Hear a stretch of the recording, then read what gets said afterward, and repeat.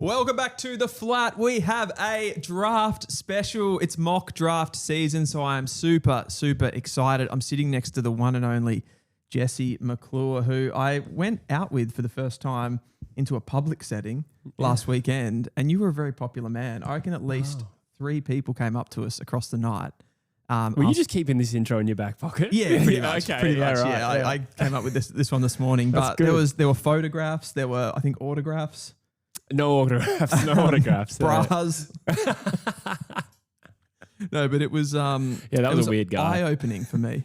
Yeah. No, does that not happen to you? Oh, that sounds really arrogant, doesn't it? I wish I hadn't said that. It absolutely does not. That. And in fact, one of the people that came up to you said, "Oh, I know you too. I don't remember your name though." That's right. Yeah. No, it was nice. It was nice that it hasn't really happened since I moved to Melbourne. Funnily enough, because I think the audience of True Footy is probably more Melbourne than it is anywhere else.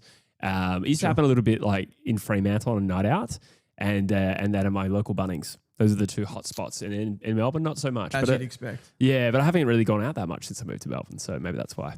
Love that. And how has your week been apart from the celeb status? Oh, apart from that, it was okay. It was okay. I was a bit unwell last week, and now I'm back to full fitness. And honestly, this time of year is where West Coast make their money back. It's usually true for North Melbourne. Obviously, they don't have a pick in the top 10 this year, but this is where West Coast fans can finally start to enjoy the footy season. I feel like North Melbourne fans, it was the trade period we were waiting for this year. That was the big expectation point. That Spargo recruitment. Landed Spargo, that connection piece going inside Ford 50. So super, super excited. There's a lot of people in the comments here. Peter McLennan says 2 and 13 to Bombers for 5 and 6. So there's a lot of pick change exchanging in the comments as well. People want to get their hands on some better picks. I dropped a draft rankings this week, and you wanted to quiz me on a couple. Yeah. Well, that's a good way to start this show.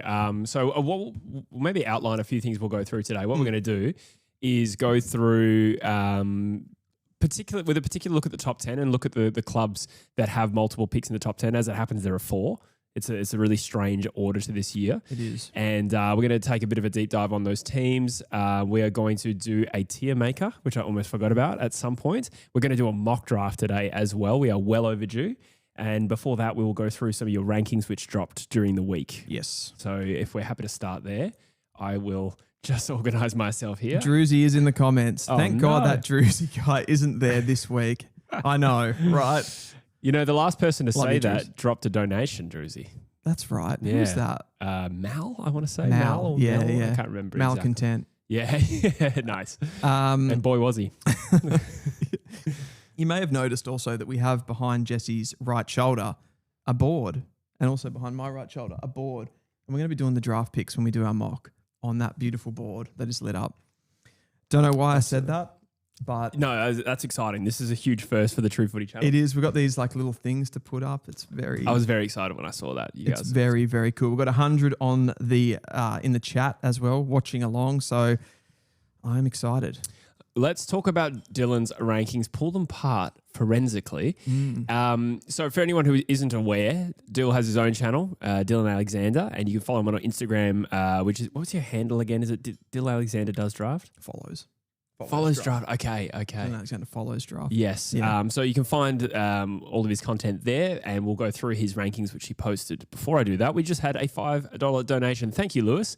If the Bombers want Dersma and West Coast get picks 5 and 6 in return, who do you think West Coast take at 2, 5, 6, 13?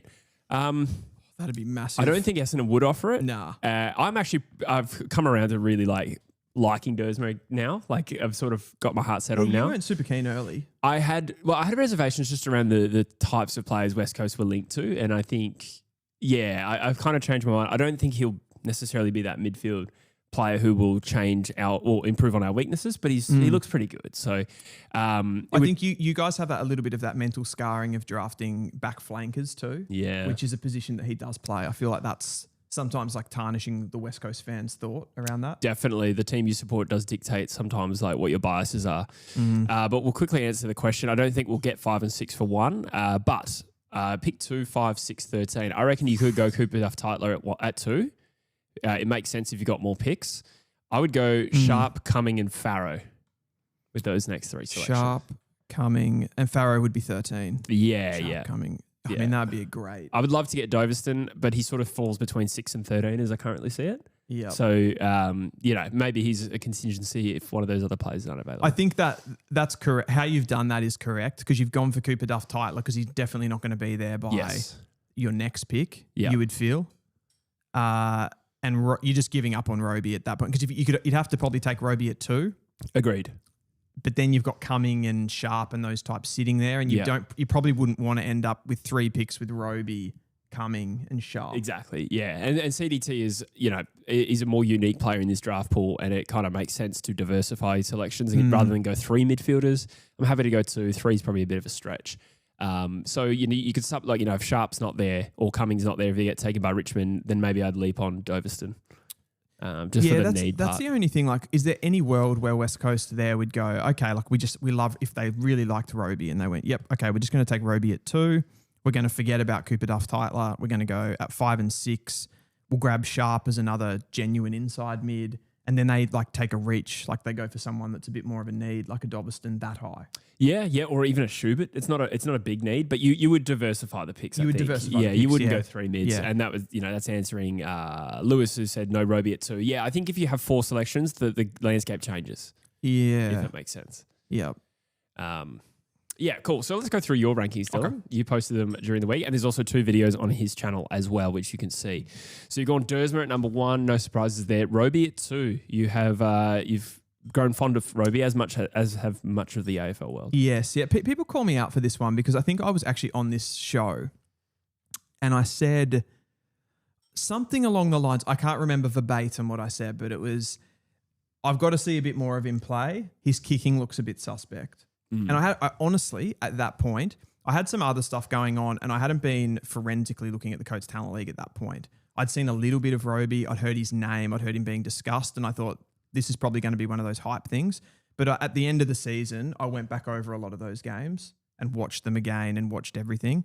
And I'm safe to say, of all of those sort of midfield types, particularly inside mids, big-bodied mids, he stands out considerably. He's very, very dynamic. He's great when he goes forward, good overhead. His ground level skills are great. And I think when you put the pieces of the story together, how he had this growth spurt of nearly 20 centimeters over 2 years, that bodes so well as a player who's developed into his body but had those ground level skills. And you kind of can't buy that in most players. That just doesn't happen. That's a bit of a freak incident. So you're getting this weird genetic mutation. Yeah. That's helping your football team. Real Captain America story. Yeah, exactly. That's true. He's fairly unique, I'd say, in this draft pool. And the high volume, the goals, and the big performances. Obviously, he didn't play in the champs, but he played in the Coates Talent League Grand Final. And his touches, those games where he's had 30 to 40 touches, which is incredible as it is, but none of it's junk. Yeah. It's all kind of stoppage forward of centre. Yeah. He doesn't go and pick up uncontested marks in the back line.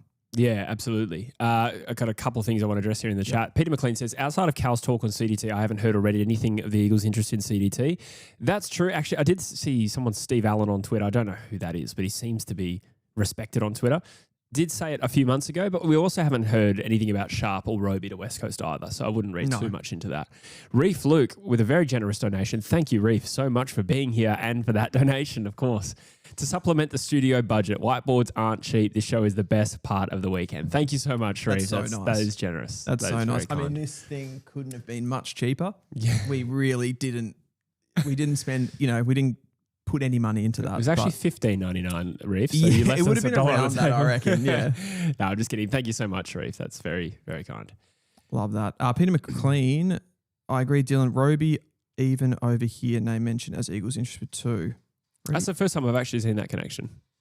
Yeah, okay. I must have missed that. Just to be clear too, me putting Roby at 2 isn't connecting him to the Eagles in any way. But I did a mock draft this week. I made a spontaneous mock draft. You see that on Instagram, and I put Roby at 2.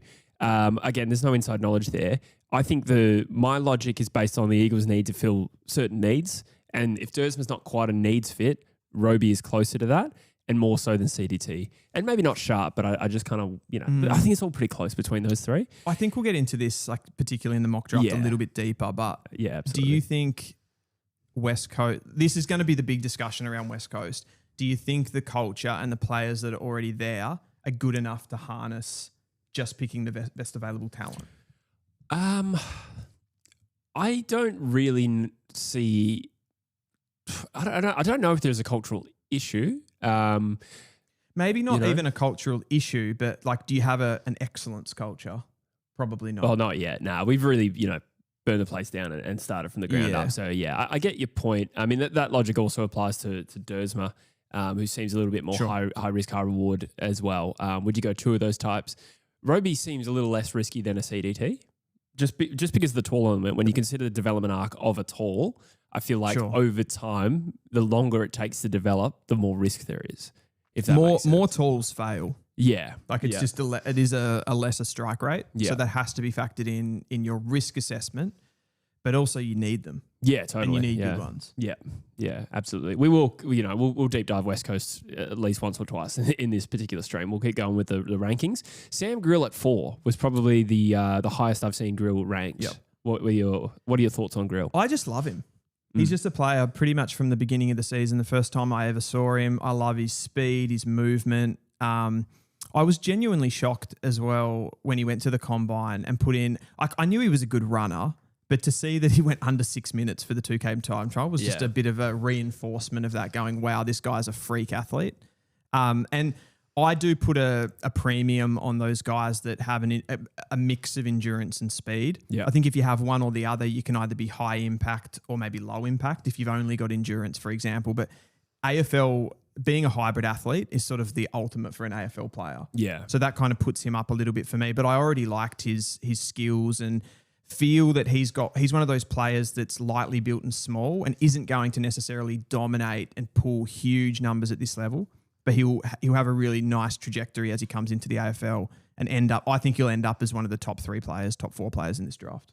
I love it. Yeah, he's been compared to Zach Butters, and I kind of see it. Obviously, not the full package that Zach Butters is just yet, but it's underlined by his numbers in the combine. But I don't feel like there's a player that moves quite like Sam Grill in this draft, like laterally and just the way he can spin out of trouble. It's makes him again a little bit. And unique. Remember Butters too. When Butters was playing for Metro and local footy with the Western Jets and stuff, he wasn't pulling 30 touches from the midfield. He was a little bit similar. Yeah, pick 12 as well, which is, modest for a player that Zach Butters, has become. Yeah, you could argue he's the best player in that draft. Yeah, without thinking too much about it, there's a good chance. Yep.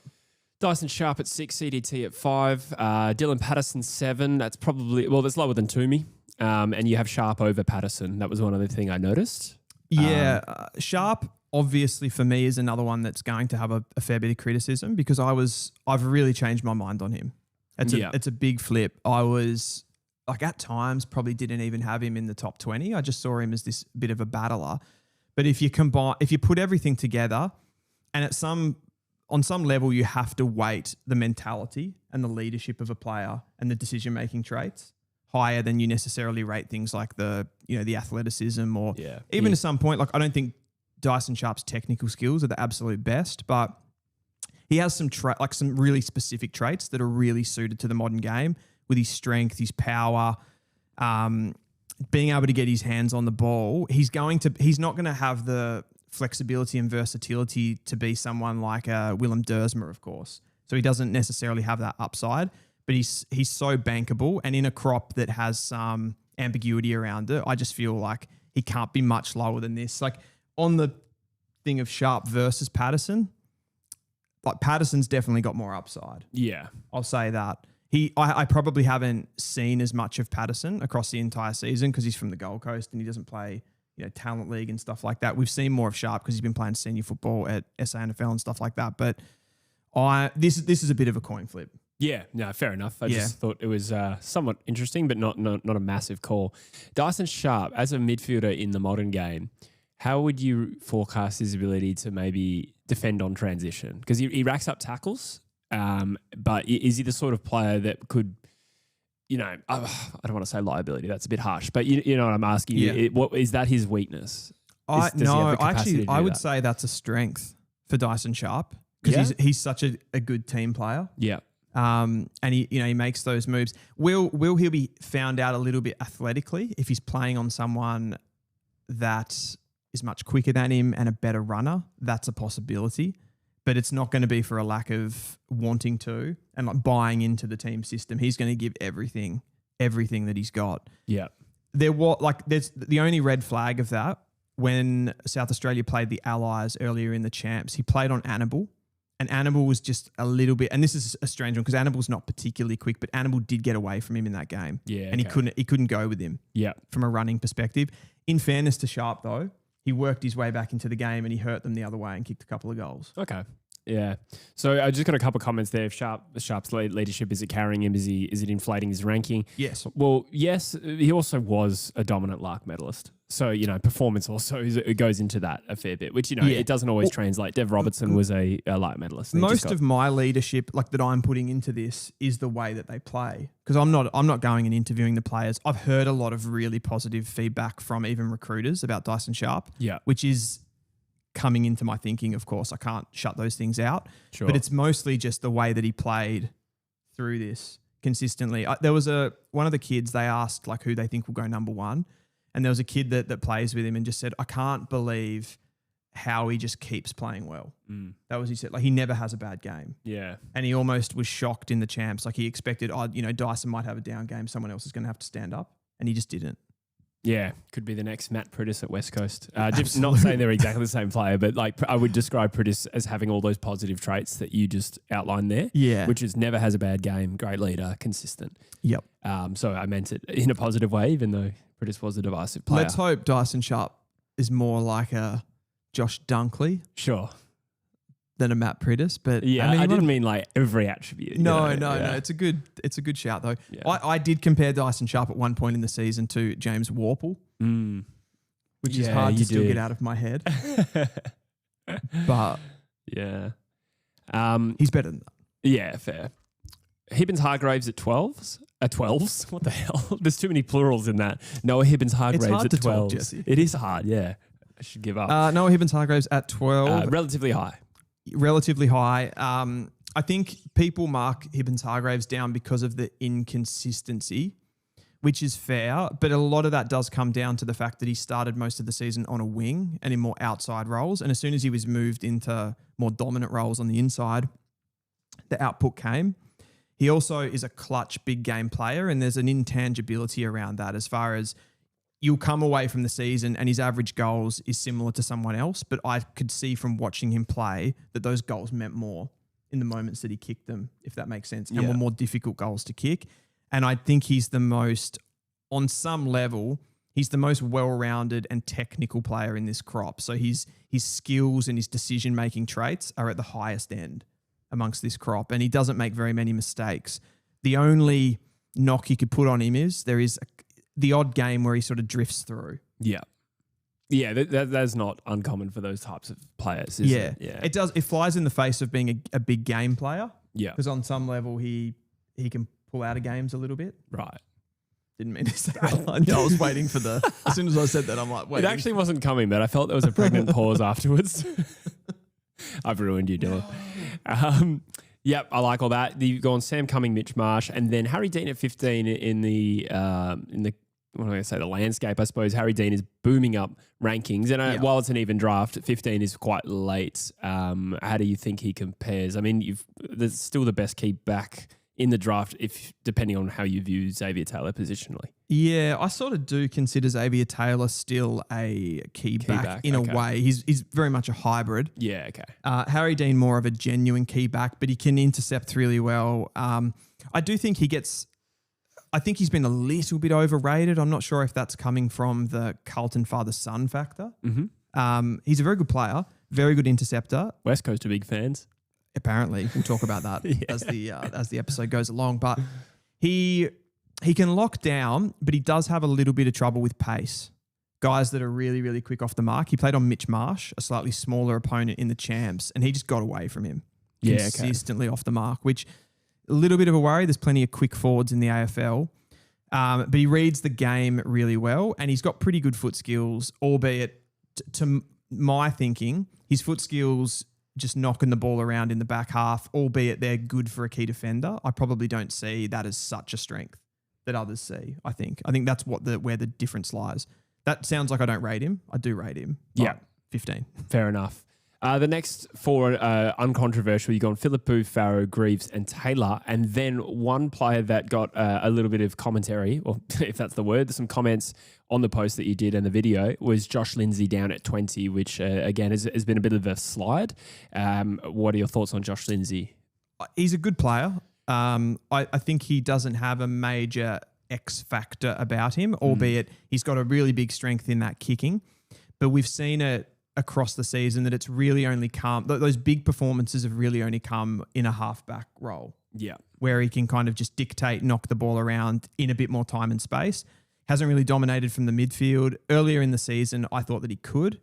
It didn't really show it. Yeah. So could Josh Lindsay be that sort of, football brain IQ guy that steps into the AFL a la Murphy Reid, who does really well? Maybe. But he's sliding in this one, I think, from a positional point of view and an athletic point of view. And I actually had a bit of a tortured moment in this one where I actually almost dropped him to 21 and slid Harley Barker in front of him. I was going to ask that. It would be my next man in. Yeah, because you mentioned there was a player you wanted to put into this ranking. You couldn't quite do it. So tell us about Harley Barker. I rate Harley Barker so highly. He can run a 20 metre in 2.85. So he's absolutely rapidly quick. Runs up and down the wing, good foot skills, good skills by hand. So he's a very well-rounded prospect for a winger. He's not one of those guys that's just running and turning up. He actually has good skills to match it. Good penetration to him. So he's going to give you a lot of meters, going to carry the ball for you. Good lateral movement as well, so he can step in and out. Why I wouldn't put him any higher than this. Like, he's not, I don't see him being a midfielder. I don't know as his ground level skills are quite up to the best midfielders in the competition.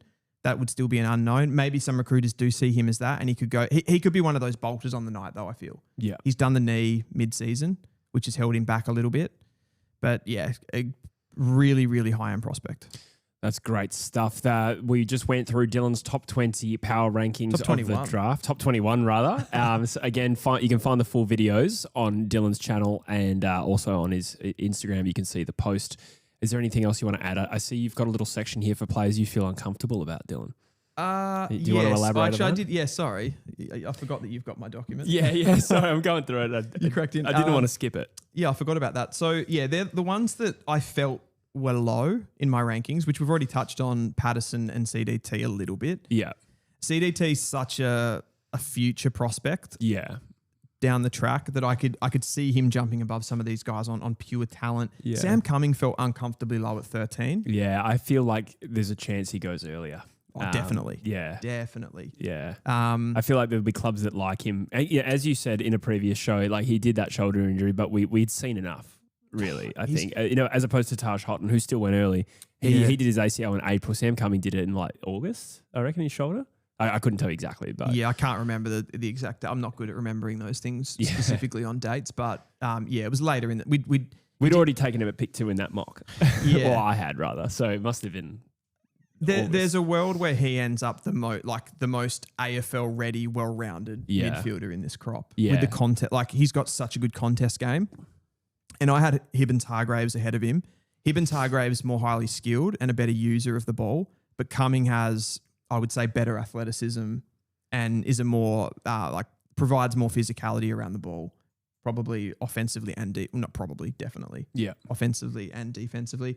I mentioned Harley Barker. Yeah, that's pretty much it. I did want to throw a shout to Sam Allen as another one. I think he could be a bit of a bolter on the night. When I say bolter, I'm talking could be inside the first 30 picks. Did a knee earlier in the season. Very athletic midfielder out of Oakley Chargers, so watch out for him as well. Love it. Love it. We'll go through the chat before we start talking team by team specifics because we sort of neglected them a little bit. If Sharp was drafted 5 years ago, the conversation around him would be completely different. I think that's somewhat true. We use Pritis as an example, right? Like Pritis, and again, I don't want to lean too hard into this comparison, but Pritis is a player that was great for that time. And you know that now if he was playing and he was still 28, the game has changed around him.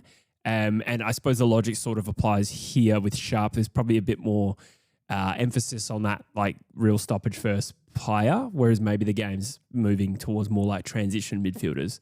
Totally. Do you agree with that summary? I totally agree with that. I think it's correct in the sense that Sharp and still is considered this, but he would be called 5 years ago the next Patrick Cripps, which would feel like the best player in the competition. Now, when you say he could be the next Patrick Cripps, it doesn't feel quite like that. It feels like you're getting an above average player, but not necessarily an exceptional player. And that probably sounds harsh on Patrick Cripps, but it's probably just where the game is right now. That's nothing to take away from his career. The thing is, though, that you have to consider in this with a Dyson Sharp, that first possession player still exists and is still incredibly important. I mean, Lachie Neale's, Caleb Sarongs, Patrick Cripps, Tom Green's, whoever it may be as that, they're all kind of different versions of that. That still exists and you still need a really top end one. It's more you don't want to end up with 3 of those guys and overinvest. Yeah, totally. I feel like there's room for like one of those types of midfielders. And, you know, we link him to West Coast a lot and they don't really have that type of player. So across the season too, like I've kind of been torn on this of like, I feel there's 2 types of those players in the competition right now of the first possession guys. There's the Caleb Sarong, Lachie Neale. Yeah. The smaller bodied, fast footed one. Yeah. And then there's the Patrick Cripps, and Tom Green. Smileys and your Greaves in terms of recent ones. Yeah. And like whether that's a conscious decision of clubs or whether it's just a bit of a here or there. And I can't figure out which one of those is better. I guess it's game specific and it's style specific. Absolutely. Could Sydney match all 3 academy picks? We know about Max King, Chamberlain is another one. And Chamberlain, Carmichael. Do you have an opinion on that? I only really know about Max King. Can they match? Is that as far as their points? Yeah. That's a good question. I actually have lost track of all of Sydney's points. They are quite a few in the Curnow trade, I think. Oh, true. And they got 49 for Florent. Let's bring that up. I guess maybe to start that, like, where do you see Chamberlain and Carmichael going? Are they later prospects? Carmichael's a really smart footballer, but doesn't have any point of difference. So he kind of like, he gets his 25, 30 touches a game off half back. He's a bit of a still side bottomy type, you know? Okay. One of those guys that with high IQ that floats around, gets involved in the game. I could see him, would he get a bid inside the top 30? I reckon there's an argument that he's inside the top 30 players in this crop, but I reckon it's more likely that a bid comes 30 to 40. And then there's Chamberlain, who's more of an athletic third tall forward who can play a little bit of mid. He, in fairness, just as far as from performances in the champs and stuff like that, he just didn't really give us anything this year. So I wouldn't have him, at the moment, I wouldn't have him in the draft. Yeah. Okay. Well, Sydney have 31, 32 and 42 as it currently stands. You'd think that's a large chunk of that gets absorbed for Max King, depending on where that bid comes, obviously. If it's in the top 20, which it may or may not be, you obviously didn't have him in your top 20 rankings. No. So they may be in a position to take 2 picks, I reckon, with that. Yes. In which case maybe they've... I think they would prioritise King and Carmichael, yeah. Yep. King and Chamberlain being similar types probably doesn't help Chamberlain. Yeah. In that sense. Yeah, true. How good are the... Sorry, I was going to say, I haven't got a really deep lens on Sydney's list at the moment, like how many spots and stuff like that they've got open as well. So that'll play a part. Those are all factors, absolutely. Yep. How good are these guys compared to other years? Would Sid Draper be pick 1 this year? Would Sid Draper be pick 1? Just about. I think... So over Dersma? No, he wouldn't be. Yeah, but you're in the mix. In the mix. I think Dersma's Dersma's got a lot of talent. A very good footballer and athlete that has like football pedigree in his family. I think there's an argument that you would put Dersma up amongst like the with what he's done across the season and what he has in his package, he's right up there as far as number 1 picks. Yeah. Yeah, I guess, it would be hard to dislodge a Harley Reid or a Sam Lawler. Yeah, he's not Harley Reid. In previous years. He's not Harley Reid, but to be fair, like a lot of people didn't have Sam Lawler at the top end until it happened. Like I spoke to so many people in the back end of the year that still had Lawler outside the top 10. Yeah. Which I thought was crazy to me.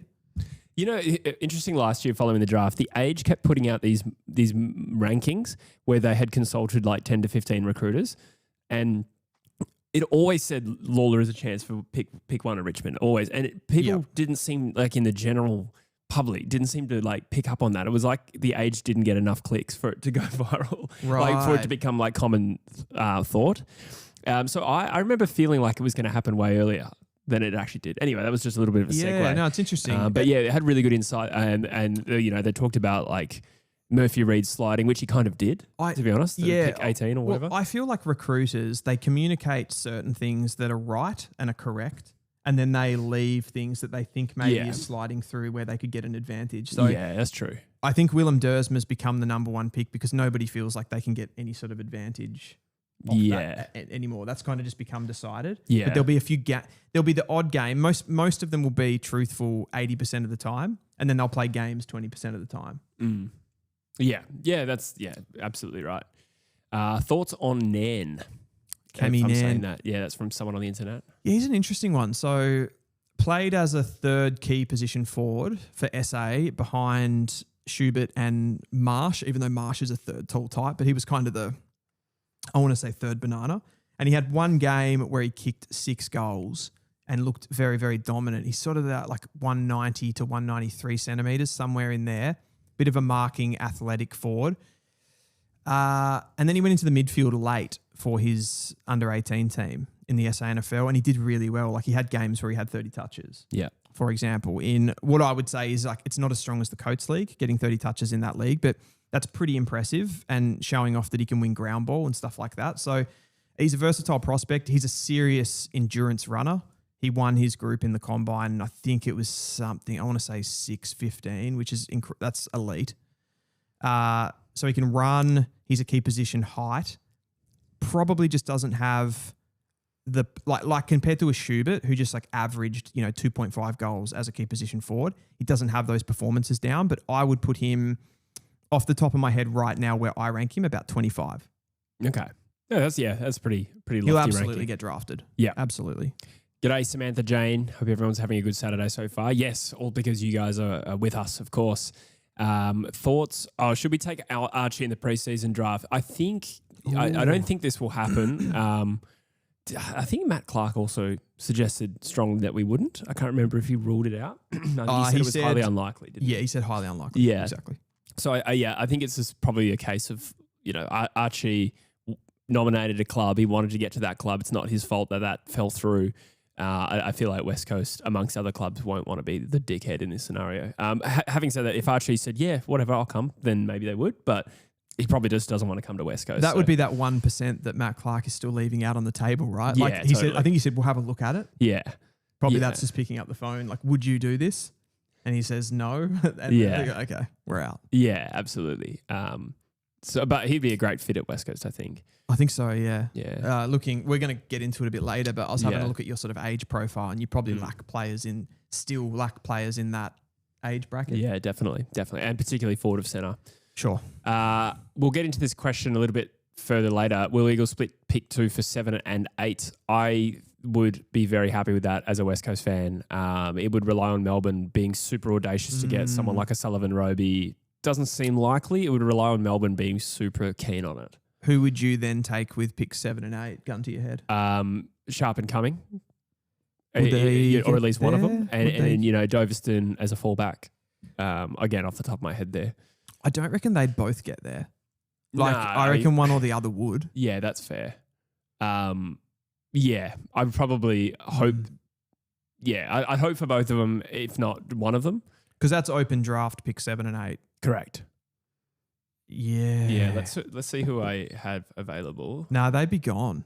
I don't know if both of them would be gone. You'd be looking at picks 9 and 10 after bids. In the mock that I did the other day, I had Sharp available and not coming, which is contentious. But I think Sharp, as much like some of these other players, it is team specific. It is team specific. I'd be very surprised if Sharp gets past Essendon. Yeah. Yeah, we can get into all of that in more detail, but I can see where you're going with that. Absolutely. 245 on the stream. Failing that, Doveston would be I'm for a bit of a reach, but I'm not against that. Yeah. At all. Yeah, I mean, if we've got a midfielder with that other pick. Yeah. Yes. Cool. Thoughts on Aaron Sharkey? Aaron Sharkey, a little bit of halfback flanker from the Oakley Chargers. Another one of those, you'll find this in drafts. There's a bunch of guys who rack up a lot of the footy, have pretty tidy skills, and you look at we look at those disposal numbers, and you think, why isn't this guy getting looked at more? And Aaron Sharkey played Vic Metro too, did really well at that level. So I think he's in the mix to get drafted. But if he did, he doesn't have the hurt factor to go, like, let's say, in the top 40 players. I'd be surprised if he went in that range. He'd be more like pushing a late or a rookie pick. He's probably not that dissimilar to someone like a Zach Johnson, who was, like, I think the last pick in last year's draft that went to Essendon. Oh, yes. Zach Johnson from the Northern Knights. Yes, that's right. Similar type player, like good footy brain and just racks it up. I like it. Oh, and he's actually put there too on a similar part of Kai Fincher. I think Kai Fincher's got a little bit better athleticism. So I'd put him above Aaron Sharkey. But yeah, there's some similarities there, positionally, definitely. What would you like to do next? Would you like to get into our team segments? Do you want to go through the delisted free agents? Yeah, I did want to bring up some delisted free agents just for a little bit particularly, I think there's some talking points around West Coast with this, so we can sort of morph that in together. But I'll throw out the ones that I wrote down as the biggest delistings in the last, I guess, couple of weeks since we've been doing, since we did our last video. Jack Petrocelli. Jack Petrocelli is gone, Jesse. He wasn't one of my... No, I know. He wasn't one of my big delistings. So I've got Will Phillips, formerly a pick 3 from that infamous 2020 draft. Ben Hobbs, a pick 13 from 2021. Tom Mitchell, a Brownlow medalist, 32 years of age. Dylan Shield, who we talked before the show, was potentially a top 10 pick, but he was in that pre-draft to the Giants. Yeah. Darcy Tucker was I think a pick in the 20s. I don't know why I put him in this group, probably because he plays for North. Jason Johannesson, a Norm Smith medalist, and Elijah Hollins, who was around about a top 10 pick as well.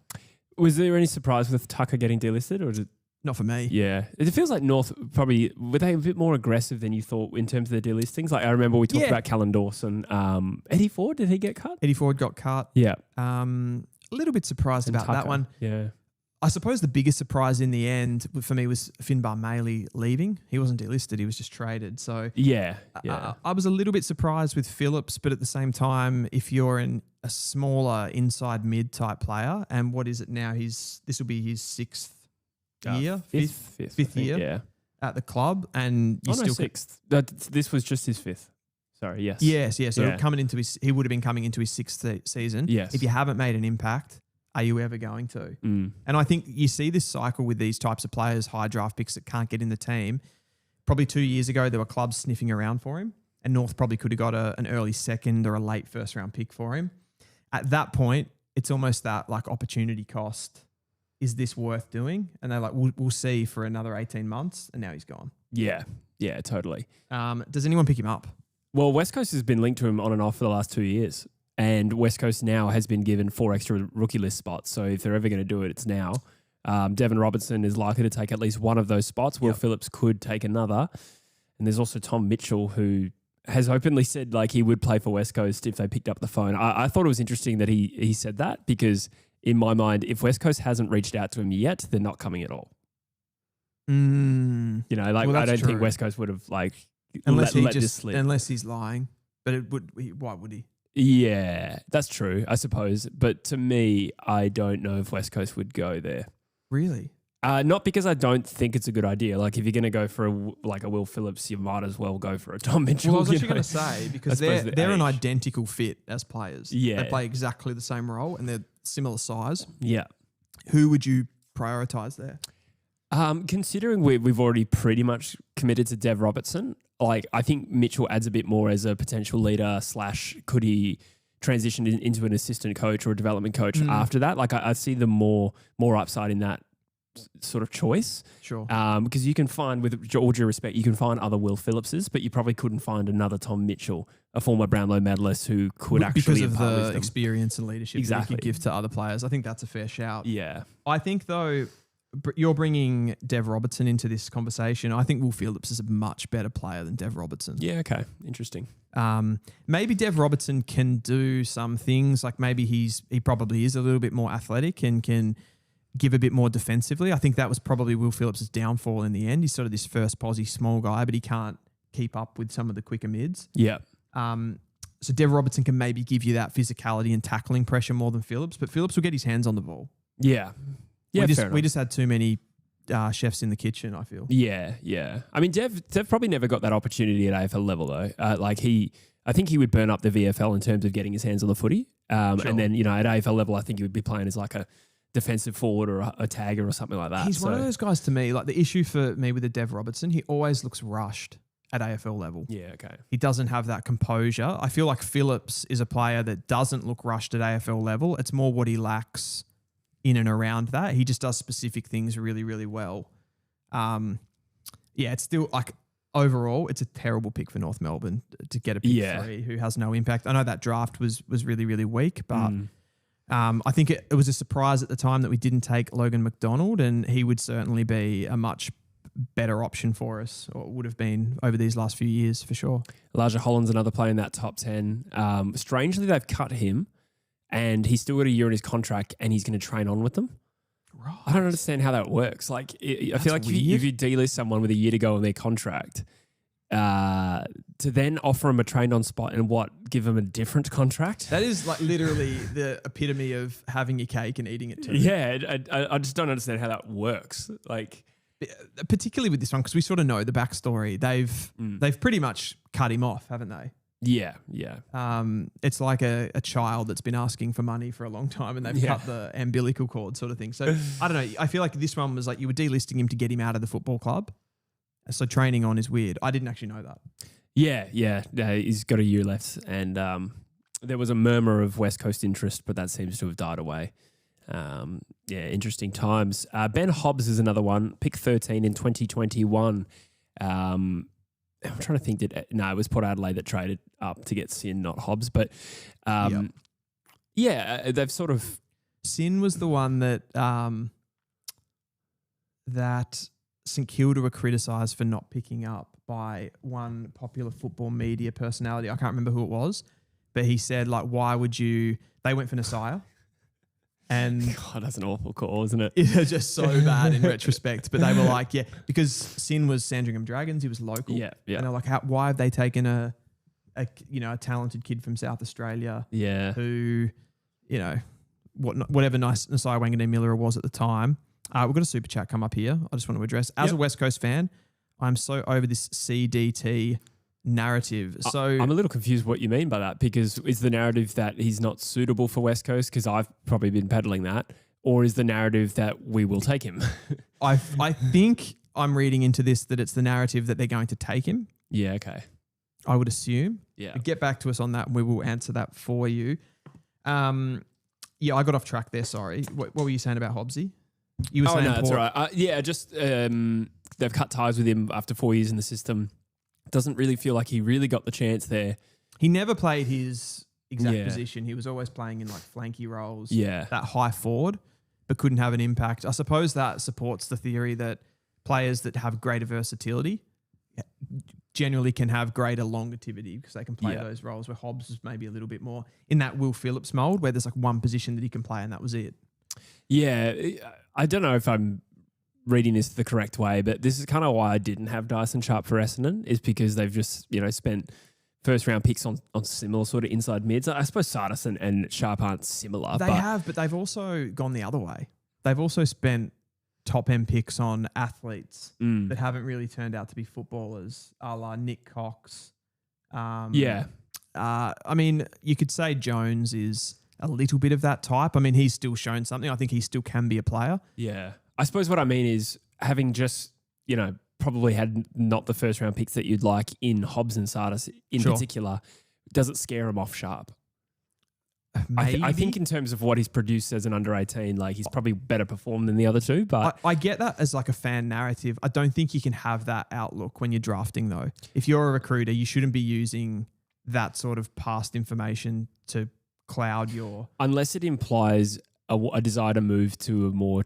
like transition style midfield, like a balanced midfield rather, if that makes sense. That was more my thinking rather than, he's a little bit similar to this guy that didn't work out. That's not so much what I meant, but is it a philosophical shift from Essendon from this point? I don't know. I'm talking it also shit depends, really. No, but it also depends how much they consider their current midfield, the guys that are in there, like how much they're going to be drafting around that for needs versus are we sort of going in with a blank canvas and we're just building a team from scratch? We have another massive super chat here, Jesse. Hey, Gritio. Gritio.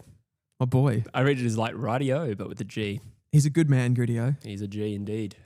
Would you like to read it or shall I? Yeah, you go. Okay. Thank you so much for that, Gritio. Bit of a deep cut. COTD, Craft of the Draft, did another mock and said Crows take Hibbins-Hargreaves while Greaves is off the board. Can we get some analysis on that thought process given the Crows have Rankin and Rochelle already? Okay, so they've picked Hibbins-Hargreaves. Greaves off the board? Are you saying that he was available? I think he was available. I think that's what he would be saying. Or maybe not available. But then why would he bring that up if Ollie Greaves was off the board? It's a good question. Maybe we'll just ignore that and just talk about them taking Hibbins-Hargreaves. I reckon he means while Greaves was on the board. Okay. Yeah, gotcha. But the suitability of Hibbins-Hargreaves. I actually had this exact scenario on the Tiger Cast. We did another mock. And you got to Adelaide's pick. I got to Adelaide's pick and we discussed Hibbins-Hargreaves from memory. And I think I went Greaves, actually, funnily enough. That's actually, ironic. Yeah. So what are your thoughts on this? My thoughts on that would probably be that it would surprise me. Of course, this depends who is on the board. It would surprise me if Adelaide didn't go local, if there are local players on the board. Yeah. I think Harley Barker would be someone that would probably still be available at their pick. Jevon Philippou wouldn't have been far away, surely. I reckon I didn't watch Craft of the Drafts mock.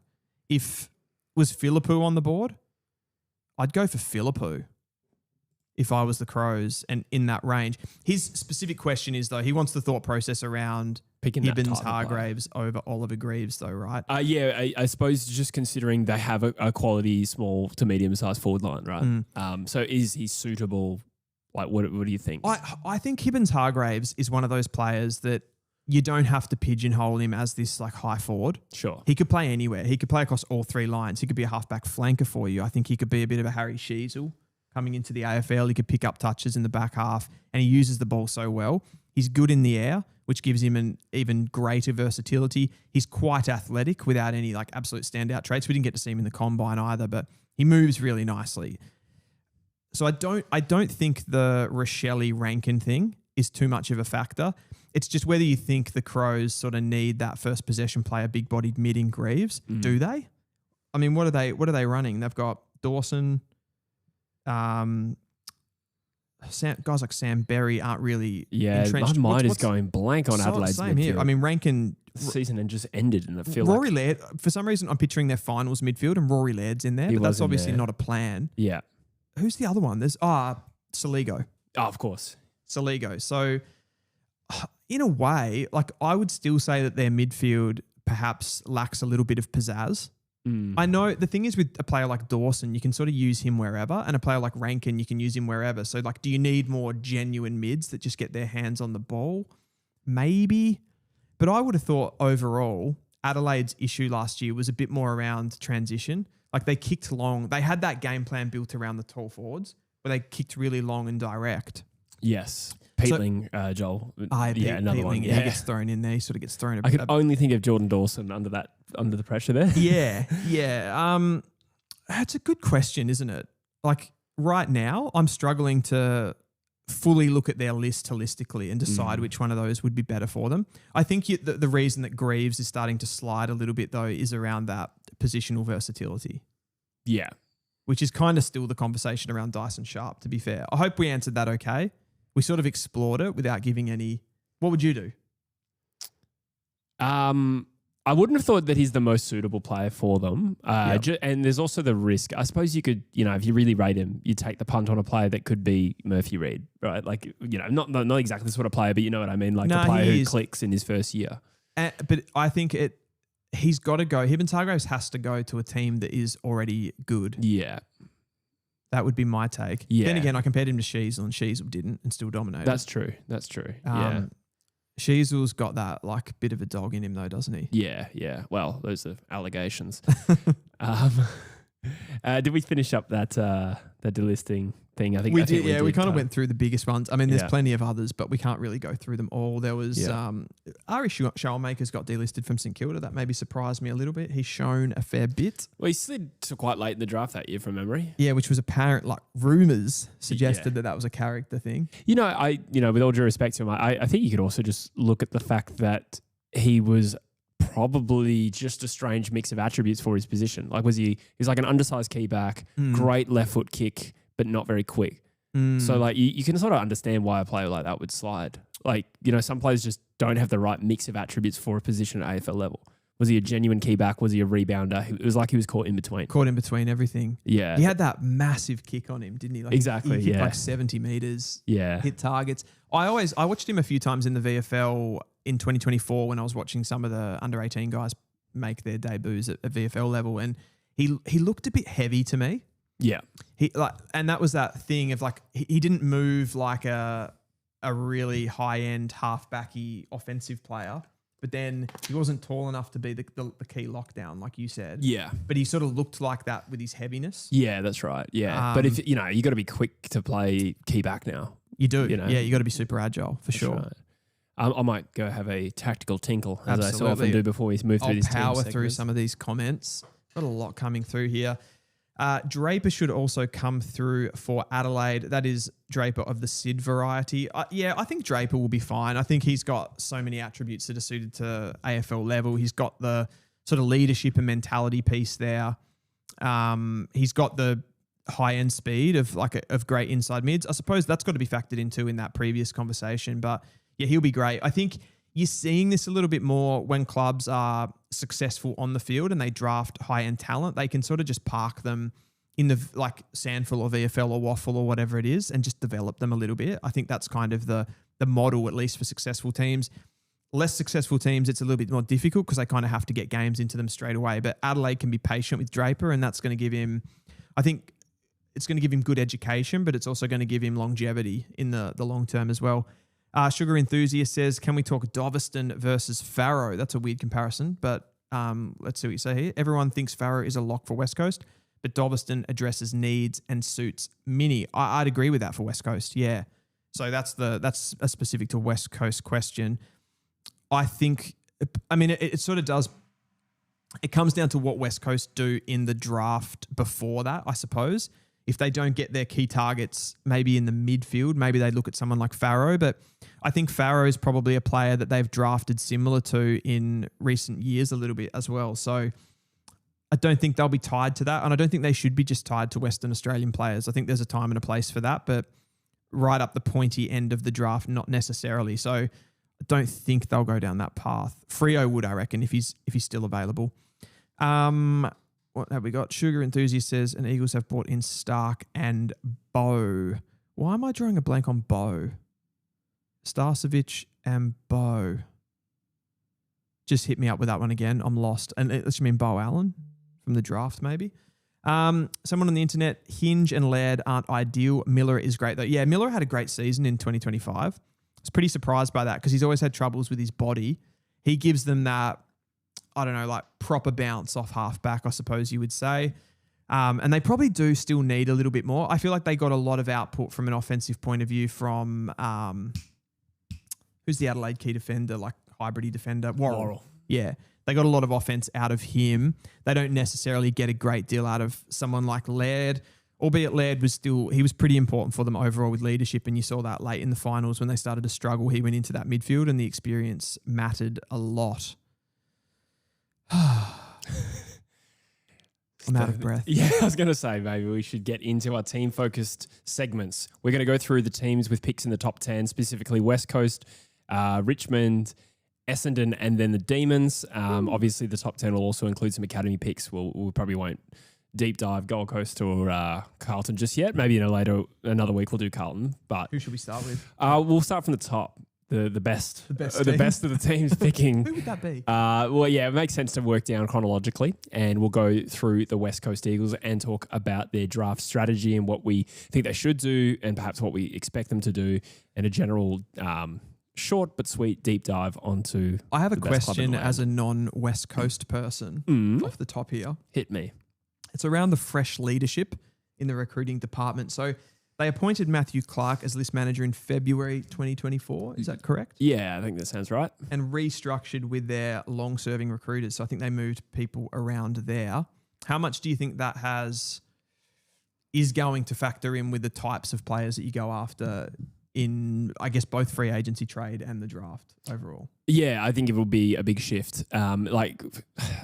I feel like I've grown somewhat familiar with what West Coast has been likely to do most years. Doesn't mean I pick exactly what we're going to do, but I feel like there is a predictability. There's an overarching philosophy you could predict. And I find myself having that bias again in recent times thinking, well, that doesn't seem like an Eagles thing to do. But you have to remember, from the top down, everyone's a different person than they were 4 years ago. 100%. So the entire recruiting philosophy, not only is the game changing, but the people there's a new CEO, new head coach, of an array of different assistants. We got a new fitness team, not that that's relevant to this, but the list manager and the recruiters, there's been a big shift there. So it does make them a little bit harder to forecast what we're going to see from West Coast this offseason. You mentioned that they've become predictable to you as a fan. If you were to like package that up, what would you say it is? I mean, for a start, the first thing that pops into my mind, we had a reputation for being very agreeable at the trade table. Okay. And to be fair, Clark got criticised for what happened. I don't know if that was him necessarily being agreeable. I think he just overcommitted to Liam Baker as a trade last year, and then the outcome wasn't ideal. But the blokes that were all part of that are now at Essendon. So you got Craig Vozzo as their CEO, and who else? Right, so Rowan O'Brien was our list manager briefly, but also our national recruiting manager, I think. Right. He's now at Essendon, and Rosa wasn't really involved in West Coast other than a player. But that's the one thing that comes into mind. For a long time there, we favoured a skillful player with the potential to become a midfielder. Your Duggins and even Brander, I think, that we thought might have been a midfielder for a while. Venables. There was just these types that we drafted a lot of halfbacks that could become midfielders.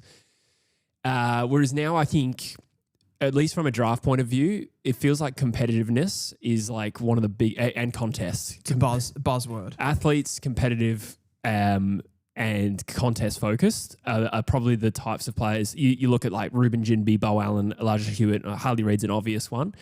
Even Luca Grego with a late pick last year. Yep. There is a real trend of these types. It's funny, isn't it? Because when I first got into this space, I kept hearing this buzzword. Like every single recruiter that you speak to says, I want a competitor. Yeah. First. Yeah. And it's ambiguous enough to sometimes, like, what is a competitor? Like some can show that on field by being very physical. Others can show it in different ways. You know what I mean? Like I feel Noah Hibbins-Hargraves, for example, I see him as a competitor because he's clutch around goal. Yeah. And there's something in him that wants to win that. But I think whatever it is, whether it's that like physicality or the way they play, all the performances that you judge them on, it's that mental quality that actually surpasses the physical and the skills. Yeah, you'd segment it into two different things, I think. Probably like the competitive element would be like the psychological read you have on a player and how much do they want to be the best. Yeah. For Harley Reid's an obvious example. Like you do get the sense from Harley that he won't tolerate being the second best player in the league. Like he's driven in that way. Sure. Funnily enough, I actually remember reading that in 2013, West Coast decided on Sheed when they realised how driven he was and how much of a competitor he was. And not to take anything away from Dom, but having watched him play a whole career and retire, and he had a very respectable career. He just seemed the most laconic, kind of casual, nice guy that, I think he was WA captain. Yeah. It's funny how he just didn't turn into that sort of like Lockie Neal type like competitor.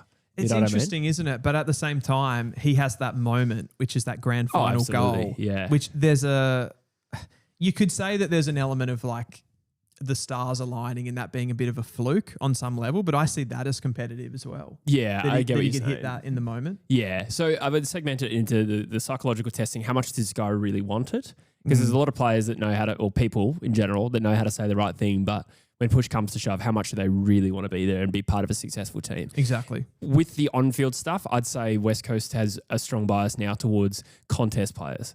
So those players that don't have strong contested games probably are going to fall out of favour from a West Coast point of view. See, that's where I think that can be construed that a heavy contest game means competitiveness. Yeah, that's why I'd separate them. Yeah, I mean, it's a nuanced word, competitiveness, right? Sure. Yeah, like in a football context, how much this guy how willing is he to let the other player get the ball? Yeah. And I think you see that with like Jinby, Hewitt, Reid, and Allen to some extent. These guys are fiercely contest focused. Yeah, I like that. Yeah. Interesting. All right. So what have you got on the West Coast Eagles outside of that? You did delist Callum Jamison, Jack Petrocelli, and Locke Rawlinson. Any surprises there from you? Absolutely not. Jamison, Jamison we just never really saw. He just injured and kept on the list for so long. I thought he was going to... When he first came onto the scene, I thought he was going to do well. He was okay. Yeah, he just literally was probably the most injury-prone player I've ever seen. So you put it down to that largely? Yeah, I don't know what his ceiling was. I genuinely didn't see him play enough. Yeah, okay. Look, for general context for West Coast, we know that they have picks 1, 2, 13, 34, 41, 53, 58. We know that they have some academy/father-son prospects, and it's very unclear. West Coast, I think, openly said they haven't committed to taking any of them. And that surprised me a little on Banfield. I would have thought that was a no-brainer. But I also think the reason is because they just don't know what's going to happen with their other picks. I think West Coast is trying to move pick 13 up or trade in another pick into the top 10. I think that's their focus. Therefore, they can't commit. They won't know if they have 34, 41, 53 to match the Tyler Williams bid. You know what I mean? Do you think with the points and stuff changing a little bit around having to match bids on these players, clubs are getting a little bit more, like we saw with Thomas McGuan, they said that they're not committing to him. There's just been a little bit more talk of that. Obviously, West Coast not saying that. Like I'd say Tyler Williams and Banfield are a pretty sure thing. Yeah. Is it maybe just trying to push interest away a little bit as well? It could easily be that. Yeah. It's that. Plus, I also think I make a reasonable point in saying West Coast doesn't know where their picks are going to end up. I don't think they're going to, in an ideal world, I think they move 13 up. It might just be a goodwill thing and they're like, we don't want to say that we're picking you, and then we can't. That's exactly right. Yeah. So we'll see what happens. Eventually we'll know, if they don't commit, that means they were serious. They're expected to take 4 picks. I don't know if, that could depend on whether they can trade in and get another decent pick, of course. How much is that going to be offset by if you can get, turn these 2 picks into 3? Does that change anything there, do you think? As in, do we take an extra pick? Yeah. I would have thought so. Would 4 turn into 5? I would hope so. Yeah. I just got that from an AFL.com article and went through every team. How many picks are they likely to have? I thought 4 seemed light because if you take 1, 2, 13, that means there's only one of Williams or Banfield. Yes. So it doesn't make sense to me, but I think West Coast is working behind the scenes to try and improve their draft hand. Yeah. So in terms of their recent top picks, there's not too many top 10 picks on the list in recent times. Ginby was pick 9 and Harley Reid was pick 1. And their other first rounders, Allen was pick 16 and Hewitt was pick 14. And so there's not a lot of top 10 picks. This is Am I right in saying that only one of those guys is non-Western Australian? You are right in saying that in Harley Reid. Yep, absolutely. Those are the picks. Obviously, you have to remove Campbell Chesser now, who was the first pick in this rebuild for West Coast, who has now left the club. He was Vic Country from Sandringham, I believe. Which, if anything, would probably make them want to draft local again. Yeah, well, I don't know. With Campbell, I think what happened was, I was told this, West Coast just simply didn't offer him a contract in time, and he got one from Carlton fairly early, and he got used to the idea of moving home, and he was like, you know what, I'm going to go play for Carlton. They want me, and West Coast dragged their heels a little bit. That was the way I read it. So I don't know if that's broadly like a homesickness thing. I think it was probably just like, yeah, that sounds good. Let's go home for Campbell. Change of scenery as well. Yeah. It's a bit disappointing if that's the reason that you lost him. Yeah. I would have thought a contract would have made sense for Campbell. But yeah, we live and we learn. Yeah. So having considered, the players we've taken recently, I'm pretty big on the following draft needs, right? And this is tricky because West Coast has a really strong draft hand, the strongest they've had maybe ever. Probably ever.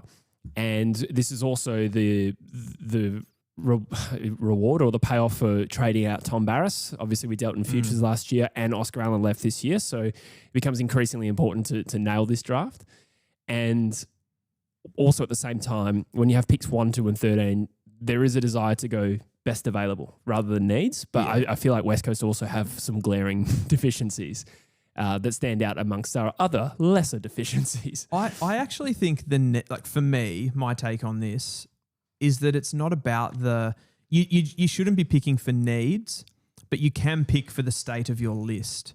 And what I mean by that is when I talk about players like the leaders and the Dyson Sharps, you're not picking him because he's an inside mid. You're picking him because of the leadership quality that he brings in and starts the rebuild.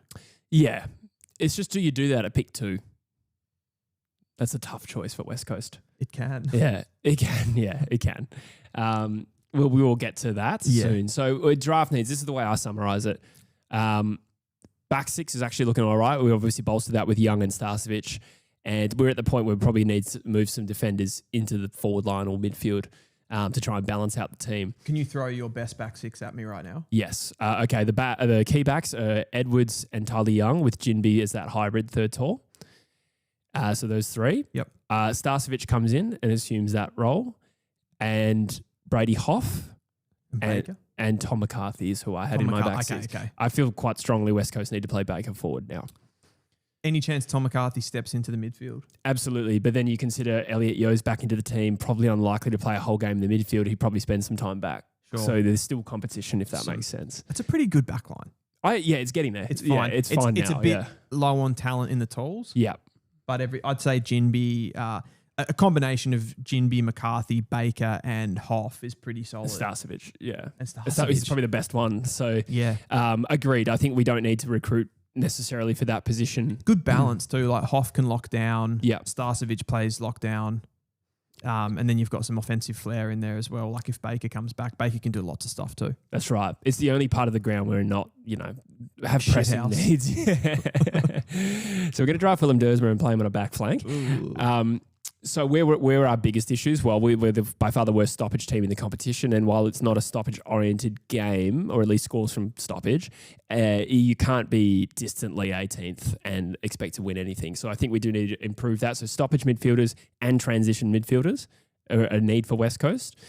And I would say our ground ball game in the front half is diabolical, as we saw live when we watched North Melbourne West Coast. That was a trend of all year. So I would just can I just come in smalls. and say, like, I bought up your small forwards on a document the other day, and it is just diabolical. I picked my Eagles on a True Eagle Instagram and the YouTube channel. I posted my own best 23 last night, and I just got rid of all the smalls that were probably on that list. Yeah. I moved Baker forward.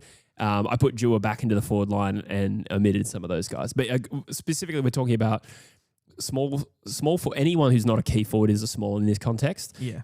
Players who are good at ground level and can actually find the goals. And we lost Liam Ryan this year, who obviously is past his prime, but he was your top goal scorer. I think he was second to Cripps. Yeah, second to Cripps, exactly. And the Cripps fact is that 34. Cripps is your top goal scorer from a small forward. He was your top goal scorer in general, wasn't Yeah, because Boardman missed most of the year. Yes. Yeah. And Allen was bad, a bit all over the place. It is, yes. Yeah. So I am... those forward half players who can find the goals is also a need and win the ball at ground level. Yep. And as I said, probably a strong bias for players who can win their own ball. I think that's the McQualter kind of philosophy. Yep. Well, he loves to play, from watching you guys in 2025, he really likes that chaotic ball movement, I feel. And that's partly just personnel.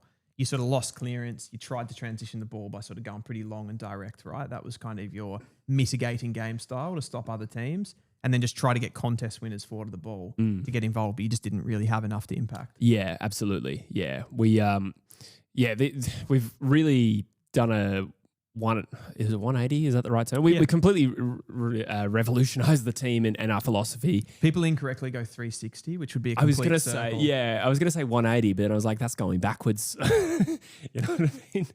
Gotcha. That's why I tripped myself up there. I think part of it, not to deep dive this too much, but I think part of what happened with West Coast falling off so much is that we tried to completely change a style from a very slow ball movement style to a more modern style that was contest focused and required speed and skill. And we didn't have the list to be able to transition that. And there was also a lot of players playing with bad habits and, You're going amongst back other to things. Simpson here though, right? Yeah, I'm going through 21 to now, basically. Until Because Simpson tried to shift that sort of mid-coaching and he talked about that on Fox Footy a lot this year in the media, how he struggled to teach the older guys who were set in their ways. And I think you saw a lot of that with Melbourne, not to change subject too much here, but Melbourne had that problem, I feel, under Goodwin, trying to shift game style. Yeah. And you almost do just need that fresh start with a new coach. Yeah. I mean, the reality is, I actually think Simpson could have got there. It's just that the negativity was so profound. So toxic. Like, I think it had to happen. Yeah. But I do think, given enough time, and new coaches will get more patience than an Adam Simpson, but I digress. Absolutely. So I sort of came at it from a slightly different angle, more around age profile. Yep. Then I suppose you sort of did it there from positional needs and stuff like that. Yep. The one I would add to yours maybe is if you're not going to be that stoppage side, being able to transition the ball and go into different modes, you probably still do need some ball users, right, by foot. Absolutely. Some kickers back there. None of those guys are particularly elite by foot. But as I said, the age profile thing, I sort of broke it down by ages. So you have 5 players that are in the bracket that I would say is like 29 to 35, I guess, that really experienced sort of later on in their career. You've got Elliot Yeo, Jamie Cripps, Tim Kelly, Dom Sheed, and Liam Duggan. I don't think that group is necessarily bad, and it's not too small or anything like that. It's kind of consistent with a lot of teams in the competition. It's probably just the quality, right? Yeah. And Elliot Yeo's never fit, and he's the best one of all of those guys. Sheed has retired, by the way. Sheed retired, did he? Yeah, he did, yeah. Well, he did an ACL at the start of the year and he retired, yeah. So you have to eliminate him from that list. So there's 4 players. So there's Yo, Cripps, Kelly, list. Duggan. Yeah.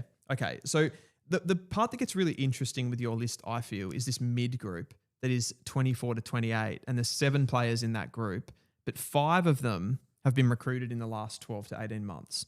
So you've got Liam Baker, Jack Graham, Jake Waterman, Tyler Young, Brandon Starcevich, Tom McCarthy, Harry Edwards, Bailey Williams, and Jack Hutchinson. So what do you got there? Williams, I think that's 8 in the end. So Bailey Williams, Harry Edwards, and Jake Waterman were all taken in the draft, and the rest of those actually were bought in. So you're sort of, you've manufactured, I would say, your middle list. Yes. Which is the most experienced players, and I think the ones that probably have the most say on whether you're competitive.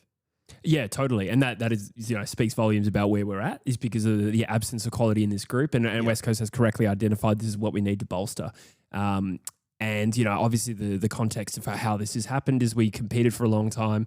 We moved firsts around. We obviously traded for Tim Kelly. It wasn't just that. I think there was like a decade when we had 2 first-round picks or something like that. It was absurd. I think it goes Sheed, Duggan, and then Brander, Venables, and then I think there's a big gap until Chesser.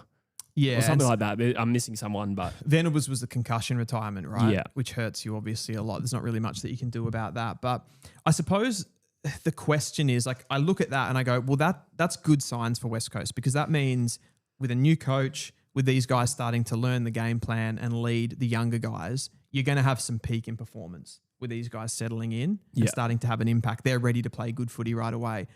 I guess the issue with the fact that you've traded them in is like, what have you given up that's hurt the next group coming through, which is like your young talent that are probably going to be driving the next premiership, let's say, which is, I'd say your most highly talented players that I've got: Harley Reid, Elijah Hewitt, Tom McCarthy, Tyrell Dewar, Tom Gross, Job Shanahan, and then you've got, Jimby would be there, Hoff would be there, Allen would be there, maybe Ryan Marriage is there. Yeah. Would you put them in that next group?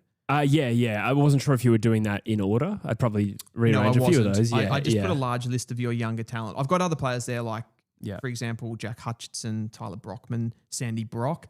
Yeah. Whether they're going to be elite players or if they even make it at all is probably still a question. Yeah, absolutely. I think that's fair. But do you think trading for that middle tier of players, it has hurt your long-term future with some of those players that you've missed out on? I guess I'm looking there at the 2024 draft where you lost that pick 3 mostly. I think that's probably the only example, because Graham was a free agent. Tyler Young was pick 38. Starcevich, we did move a bunch of picks, but we also got 12 back. So, correct. And McCarthy, mid-season draftee. So we're really talking about the Baker trade. What we're really talking about there is the difference between Sid Draper / Harvey Langford / Jagger Smith and Bo Allen.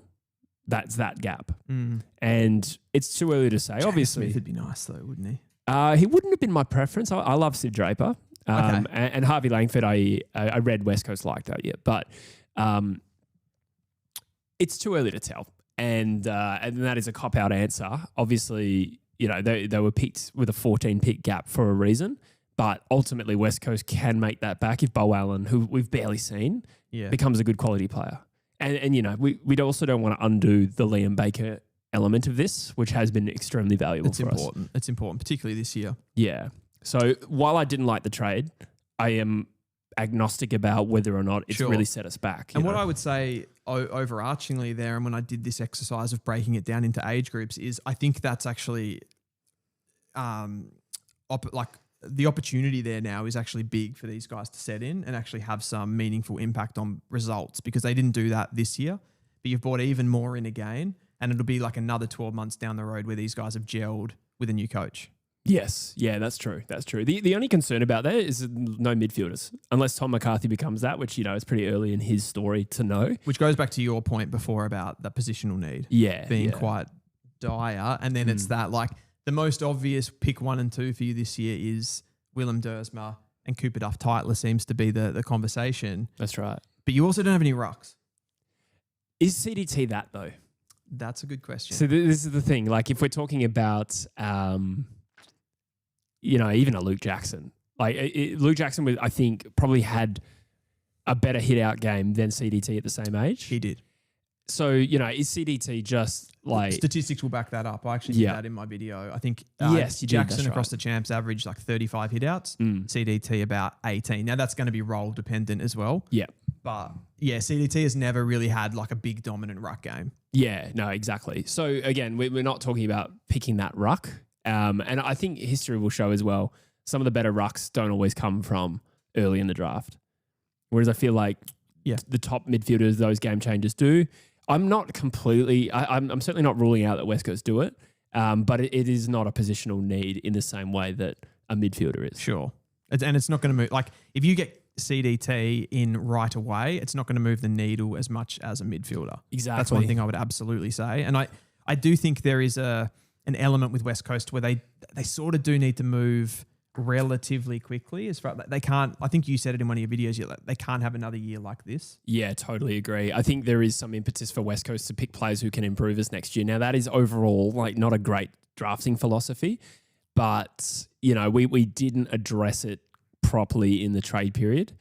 We tried, but Sam Butler probably would have been an example of like, okay, that's a player who I can see actually adding something that we need. Yep. But in the end, we just bolstered a defense, which is not the weak point. So yeah, obviously it's about the mix of picks, but considering Dersma is probably not a positional need and CT is not a positional need, like it puts a lot of pressure on the later picks. It does, doesn't it? That makes sense. So I think there's an argument for not going CDT, but we'll get into that. But I also think it could very well happen. You'd love to get in a guy that just hits I feel like one of your top 2 picks, you'd love to get in a guy that just wins the Rising Star. Hits the ground running. It would be nice, wouldn't it? And it's just incredible. And who do you think is the most likely to do that? Dyson Sharp. Really? Yeah. Or I was thinking Roby or Dersma as well. Nah, I don't reckon Dersma will win it. No? Nah. Roby would be a chance. I mean, there's obviously always I'd say there's even a world where someone like a Hibbins Hargraves or a Josh Lindsay, they're the sort of guys that I would expect to do pretty well in a Rising Star. There was one other one I was just thinking of in the top end. Well, look, I mean, the thing with Sharp is like, if you look at a Riley Sanders, I would have also said he was that ready-made player with that endurance base who could just play. But he went to a great team, a great midfield. True. That's true. That's the difference. It's like it's so much on opportunity. Yeah. A big part of Murphy Reid winning the Rising Star was the fact that he went to a good club. He got that, which is his own doing, but he got that position sewn up. Yes. And then he had the opportunity to perform the way that he did. And he actually got the ball. So if West Coast had taken him, he wouldn't have won it. Werty saying, you think Jagger Smith could be a chance for Rising Star? Like, absolutely. There's still a couple of guys like Josh Smiley. I'd tip Jagger over Josh for sure. Yeah. But yeah, anyway. Yeah, I mean, he's proven he can win the ball at the higher level like he did it at VFL level. So I don't think the step up will be hard for Jagger. But anyway, we digress. Totally. Anything else to add there on West Coast, do you feel? I think it's time to go through who are the most suitable players with their first 3 picks. So 1, 2, and 13, players generally in this range. Makes me nervous. Yeah. What have you got? Well, with Dersma, like, I don't think he's suitable, but we can lock him in, I reckon. Like, it's happening. It's happening. It's happening. Yeah, that's happening. So outside of the obvious there, we've talked about Dyson Sharp as that midfielder who probably, we need midfielders. He's stoppage focused and very good at it. And we don't really have another one player like Dyson where you'd think, it's too many. Like, there is a gaping chasm there in our midfield. He would also release some of those more offensive players like Harley and Elijah. And if, watching Harley win his own ball and then shrug off 3 players and try to run to 50, all like without a fitness base this year, like, it was depressing. Yeah. So some support for him. Sullivan Roby, I think, is suitable for just about every team. Not too many teams that would not draft him on need. Yeah, a lot of people have asked me about Sullivan Roby for particularly West Coast, and like people saying, is he too similar to Harley? Is he too similar to Lawler? they are similar players because they're sort of that forward mid Yeah. type option. But I don't think you can have too many of those guys. No. I think where you start to run into trouble is more that Dyson Sharp, Yes. Josh Smiley, and they're kind of stuck in the centre circle and can't run out of it. Yeah, totally. I think Sullivan Roby is suitable from that point of view. Totally. Sam Cumming, same basket, just like quality midfielder, bit of versatility, contest focused. I threw in a Lockie Doverston because of that need for quality playmakers, I guess, in the front half. I'd say like a lot of those smaller types at West Coast, your Owies, your Brockmans, your Longs, some of the midfielders converted to being a small forward. They don't have actual craft. You know what I mean? He's that genuine just trickster in the forward half of the ground. And I watched him in that Coates Talent League Grand Final, Doverston, and he's just like, he's moving all over the place, which is scary for the defender. And he's always got someone that's just manning him up when there's a forward half stoppage. And he's just looking to drop the knee all the time. So he gets on the ball and the knees just buckle when he's got a free kick. We're seeing more success stories with these players taken early. Like I feel like there was a time where smalls would go late, like particularly small forwards, but the roles changed. Their importance has changed. And I think he would be a great fit for West Coast. Absolutely. It'd be just like the problem with Doverston is only that you can't really take him with one of those top 2 picks, I feel. Oh, no. Yeah, I wasn't suggesting that, but obviously there's some moving parts in this draft, I think. I'm also an advocate like for teams, if they like someone and they think they fit what the club is doing, just take them. Yeah, that's what Melbourne do. Yeah. I feel. And, their drafting over recent times has looked good. Jevon Philippou probably also kind of suits West Coast. Again, probably more a pick 13 option than, for sure. A pick 2 option. And he's another one though. He's versatile enough for any team. You would never say like, why did we pick that guy? He doesn't suit our style. Yeah. He's more about, how is he going to go at the top level? I think maybe from like he might start a little bit slower. He's kind of got that upside, but he'll have a lot of development. So that would be the hesitation for West Coast with him. Yeah. Jacob Farrow is an interesting one here at the top ranked West Australian prospect. And I've read West Coast like him. I think a lot of people like him. He's a good quality young player. Positionally, running defender at the moment and probably will stay that way at first. So not suitable for West Coast, I would say. Do you think Farrow is somebody who could become a Hayden Young midfielder? Oh, that would be the hope. That would be the hope. If you drafted him. Yeah. Do you think it's... Well, I would say this. I think if West Coast walked away with 3 players in Dersma, CTT and Farrow, talent point of view, yes, that's great.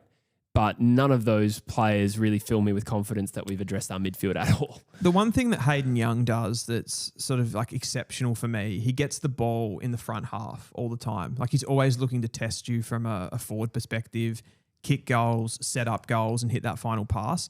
I just haven't seen that from Farrow at all at any level. So where he's always played either behind the ball and when he's played locally in the midfield, I've kind of just seen his stoppage work. He's got good power to be able to sort of like to burst through, but he's not really like testing you and getting forward and taking marks and kicking goals and really, really threatening. So for me to like take him in that sort of top 10 to 15 area, I think he'd have to do that more. So can he be that Hayden Young? Like looking at him positionally and attributally, like yes, maybe, but it's too much of a maybe for me. Yeah.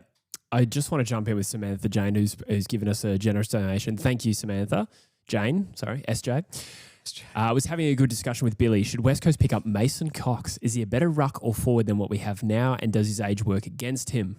What are your thoughts? I don't hate that. I hate it. Tell me why. Is he that much of an upgrade on Bailey Williams that it needs to happen? Bailey Williams had an all right season, didn't he? I mean, look, Mason Cox is better. I know that. But it was a bit of tap ruckman. But he's like 34, and I just don't know if we need it to happen. Is there some sort of unconscious bias from me not wanting to see Mason Cox at West Coast? A little bit, because he, I actually think he is probably a good guy, but his on-field antics, and don't forget West Coast and Collingwood had that little rivalry where, he tore us up in an elimination final. I reckon you guys need a little bit of that. I reckon you're a team on field at the moment that just has no personality. Harley Reid? Yeah, but he's the only one and he's 20. That was also kind of true of our premiership winning team, though, I would say. I don't know if that really phases me. I think we can do without the Mason Cox personality on field. Okay. I don't like it personally, but I think just given the diabolical at least on paper, looking at your rucks, it's a concern. Like Bailey Williams is sort of this undersized. I think he's going to play more forward this year, to be honest, Bailey. I reckon it's more Archer Reid. Archer Reid, okay. Yeah, so as in like that's who Cox would be taking games from, I reckon. Do you think the changes in the ruck rules will help any of your ruck? What about Flynn? Oh, Flynn will be the number one ruck. Okay. But I suppose we're talking about that secondary ruck. The secondary guy. Yeah. Flynn, Flynn at his best was okay this year, but also very frustrating. Yeah. Do you think he kind of lacks a bit of physicality, Flynn? Like he's a bit of a... I sort of like those rucks that are either super athletic or the ones that try to dominate you physically. And I don't feel like Flynn's necessarily either of that. No, you're probably right. He gets slapped in the hit-outs. Where he was good, actually, was around the ground contested marking. He actually got good at that out of nowhere. And when we played well, he was a big factor, but he didn't do it consistently. So I'd take that. I'd take the contested marking. Yeah, strangely... I didn't think it was a feature of his game, and then it became one for a few weeks, and then would go away and then come back. So, interesting one here from Birdman on West Coast. Should go for Taylor. Oozes leadership and will be the counterpiece for intercept marks. Centerpiece. What did I say? Counterpiece. It's not a real thing. Cannot read. That's an interesting call. Again, it comes down to like what's the mix of players we have. And another defender, when we just went through West Coast backline, it's not the biggest issue right now. Yeah. There's that. If he becomes like Shannon Hearn, that's worthy of an early pick. But I don't know if you do it when you have such pressing needs in other parts of the ground. Benjamin, you need glasses, Dylan. Yeah. I do. Good point. No, it's an interesting one though, because it does play into that idea, like the Dyson Sharp pick as well. It's sort of like getting in those characters. Yeah. Again, I wouldn't necessarily worry about the positions because I think if you look at who you've got back there still, like Starcevic and Hoff, Jinby, is Taylor like more of a leader and a bit more dominant than all of those guys? Probably. Like he's still an upgrade.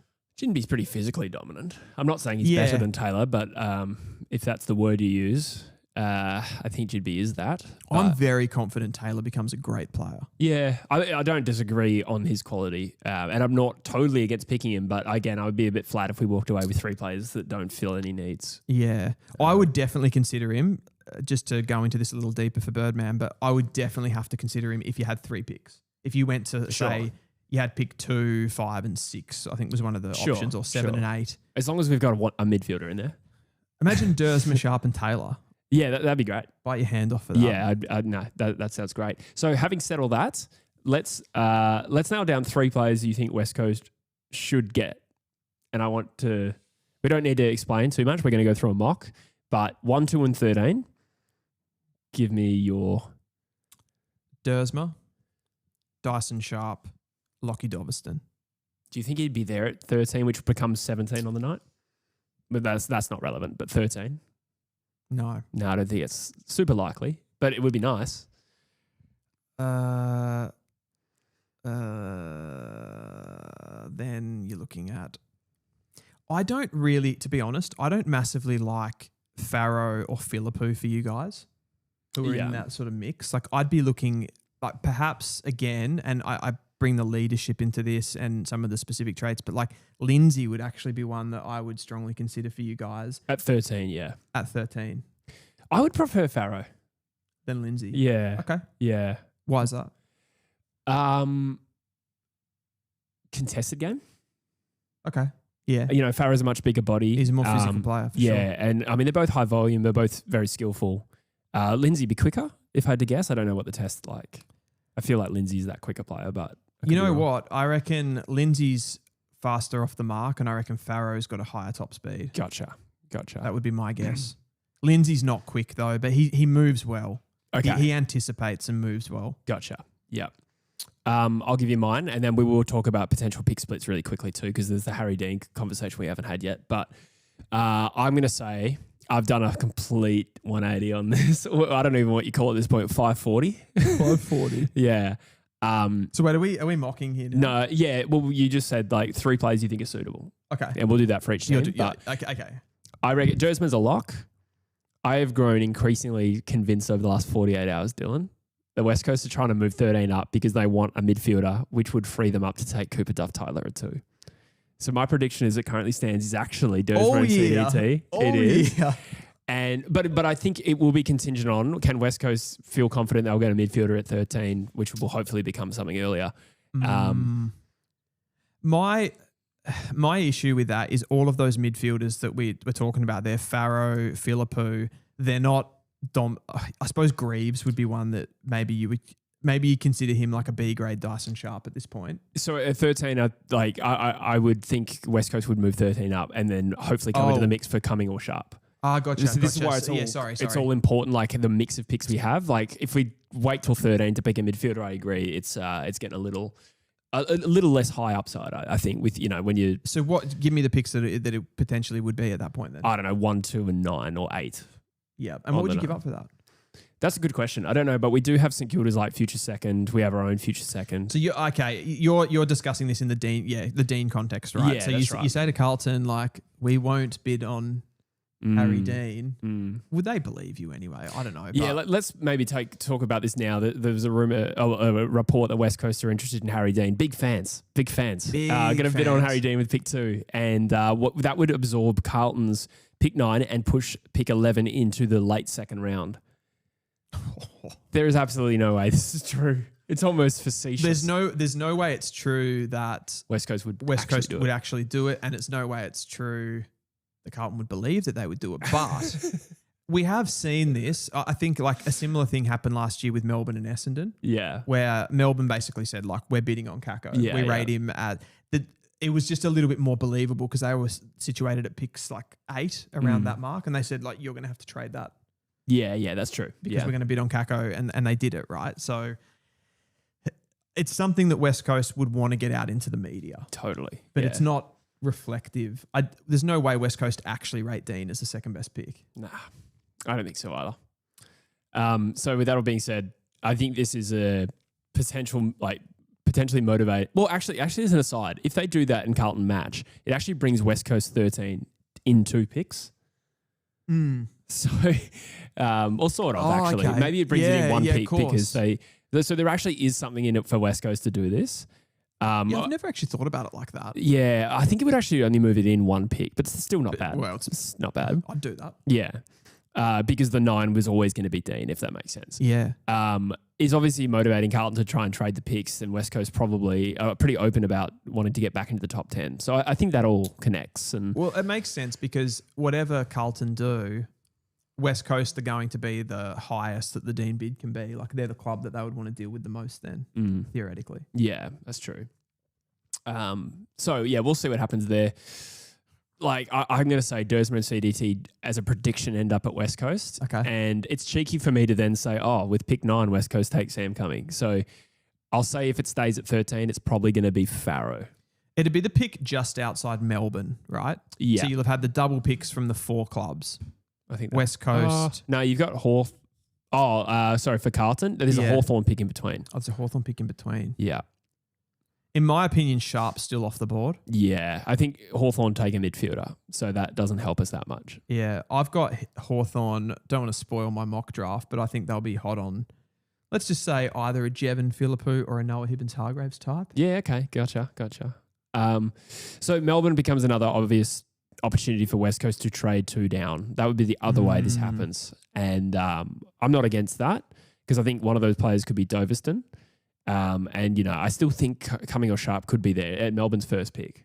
Yep. I think that's worth a roll of the dice. I just think West Coast have that blueprint of looking at the Gold Coast Suns where they took a Dersma type in Noah Anderson and a Sharp type in Matty Rowell, and it just built the foundation of it just built the foundation of the club because you got, Rowell was injured obviously at the beginning, and Gold Coast have a little bit of an easier time bringing in talent than West Coast. So there's some variabilities there, but I think I don't know. It just seems to make sense for me that they would take Dyson Sharp with one of those top picks, but we will.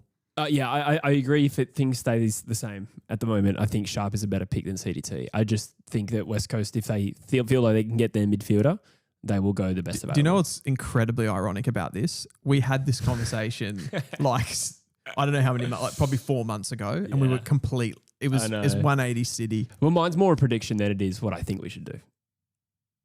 If I was West Coast, I would take Dersma and Roby. Yeah, okay. Or I actually hadn't even looked at from that. I'm coming around to like, this is what I would do. Yeah, okay. If I were West Coast. Yeah, fair. Yeah, fair enough. Interesting. I'm going to go to the bathroom. Yeah, too easy. I'll get to the chat. I also need to go to the bathroom. That West Coast segment was too long. West Coast? I actually can't remember. Doesn't matter. Juf says, do we need Doverston if we were getting that NGA prospect small forward? Tyler Williams. That's a good point. I think that we... Still need it. Yeah, okay. Dylan shouts from the bathroom. He's literally sitting on the toilet with the door open and he says, get both. Not really. None of that was true. But Doverson and Williams, I think, could both work in the same forward line. I don't think that would be too many cooks, as it were. 9-11 for 2 and 34 is not a good deal. I totally agree. Like, West Coast did a similar trade last year and got slaughtered for it.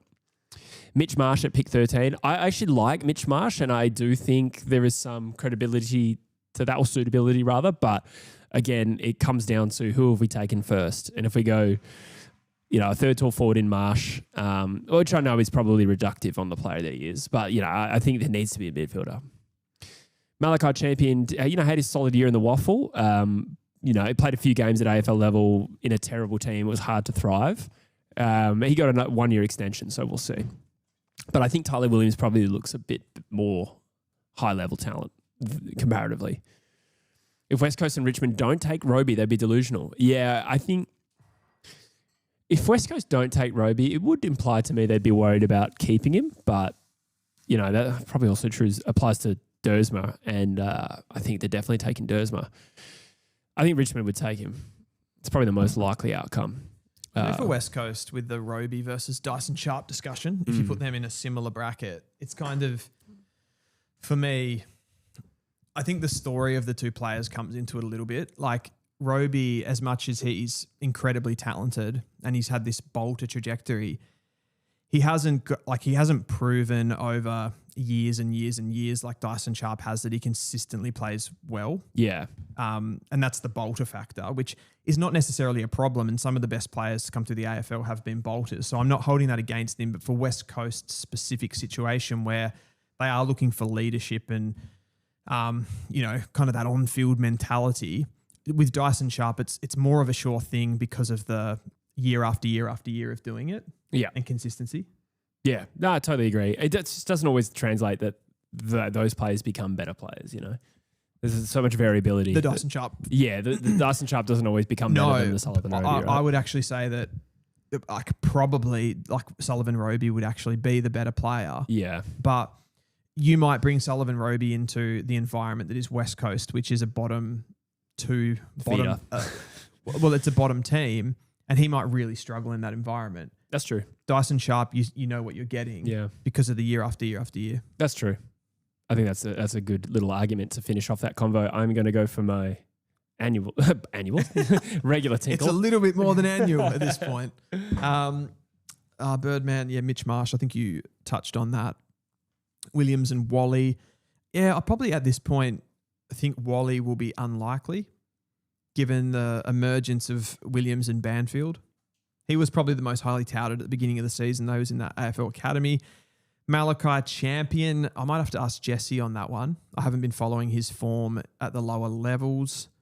The tough thing for a player like Malachi Champion, he's like a major close to goal player. So he's very deep inside forward 50 and you can get starved down there pretty easily. I think it's harder for players like that to have an impact where if you can get up the ground and you've got a little bit more endurance, you can sort of just get into the game a bit more and show a bit more, and it helps you get into the AFL a bit quicker. Footy Luck says, if West Coast and Richmond don't take Roby, they'd be delusional. I think Jesse might have already covered that. I'll start reading from the bottom, I think. Whereabouts would Dersma go in last year's draft if he was eligible, Gritio says. I think we touched on this earlier. I think to be fair on Dersma as a specific talent with the athleticism and the overall football package, the performances that he's put out. I think I said at the beginning of this year, I said, if Dersma plays well and consistently well, he'll be the number one pick easily, and it's kind of turned out that way. So I think he would be right up there. How you would go about splitting at this point, it's really hard a year later to go, okay, yes, Sam Lawler, I'd take. Now that we've seen what Sam Lawler's done at AFL level, it's really hard to take that out of your mind and compare them draft year to draft year. So I think I would still take Sam Lawler, but I think Dersma would be right up next to those players. Like there's not a major gap there. Azar says, are clubs sleeping on Banfield? I don't think so. He's had a really good end to the season. Are they sleeping on him? Maybe. I don't know. I tend to think that NGAs and academies and father-sons always get maybe a little bit more media attention than they don't necessarily get the bid in the exact place you would expect the bid to go. I think they get them a little bit more cheaply, but I don't think he's being slept on by any means.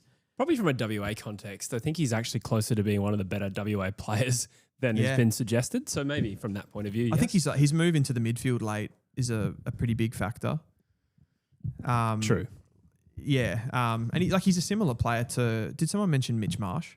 Yeah. For West Coast? Like yes. Banfield's kind of a Mitch Marsh. Yeah, okay. They're sort of these like tall, kicking, hybrid-y key position players. Yeah. He played midfield in the Waffle Colts Grand Final and won the medal, which is a great little sign. Shall we move on to the Richmond Football Club? I created not a shitstorm, but I definitely got some Richmond responses about them getting not Sullivan Roby, but Cooper Duff-Tytler in my mock, which, it was a bit more of creative expression than anything else. Yeah. But, it's good to consider all the different permutations, I suppose, because we don't know who West Coast is taking at pick 2. We know Dersma's likely, but at pick 2, it's still very much an open question. So it's good to map out what happens if, Richmond can't pick Roby, but... Yeah, I mean, to visualize the draft right now, there is a domino sitting at pick 2, and whatever happens there will just have this huge knock-on effect for the rest of the draft, really. Totally. I also think, as an aside, Melbourne is a chance to trade up and get him, but we'll save that for the Melbourne segment. Sure. But we can talk about it with Richmond, but let's talk about them as a general snapshot. They hold picks 3, 4, 38 and 81. Louis Kellaway likely to be picked later, you'd think. I actually don't know off the top of my head if they've committed to him, but there's chatter about it. Interestingly, on the AFL website, Richmond are expected to take 3 picks, so I don't know if that 38 is going to be used on Kellaway. It doesn't really matter. We're going to talk mostly about picks 3 and 4. What do you make of Richmond's list position in their rebuild after a couple of years now in the dumps? Rather? Yeah, I suppose I couldn't help but compare it to West Coast's when I was kind of looking through, and it was like the glaring thing that jumped out with both of these teams was that mid-aged player group. Yeah, and Richmond just having this like pretty nice group of players, I feel, that have been at the club for a long time now. Like Jacob Hopper, 28. Tim Taranto, 27. They got players like Bolter. Obviously, he's had some issues, but he's still there. You've got Ben Miller, who's experienced, not necessarily always a first-team starter.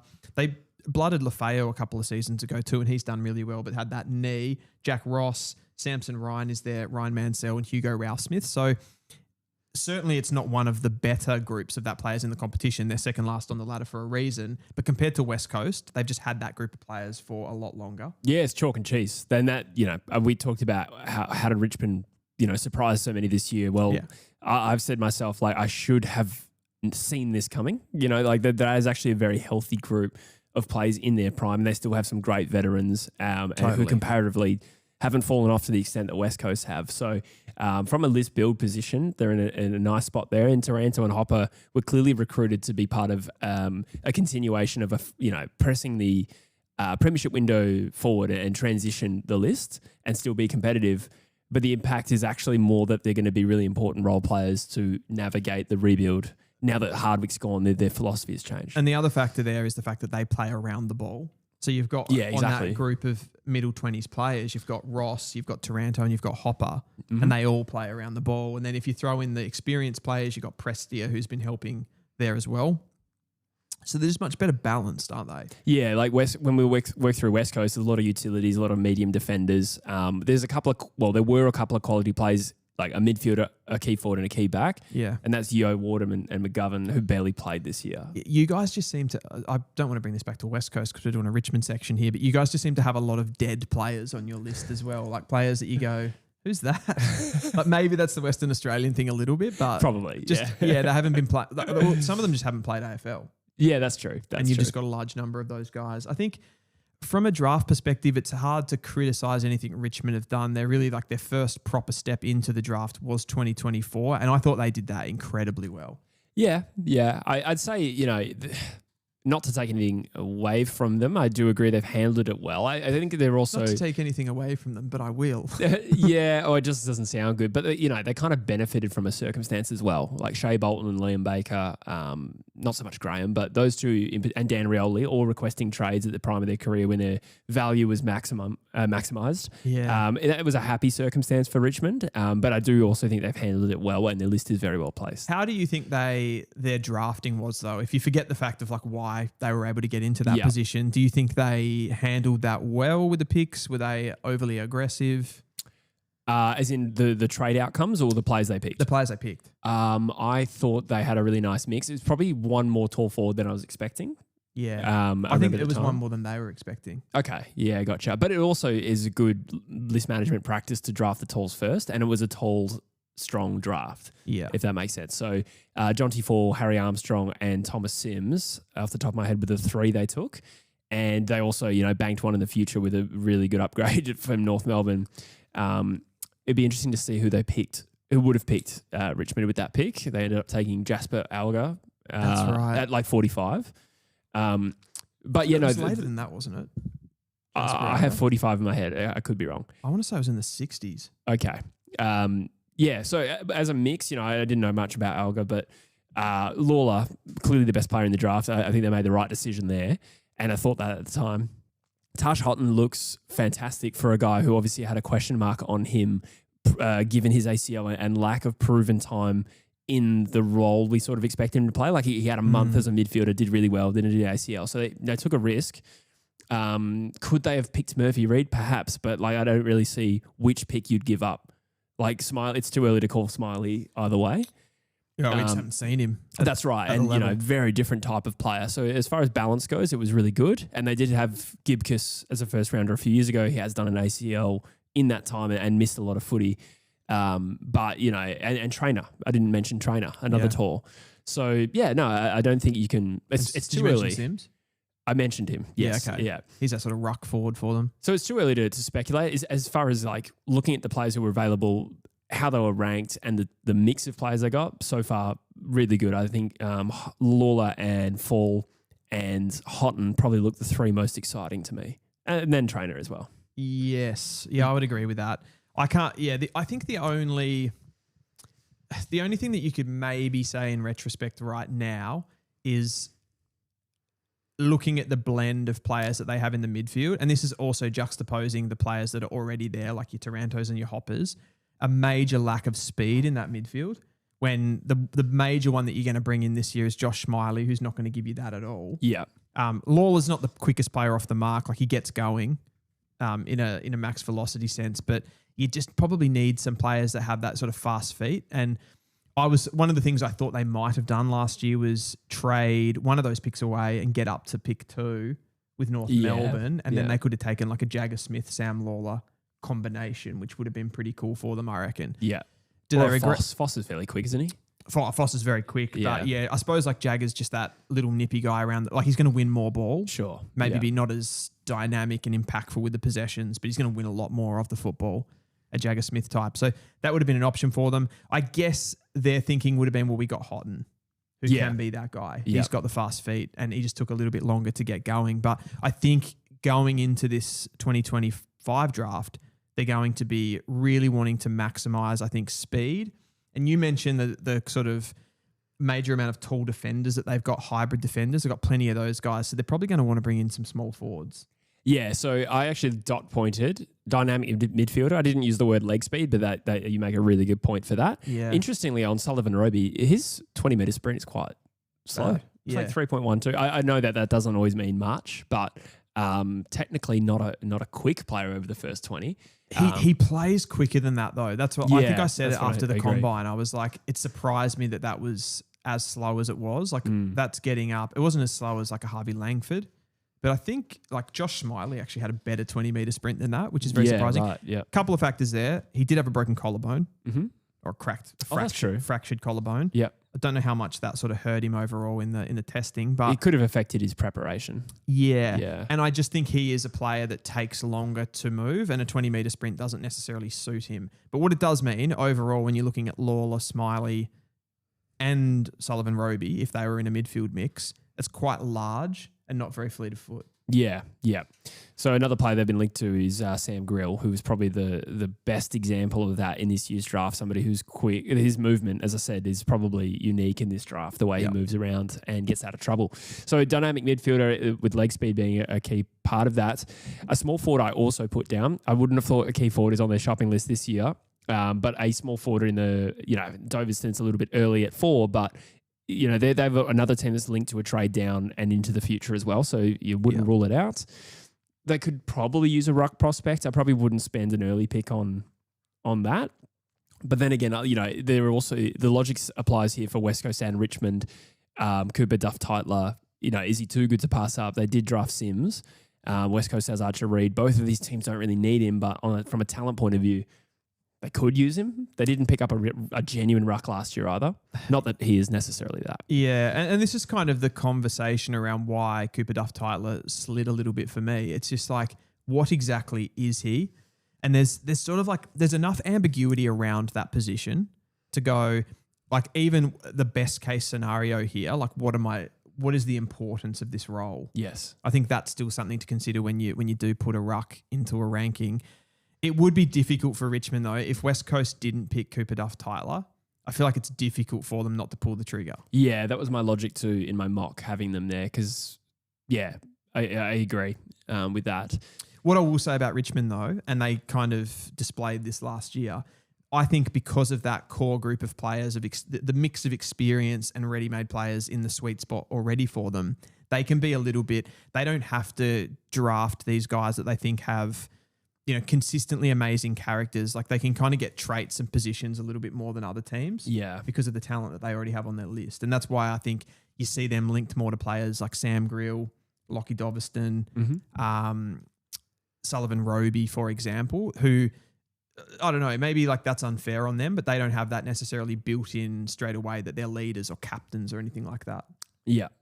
Yeah, no, I totally agree. And probably don't have the same sense of immediacy or needing that immediacy from these guys that we talked about with West Coast. And you shouldn't draft for next year. You draft for 5 years into the future. But either way, I think Richmond's better place to go for the talent option than, say, a West Coast. So there's also, actually, I forgot what point I was making there, to be honest. But it happens. I also put a genuine key back could be on the shopping list. Again, not maybe at 3 or 4, because I suppose there's Xavier Taylor, but, how does Xavier Taylor compare to a trainer? I suppose probably a little bit more of a genuine defender. Yeah. Is trainer more of a rebound guy? They're both very rebound. Yeah. I actually think Xavier Taylor, from a rebounding perspective, is more dynamic than trainer. Yeah. He's just more, he looks bigger and he looks more physically imposing, like in the aerial contests. But then he's also got this sort of pace and power that Luke Trainer doesn't necessarily have. He might get there, Trainer, like he's quite athletic, could build to that. But Taylor looks very ready-made and more assured with the ball than a Luke Trainer. Yeah. So I think that it's not a positional need for them. If you look at their kind of key backs, they've got Trainer there. They've got Campbell Gray, looked pretty good this season as well as a young 22-year-old. I don't know much about him, to be honest. Gibcus, and the other one's Tom Brown. Does he play key position though? He's more of a running defender. He's like a rebounder, but he's 193. Is he? Yeah, he's tall. I knew he was tall, but that tall? He's more of a running defender for sure. Yeah. But he's in that, what is he? Yeah, shit.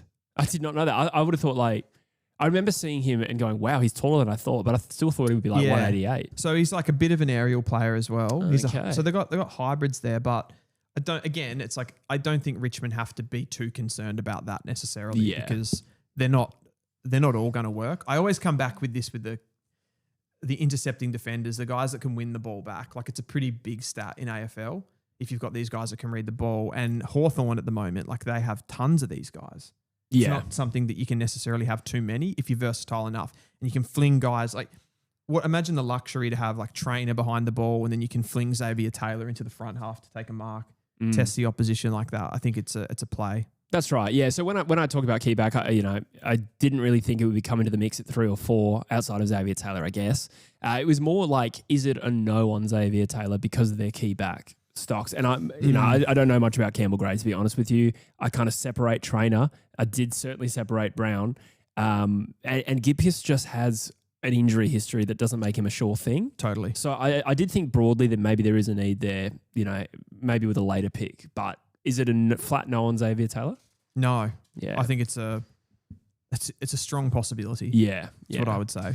So working off that. The one player I would say Richmond are very unlikely to take, just to go into this tangent, I wouldn't expect them to take Dyson Sharp. Yeah. I'd be very surprised if they did. I also had him missing those picks and missing a few other picks too. But I had the same thinking, and that was probably because of the Smiley element and the pace element of their midfield as well. Exactly. And that experience that's already there.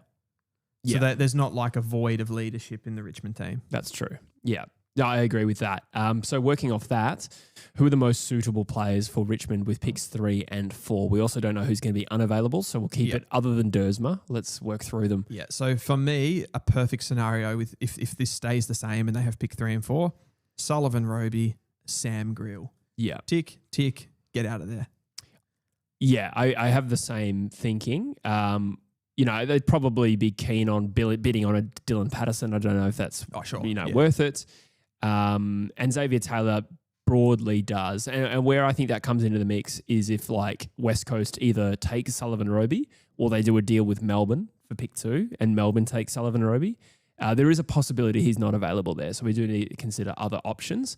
I would say that Doveston suits them because they probably don't have... They have some small... Like obviously there's Seth Campbell. Steely Green looks like a likely type, but there's probably no off the top of my head, that high-end talent. They went for Malcolm Roses Jr.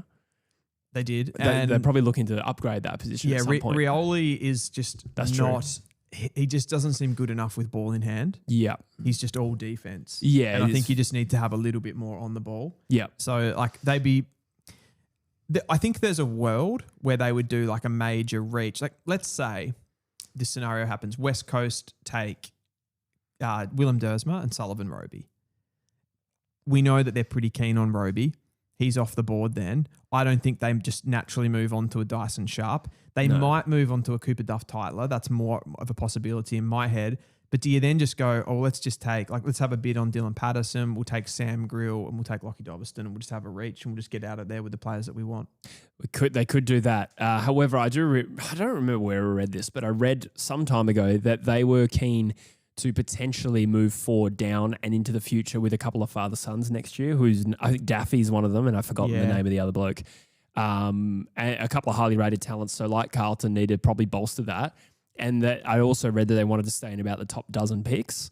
And I haven't heard anything about it since, which just means that 4 could move back to a pick closer to that 10 mark to bolster next year.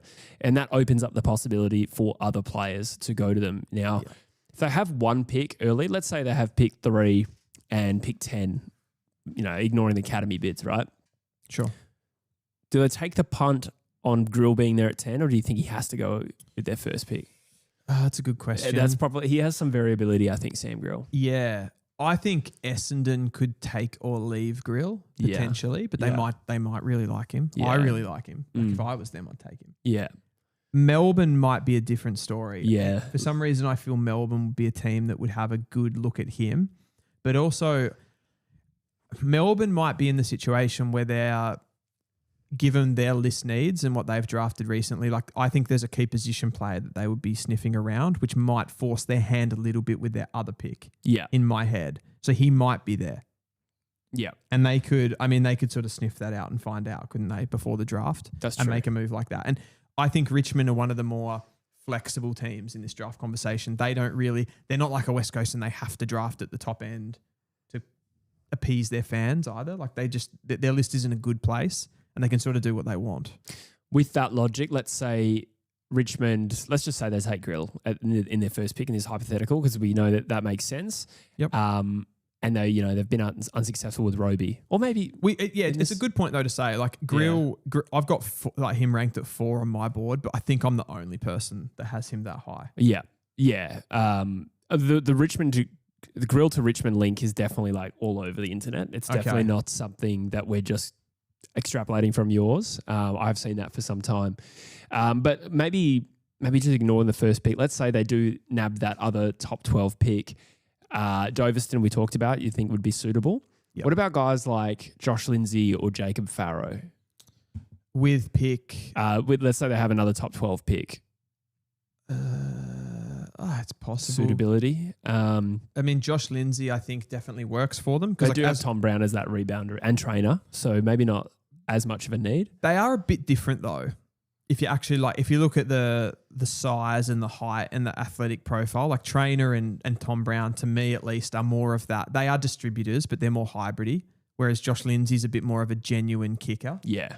Out of the back line. Like you could just slot him in. He takes your kick-ins, does all of that. And he's sort of a bit of a replacement for like a Jaden Short, a Dan Rioli, who they haven't necessarily replaced. Yes.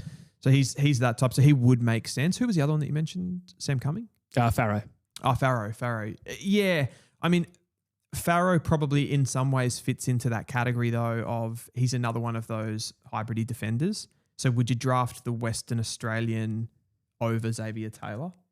They're a similar type player to me. I feel like Farrow gets the Hayden Young comparison quite a lot, but Xavier Taylor could equally probably be that player. Like would he come third in the agility? Seems less likely to be available there if we're talking like pick 10 or 12 though. Sure. So it's probably more of a backup to Xavier More of a Taylor. backup, yeah. But I think it'd be unlikely that they would go for Farrow because again, it's like if you saw him as a midfielder as well, you're bringing in another guy that doesn't move particularly well off the line. So you haven't really addressed that speed element. I'd have thought that if they were, and again, he might not be available, but I'd have thought they'd probably prefer a Sam Cumming.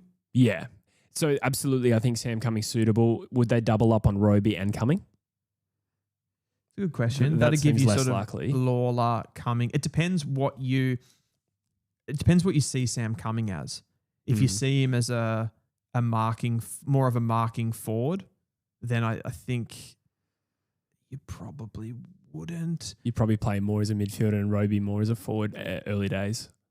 I think you can. I think you can with those types. I don't think you can have too many of those guys. It's like saying Isaac Heaney, like we've got 3 Isaac Heaneys.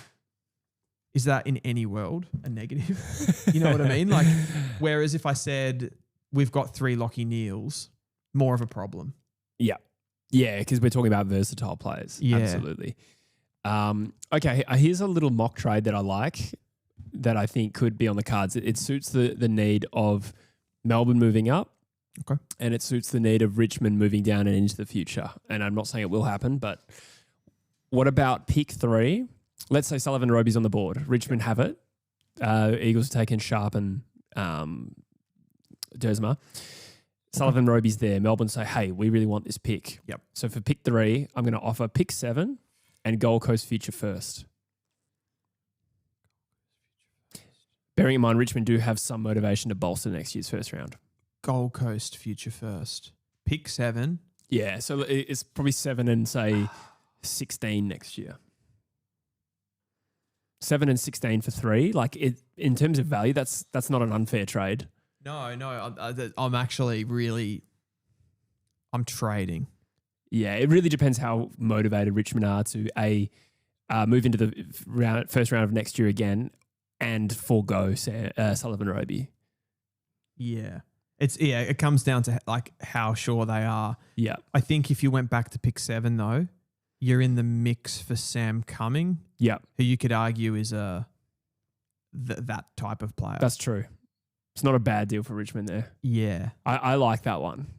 And if you, it sort of depends like how much they differentiate a Sullivan Roby over that sort of next group. Like I think you would take Sullivan Roby as the highest one, but I also think there's like a bit of a blanket over that sort of top group of players.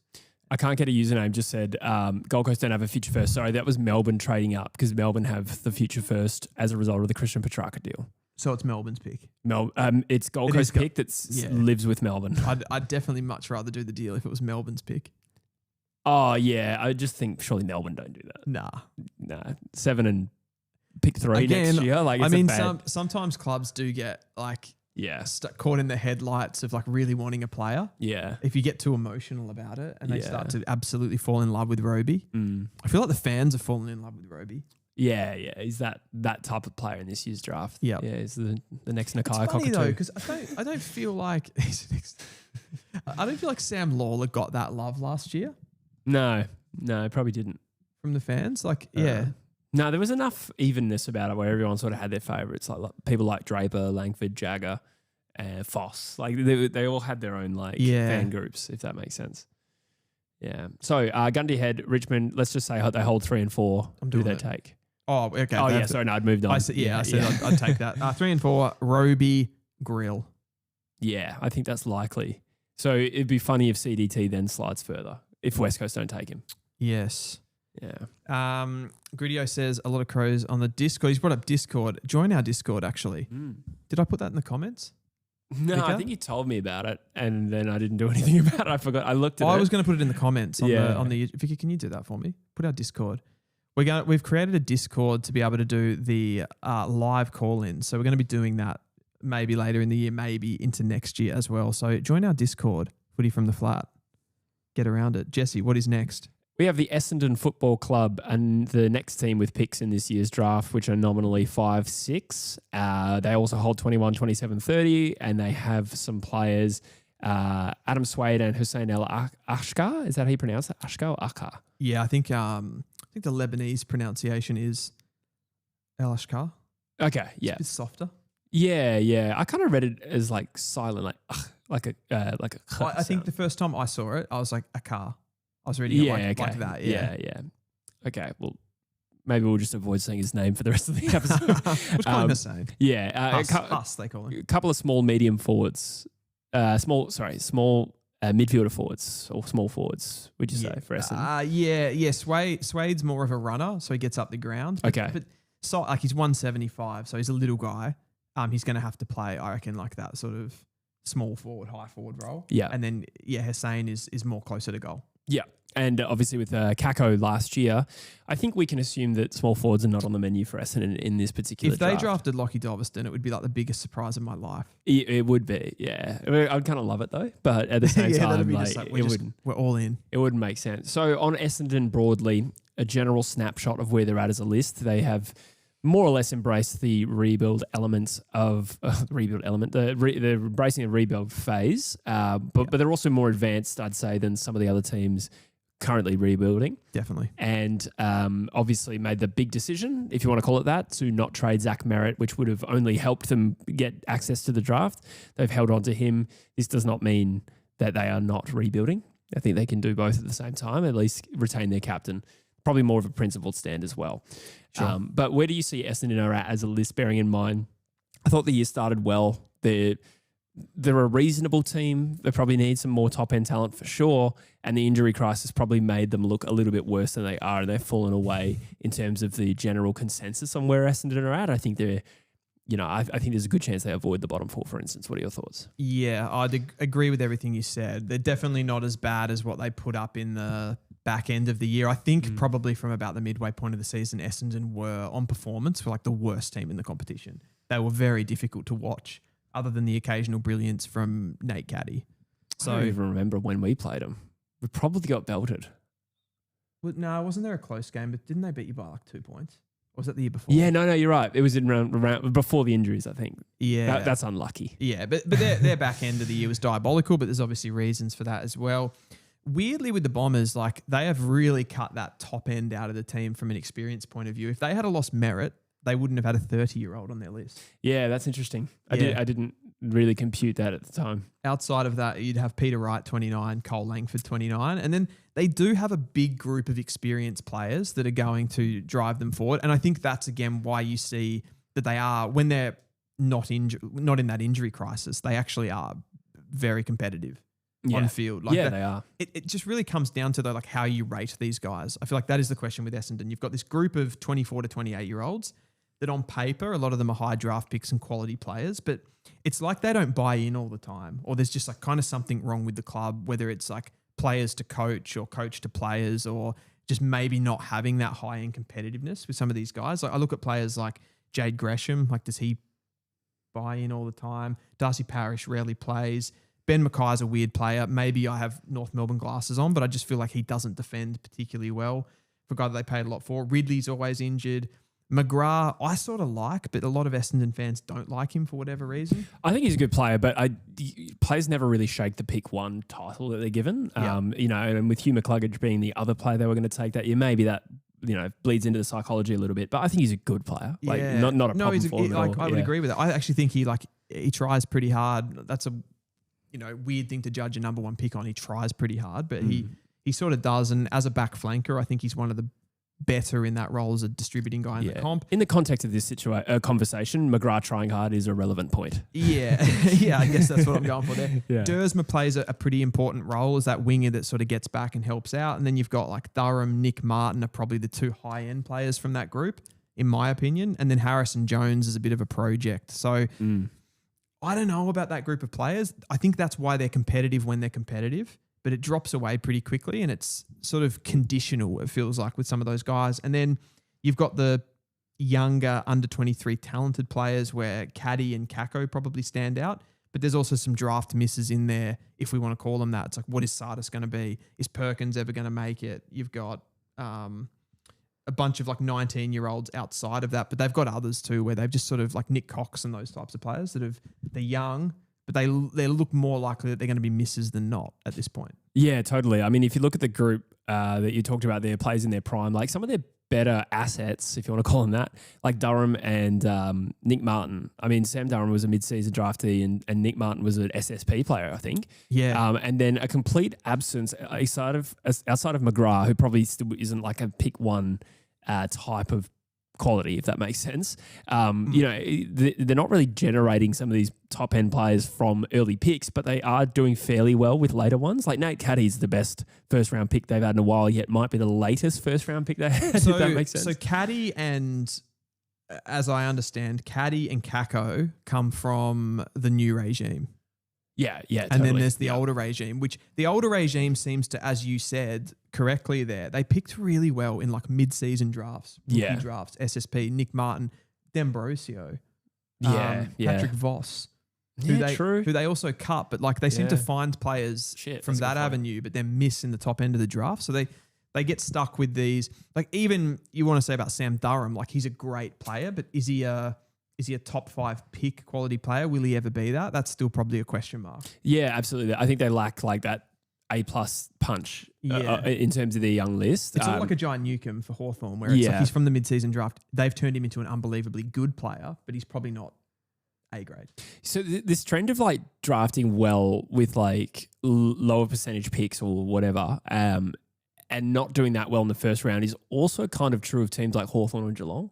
Yes. The difference is that I suppose Hawthorn and Geelong can attract the top end talent through trade. So they've got this nucleus of like Dangerfield, Jeremy Cameron, and at Hawthorn, we'll leave Hawthorn because they're probably a different example, but Geelong just had this group of players for a long period of time. So that when they draft a quality role player, they support what's there.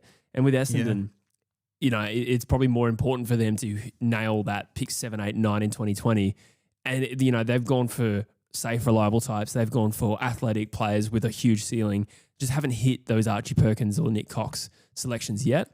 I'll separate Zach Reid. I actually think he looks like a likely type, albeit not a player in this A+ conversation.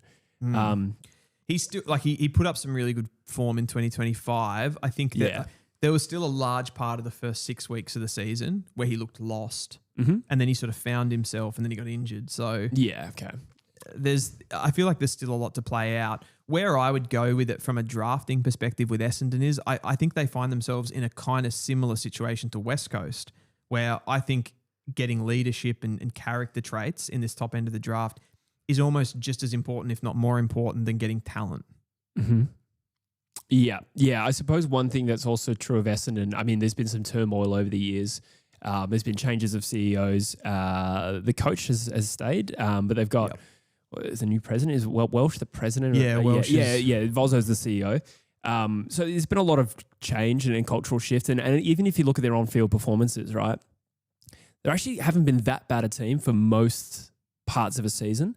But I forget the exact year. It might have been 2023, but it was more than once. they would turn into this listless, pathetic team. I can think of 3 games. They lost the game by 126 points late in the season to the Giants, and Hogan kicked like 9 or 11 goals or something like that. Then there was 2 games in the last 3 or 4 years against the Bulldogs. I think there was a point they were losing 137-14. Yeah, it's crazy. Like those kinds of performances, they happen at West Coast, and we're like, okay, that's normal. But at Essendon, it's a little bit more Jekyll and Hyde. Yeah. So what's happening where these players all collectively seem to hit the wall later in seasons? So what the point I'm making there is there's things that are broader than simply the talent that have fed into their ladder position each year.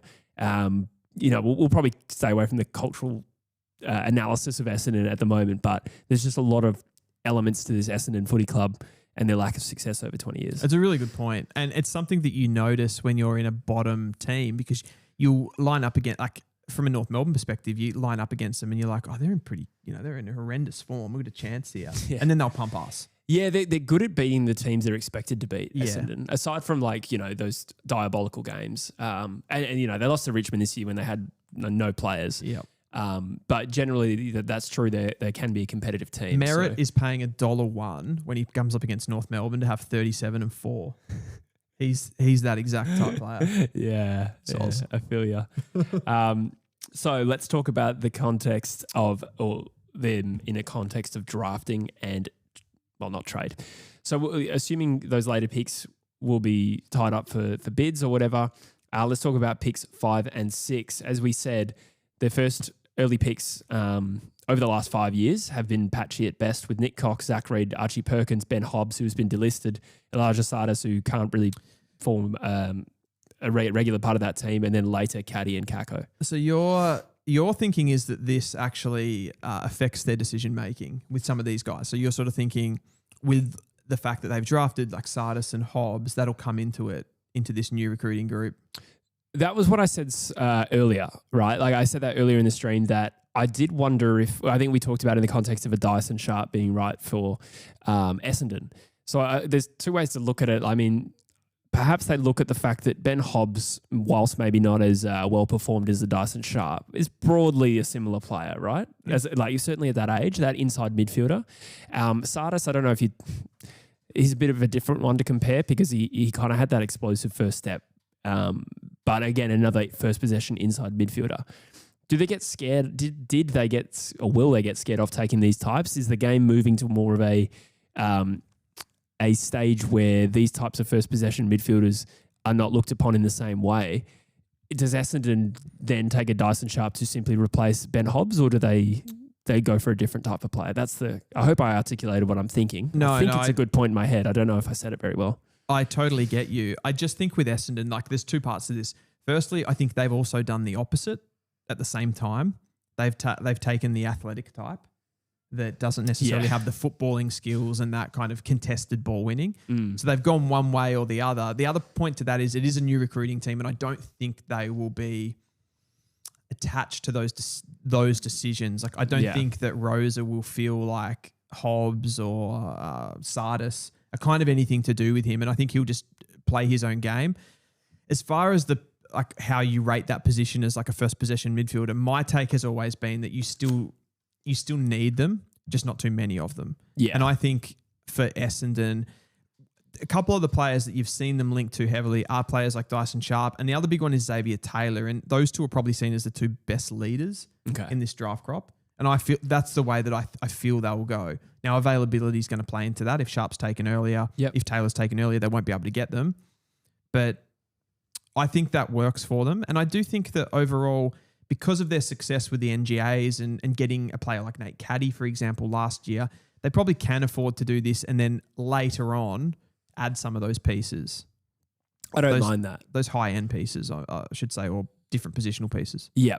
I don't mind that, but Sean John Hall points out he doesn't want Sharp because Essendon already have inside mids in Caldwell, Durham and Parrish. Parrish probably, later in his career now. Oh, I guess he's not that old. He's like probably... Who's that? Jussie Parrish. I'm trying to think. 27? Yeah. 28. 28, yeah, okay. So, yeah, it still has some time. But he makes a decent point there. Where does Sharp fit into a midfield like that? Yeah, I suppose when I look at Essendon, I've kind of had this with Essendon fans before. I sort of see Parrish... I don't know if he actually can get back to being a a top line AFL player. Mm. I suppose if you're banking on the fact that he can, and he is only 28, but his body just seems to break down every time it gets going. Yeah. Have we seen players get out of that? Yeah.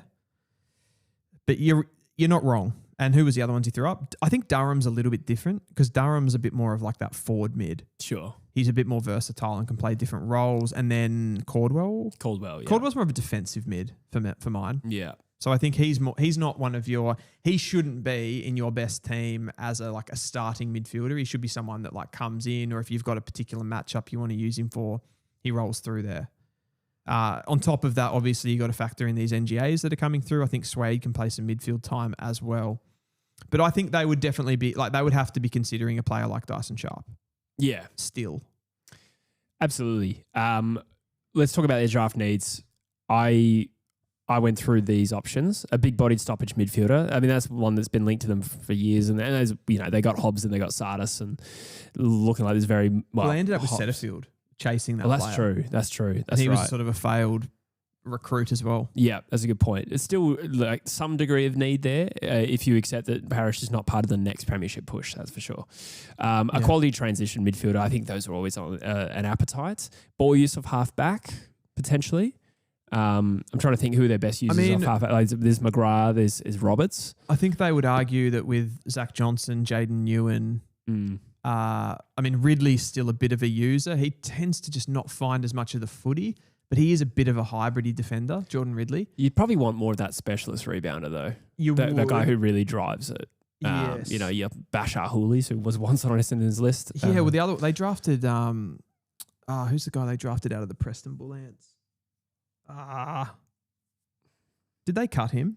I don't know who you're referring to. I don't know the teams. I'm new to Melbourne, so I don't it means nothing to me. You keep going. Yeah, okay. I'm just going to find his name because it's annoying me. Someone will tell me. Yeah. Look, a ball use of halfback, whether or not that's Xavier Taylor probably does fit that bill. I think it's a little bit early as it currently stands Sardell to Hawley. take. Oh, yes. That guy. Yeah. Yes. I do know who that is. I just didn't know who the Preston Bull Ants are. Sorry. I think he played for them. Right. No, your knowledge is impressive. It's mine that's shocking. Ball use of halfback. So that probably is a Xavier Taylor. And I still think a ruck prospect. So in this context, I actually think they are absolutely a team who suit Cooper Duff-Tytler. Yeah. Both because of the fact they need a ruckman, but also with Draper gone, there is, also an appetite for that second ruck forward. Completely. And if Cooper Duff-Tytler ended up just being a key forward, I think that works totally fine for them as well. Like a big 200 centimetre guy next to Caddy. Yeah, who's more that mid to lower side. Well, he's probably an undersized key forward, Nate Caddy. So there is a distinction between the two. Yeah. I think clubs are also just going to look at Cooper Duff-Tytler from a non-positional sense as well and just go we've got a 200 centimetre guy that plays a bit like a midfielder. There's something in that, right? Would you not just draft a midfielder? If you're going to do that. Well, yeah. Yeah. I suppose the idea is that you have an extra one on the field. You have an extra midfielder on the field that can jump into the ruck and chase the ball up at ground level. Yeah. So you've got an extra ground level player that can still compete in the air. So they're just multifaceted. Yeah. Who are the best in the league at that? I suppose Jackson, TDK. Tim English burned bright for a little while there, albeit he's not that player anymore. He's not physical enough. Yeah, okay. I think his contested game is weak. Although one thing Tim English does really well is float back into defense and take marks. He's a good air. I say he's not physical. He is in the air. Not so much at ground level, but he is. You're 100% right. He's that type of player. I reckon underratedly, Tristan Sherry falls into this category as well with just how well he follows up at ground level. Yeah, okay. He's not as athletic as those guys. Yeah. But he's just such a physical beast. He just goes after it. Yeah, no, I see that. Obviously, probably not the CDT comparison as a player, but I get what your point is. When the ball hits the deck, he's that. The difference between CDT, player. If you want to make him out and give him a bit of a jump on those guys, he can run. Yeah. He has an incredible tank, an incredible endurance, and he's also fast. So he's more athletic than those guys. Yeah, okay. TL73, we drafted a 200 centimetre player that can play as a midfielder before. Yeah. That was Nick Cox. He did look good in his first year. He still kind of does. Yeah. Those types of ones are really interesting, I think, where So he is one of those guys that has been concussed a lot, right? Yeah. I think so. There's certainly been injuries, and I know that concussion was part of it. I don't know how many times that's happened, though. He seems like one of those guys that gets hit in a contest and there's an injury. It's like, oh, geez, he's got a broken arm. Okay, Gee, he's got like, and it's almost like there's like he hasn't built up enough like robustness. Yeah. And I think it's like that tall, skinny body. It's like he almost needed to have like put it through more treatment. I know like I'm going off on a massive tangent here, but like Max Gorn was talking the other day, and he used to get injured a lot in the early part of his career. And he said one of the things that he's done, he thinks that's prolonged his career, is road running, which everyone tells you not to do because it's really, really hard on your body. Yeah. And he thinks the road running has like built up a resilience. Wow. That's wild. Yeah. I would have thought that would be the last thing you do. Very anecdotal, but yeah. I don't know. I kind of like see that you see that in players. Like sometimes they do things that wouldn't seem intuitively kind to do to your body, and they can have a positive effect. Sean John Hall says he's been concussed once, and TL73 says he's seeing a concussion panel in November to see if he has to retire or not. I did not know that about Nick Cox. I thought he'd passed. I actually thought he was okay to play, but I didn't know that was still upcoming. Yeah, okay. Yeah, that's unfortunate. Yeah, people saying he'll get paid out and leave. Yeah. So not ideal. No. But yeah, there definitely was like some sort of I guess like fragility there. Yep. So, did we pick their players? No, we haven't gotten even halfway there. No, the most suitable players is the next segment I had. Who do you think are the most suitable players? We kind of sort of agreed CDT is one of them. Yeah, I mean, if you look, I don't know how many are unsuitable when you look at Sullivan Roby, Xavier Taylor, or even a Sam Grill. Yeah, I mean, there's an element with all of these clubs too where like you do just need to bring talent through the door. I think Grill would be one that they'd be looking at. In terms of who's likely to be available, like it is conceivable they get CDT and Xavier Taylor.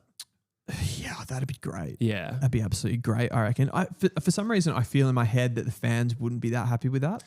I think we like midfielders as a collective, us fans. do. Yeah, because it's a bit more, instant gratification. I think you get that bang for buck. Yeah. I mean, I stand firm that West Coast need to, but I think psychologically there's always that as well. But, I don't know if their midfield is certainly not as diabolical as West Coast. That's what I feel though, I have the same thought process with Sam Grill, that I feel like people are seeing him as a little bit more of an outside player. Yeah. And that means that they think he's more risky. Oh, okay. I thought you were going to say he's more likely to impact early. But no. I take your point. Yeah. I actually think people were because most people have had Grill anywhere from 12 to 20, I feel. Yeah. In their rankings. Yeah. I just think he's like a lot more talented than that. Yeah, but I mean, I guess the argument is that with outside players, if they don't have a strong contested game, which I don't think he does at the moment, but it's early as well, like that could change.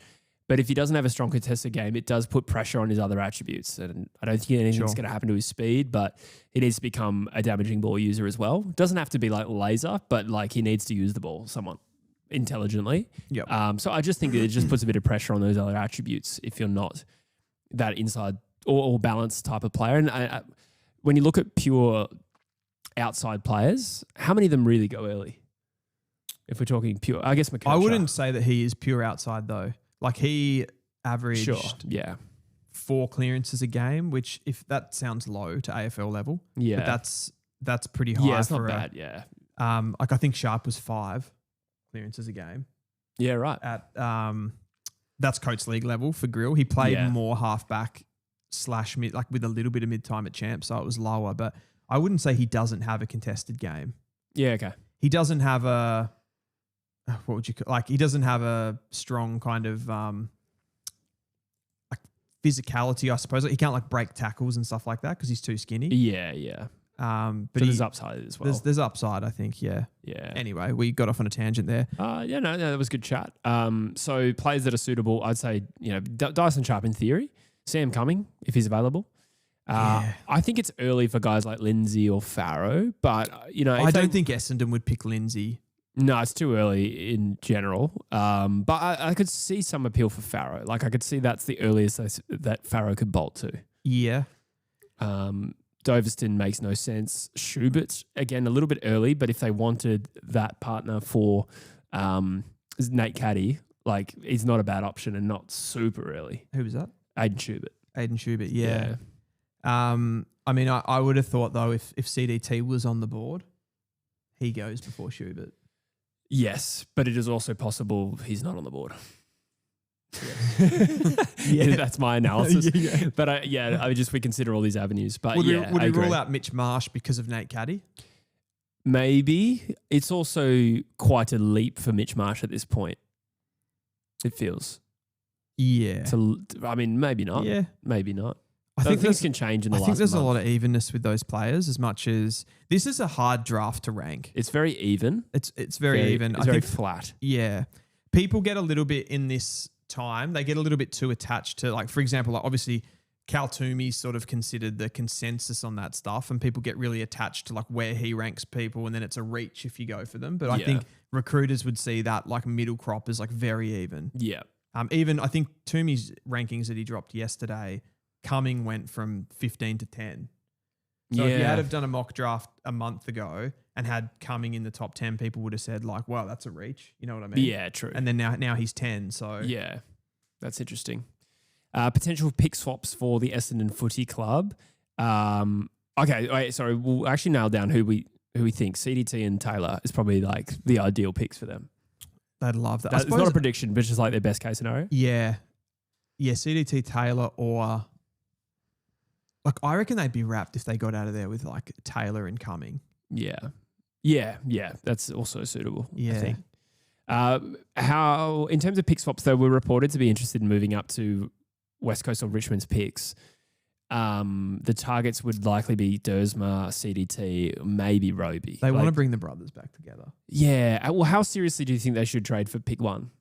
Not at all. I don't think very seriously at all. I think it's romantic. Yeah. With the brother thing, and maybe that's where the media element's coming. I don't really see any point for Essendon. I mean, you back yourself thin. Like if Willem goes to West Coast, and they get Zane next year, like surely it's just a matter of waiting that out for Willem to come to Essendon. Like, do you think that's at all on West Coast's mind? It would have to be. Yeah. It's definitely a worthy consideration. At West Coast, though, they might back themselves in and say, in 4 years, we'll be past Essendon. And who knows if that's true. Yeah. Doesn't seem likely at the moment, but, history would suggest that a few people possible. are throwing Roby. The only reason I haven't mentioned Roby to Essendon is I assume he'll be off the board. Yeah, it's hard to imagine Roby sliding past, but we're just speculating from the outside. It just doesn't seem likely based on the noise. But yes, he would be a good shout for them if he was available. Yeah. People saying how many key forwards does one team need? I don't think Essendon... Sometimes you can have a lot of key position forwards, but none of them are any good. I think maybe Essendon are in that. Like Langford's a good player. They've got obviously Caddy there. Peter Wright. I don't think they're drafting around Peter Wright. Peter Wright is also going to be 30 next year, as will Langford. So, we're talking about a partner for Caddy. McMahon debuted. Harrison Jones, I think, has shown some good signs. Hasn't been injured a lot. He hasn't been a consistent player for him. He had that sickening ankle injury this season, which was gross. Sort of dislocation / break. I can't exactly remember. Yeah. I wouldn't say Harrison Jones is a key forward. I know he's enormously tall, but he's like a tall utility. He's a tall utility. Yeah. He's a bit like Nick Cox. Yeah. Archer May looks pretty good. Yeah. And Edwards hit the ground running, but I don't like. He's an SSP. And I think he kicked like 5 goals on debut, didn't he? Edwards? Yeah. I don't know if he kicked 5, but he did have a big debut. Yeah. Maybe 4. There's a lot to play out, I suppose, is all I'm saying. Jerine is more of that... ruck forward? Yeah. I don't think any of those are rock solid enough for you to say to draft can't around. take Schubert, but I get your point. It's not like a glaring need. I would actually say the only one that you're drafting around is Caddy. Agreed. And I don't know much about Archer May rather, and Liam McMahon. I've seen them play, but this is too early. They're from the mid-season draft. Anything could happen there. Yeah, that's right. Yep. So we'll move on to the Melbourne Football Club, who are the last team to have a top 10 pick as it is likely to play out, obviously with bids. So they currently hold 7, 8 and 37. And they are likely to take 3 or 4 picks. It's interesting that the AFL website said 3 to 4 when they have 7, 8, 37 and not much else. So I don't know if there's potential for swaps or something there. We know that they're a team that does like to trade up as well. I suppose as a general snapshot, Melbourne were a big talking point. We've covered them a lot on this channel over the trade period. What do you make of their list position? I think they've had an incredible window. Like the pivoting that they've done has been exceptional. They've sort of simultaneously got into the draft and improved the young part of their list. They've taken a slight hit in the mid-range of their list, which I think will affect performance. But then they've kind of propped up, I suppose you would say, their like older players and experienced players. They've kind of done that. Like Oliver, who's a little bit younger and in that sweet spot, traded him out for like a Jack Steele for more leadership. And that part of the team looks really strong. Like you look at Max Gawn, Jake Melksham, Tom McDonald, Stephen May, Jack Viney. May's maybe a little bit of a bad apple, but we'll kind of let that slide. They've still got Fritsch, Langdon and Lever, who are all 29, so sort of still in the prime of their career, but offer that leadership. The part that's kind of gutted is the 24 to 28-year-olds, which is what I was kind of saying. They're losing, players like Petrarca and I think Spargo kind of came out of that section of the list. And Oliver. And Oliver, of course. But what looks really, really good for the future with Melbourne is obviously like Trent Rivers, Cozzy Pickett, Turner. You've got Windsor, Lindsay, Langford, even Cully. Van Rooyen. Yeah. You've kind of got all these players in their early 20s who are just blossoming, and now they've got another 2 picks in the draft. So huge tick for Melbourne for me. I think they did incredibly well for the situation, and they're starting to make those changes to push again, I suppose. Yeah, it's been a monumental trade period, or in terms of just the drama. Like it's just been, it's been very aggressive from Melbourne. They gave Petrarca the blessing to leave. It wasn't as though he kicked up a stink, which is probably different to 12 months previous. And Clayton Oliver, they pretty much walked to Sydney. He's still kicking and screaming right now. Yeah. It feels like, I don't know, every time I turn the TV on, Oliver's there like yelling at someone. Yeah. They try to move on Stephen May as well. So there's obviously a pretty aggressive approach to this offseason for the Melbourne Footy Club. And it's also against the backdrop of a few years of attacking the draft and being really proactive in that space, which I think has held them in good stead. Now they enter this true rebuilding period and they're not starting from scratch because of their drafting in recent times. You go back to 2019, one of those picks was Jackson, but they've still got Pickett and Rivers, as you pointed out there. And then in terms of their first round picks, Jacob Van Rooyen, Jefferson is the only one we haven't seen a lot of, and I don't really know where he sits. He seems to be out of favour and perhaps more speculative at this point. Yeah. But Windsor, Langford and Lindsay in particular I like, and Tholstrup. I remember I haven't really seen too much from him since he ended up at Melbourne, to be honest with you, but I followed him in the waffle because he was like by far and away, I think as a bottom major, he was like by far and away like the leading goal kicker in the Waffle Colts. And I was like, this guy is going to be an unbelievable key forward. And then I think he maxed out at like 188 centimetres. Yeah, okay. You know what I mean? So he's kind of that like in between size. Sure. Nonetheless, still a good talent. And he's sort of more like a power forward, I feel. Yeah. So anyway, my point being there that they have got a head start on this rebuild and there is some midfield pieces there. They just keep drafting well. Yeah. It's really impressive what they've done over the last 2 to 3 years. Like they just don't seem to miss. They seem to go for really specific players. It's like they have this idea who they want, who they need, who's going to come in and hit the ground running, and they just do. Absolutely. And you could see them. Well, there has been some suggestion that they want to get picked 2 as well, or one of those early picks. Which we assume is for Roby. Yeah, he just fits that Melbourne bill, I feel. And there will be a point where they stop drafting those types specifically. But he's the Petrarca replacement. Yeah, that's true. And they don't necessarily, from the guys that they've drafted, Windsor, you could argue that Harvey Langford is sort of that type, but he is quite different. He's less explosive and fast than someone like a Roby, and he's more just sort of in a way, he's more Bontempelli. Or Jordan Lewis. Nice. I don't know what to say. Yeah, well, I mean, Bontempelli is like a very flattering comparison. Extremely. Because it probably isn't the same athlete. I don't know what he tests at, but like he lopes across the field. I know you weren't like making a genuine comparison there, but I know what you're saying.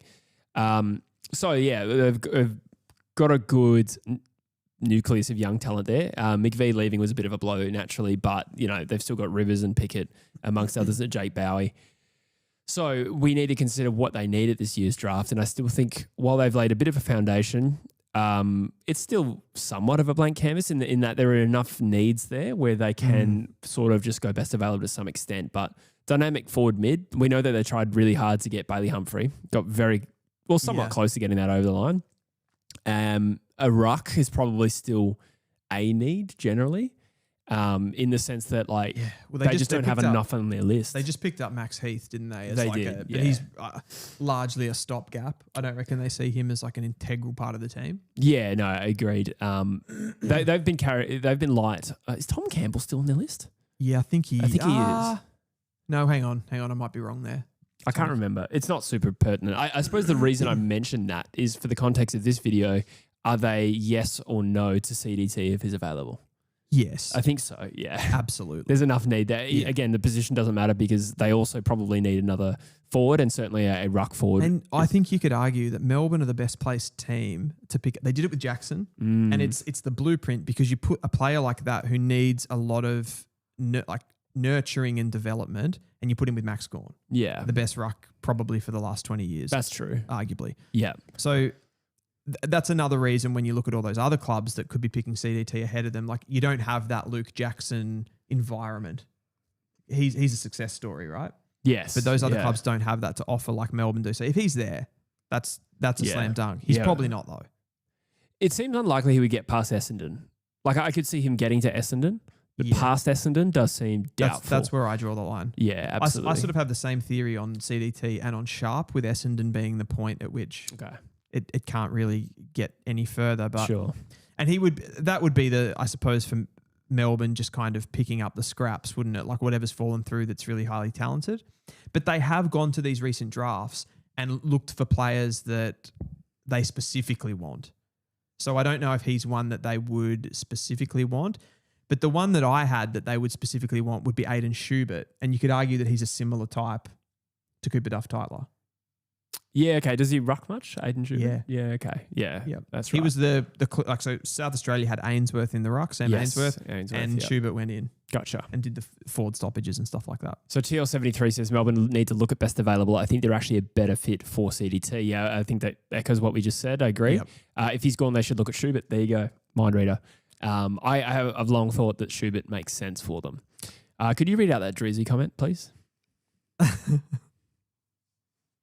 Out loud, please, Dylan. I wanted to read it first. Yeah, good call. Druzy, what do you think about the youngster Laquarius Howard from Penn State as a rookie selection for Melbourne's ruck stocks? He's being an idiot. Jesse, what's going on? I know Druzy just wanted to have his moment, have his comment read out. Is that a real? No. So that's actually not real? No, we were playing a bit of 2K earlier and we started making up players. I love that. Okay, so Melbourne. Yeah. The Demons. I think, let's say Cooper Duff-Tyler's not on the board. Let's assume that. Yeah. It's probably less likely than likely. They get Aiden Schubert with their first pick. Would you want to pair him with another South Australian? Blake Threadgold. Not who I was thinking. I was going to say Sam Cumming. I think it's a great shout. I'm trying to think. I also think they're one of these teams that will be keen on Lockie Doverston. Yeah. I mean, they do have Cosy Pickett, but I think you can have multiple types of these players and make your forward line particularly damaging. But staying with that point, Sam Cumming, yes, I think that he probably offsets what they have quite well. I mean, he's different to Langford, Lindsay, and Windsor. They're all distinctly different types of midfielders. Just looks like a player they would love to me too. Yeah, and a bit of positional versatility. Yeah. Relatively ready-made. I mean, like we saw him play in the Sandful and play some of his best footy at the Sandful level. He's ready to go. Yeah. Absolutely. What are some other players though? We know, I think they'd show some interest in Dersma. I don't know if they wouldn't trade up for him, but we talk about Roby, CDT, Sam Cumming. He played in their reserves actually in the VFL, Dersma. Played for Casey. Oh, right. Yeah. Not that that's particularly relevant. Somewhat. Who else in terms of those options? What about Jevon Philippou? Yeah.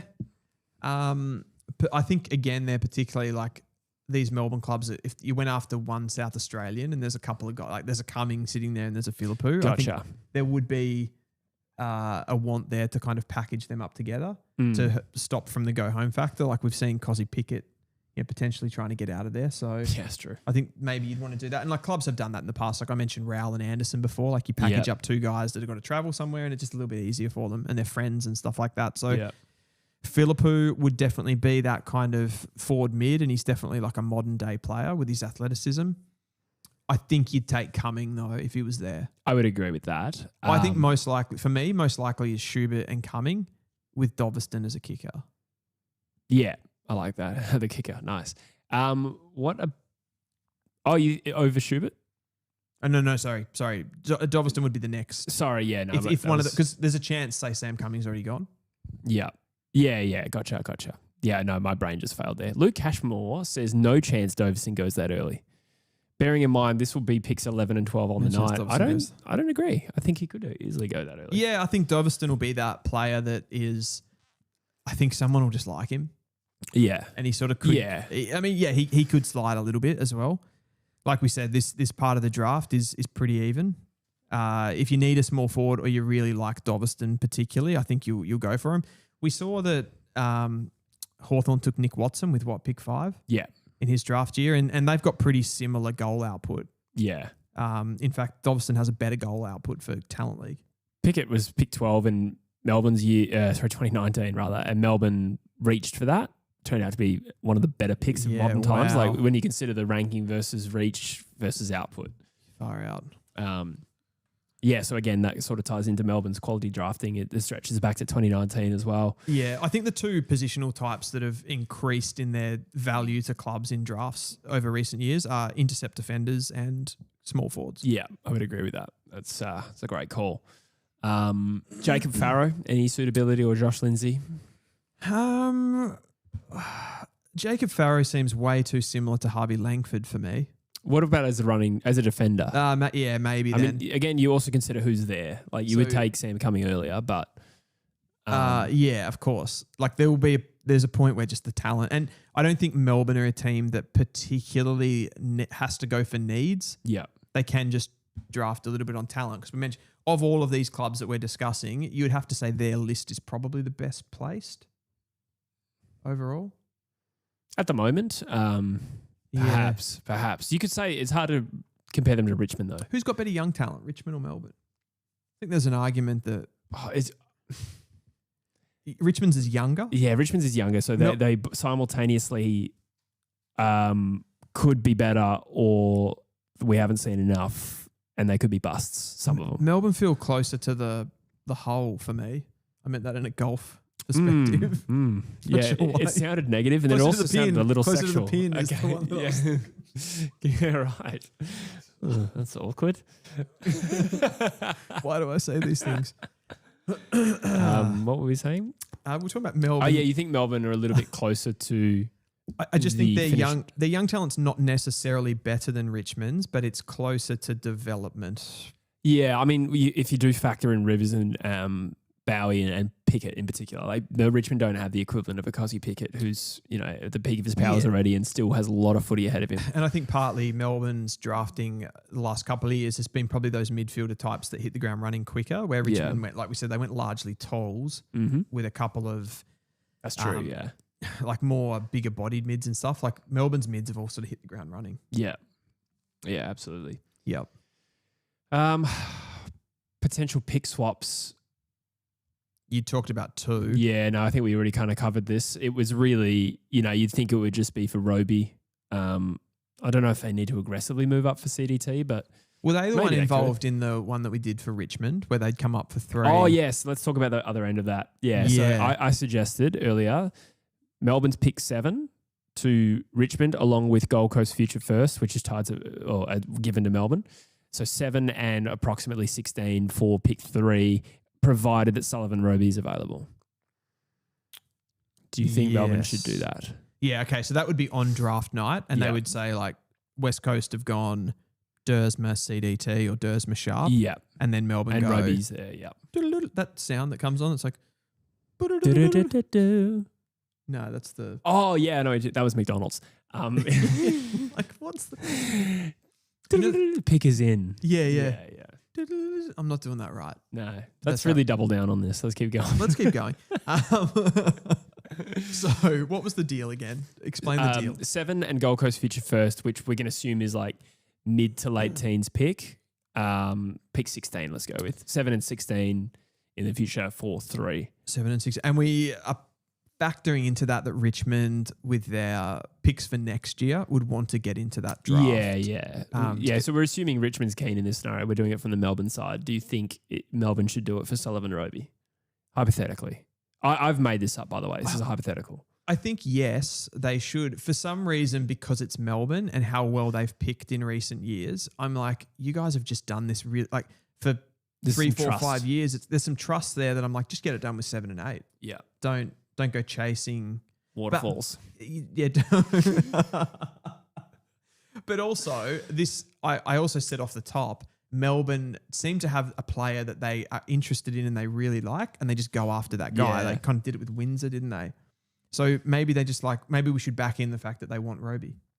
Yeah, no, I think you summarised my viewpoint, which is like, I think 7 and 8 is a great position to hold. But if Melbourne really think Roby's that guy, who am I to tell them that he's not? Because we do trust them to some extent. So do you remember I always managed to squeeze a bit of soccer into this, but when Liverpool wanted Virgil van Dijk and they got to the trade period or whatever it's called, the transfer window, as they would call it over there, and they couldn't get him, and there was like that tapping up rumours and stuff like that, and it got pushed back, but they didn't get anybody else. They just waited because they really wanted him. And it paid off so much when they actually did get him in. I think they got him the following January. So they had to wait 6 months, but they waited and got the guy they wanted instead of just taking, I guess, like best available, the next target. Yeah, true. Sometimes that works really well. That's right. They then won the Premier League and the Champions League. Yeah, and boy, did we. Going pretty rough at the moment, Liverpool. Pletzer says, if Roby is that guy, why would Richmond trade down? Yeah, we're not seriously suggesting they should, but they do have some motivation to bolster next year's first round because they have multiple father sons. And in that particular thing that we're talking about, we're only talking about it from the point that Melbourne thought Roby was their guy. Yeah. Richmond may not necessarily hold that view. We really I like him. I've got him at 2, so. Yeah. I think it'd be very interesting to see if and how that plays out. Should we have a tinkle break? I was about to say, I need this. You go. And then we're mocking? Yeah, let's mock it up. And then maybe we'll push the other stuff into next week. Yeah, do you want to go? You go first. I'm not. You hit it. Yeah, I'll read the comments. Thank God. Pletzer says, Sharp doesn't look like a player that would have a go-home factor, would be future captain if he went to Essendon. Totally agree. It's a throwaway line, isn't it? But it's a bit of Patrick Cripps factor there. Just seems like the sort of guy that would be very loyal, put his head down, and just be like. I don't think Dyson Sharp ends up the best player in this draft crop, but I think he's a very, very high floor player, and there's enough character attributes and leadership that it would make you want to pick him up, and makes him a big factor. And that's not discounting the fact that he's a big, solid guy. He's like nearly 190 centimeters. He's pretty good in the air. He kicks goals. So there's a lot to his game as well. Probably lacks a little bit sort of, I guess, like athletically, but we've talked a lot about Dyson Sharp. Rennie says Jason Taylor loves Roby. Trade up would be on if Roby available at 3. Taylor was at most of his games and has been interviewed by Demons. Yeah, for sure. So I think that's kind of what's being reported in the media. And that was the kind of hypothetical that we just did then was around basically getting to draft night. Roby hasn't been taken by West Coast, and then Melbourne trying to trade up to Richmond's 3. Richmond then being able to get picks that they can put into the future as well, which they want to do. Richmond's father sons for next year would be lucky to be first round. Best chance would be Armstrong, who is NGA, but would be late first. Best case. Yeah, and that's a fair point. We're only hypotheticaling here. And I haven't seen too much. I've seen a little bit of Tanner Armstrong, but I have no idea where those guys sit in an open pool. It's way too early to say.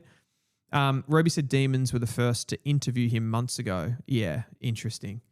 He was definitely a bit of a secret, I suppose, in that front half of the year. I think clubs were really sniffing around him, but there wasn't much talk about him, and he sort of came on in the second half of the year. The performances became too strong and everybody started to know. I think he would have been one of those players that clubs wanted to hide, similar to someone like an Ollie Hannaford from last year, but he just played too well.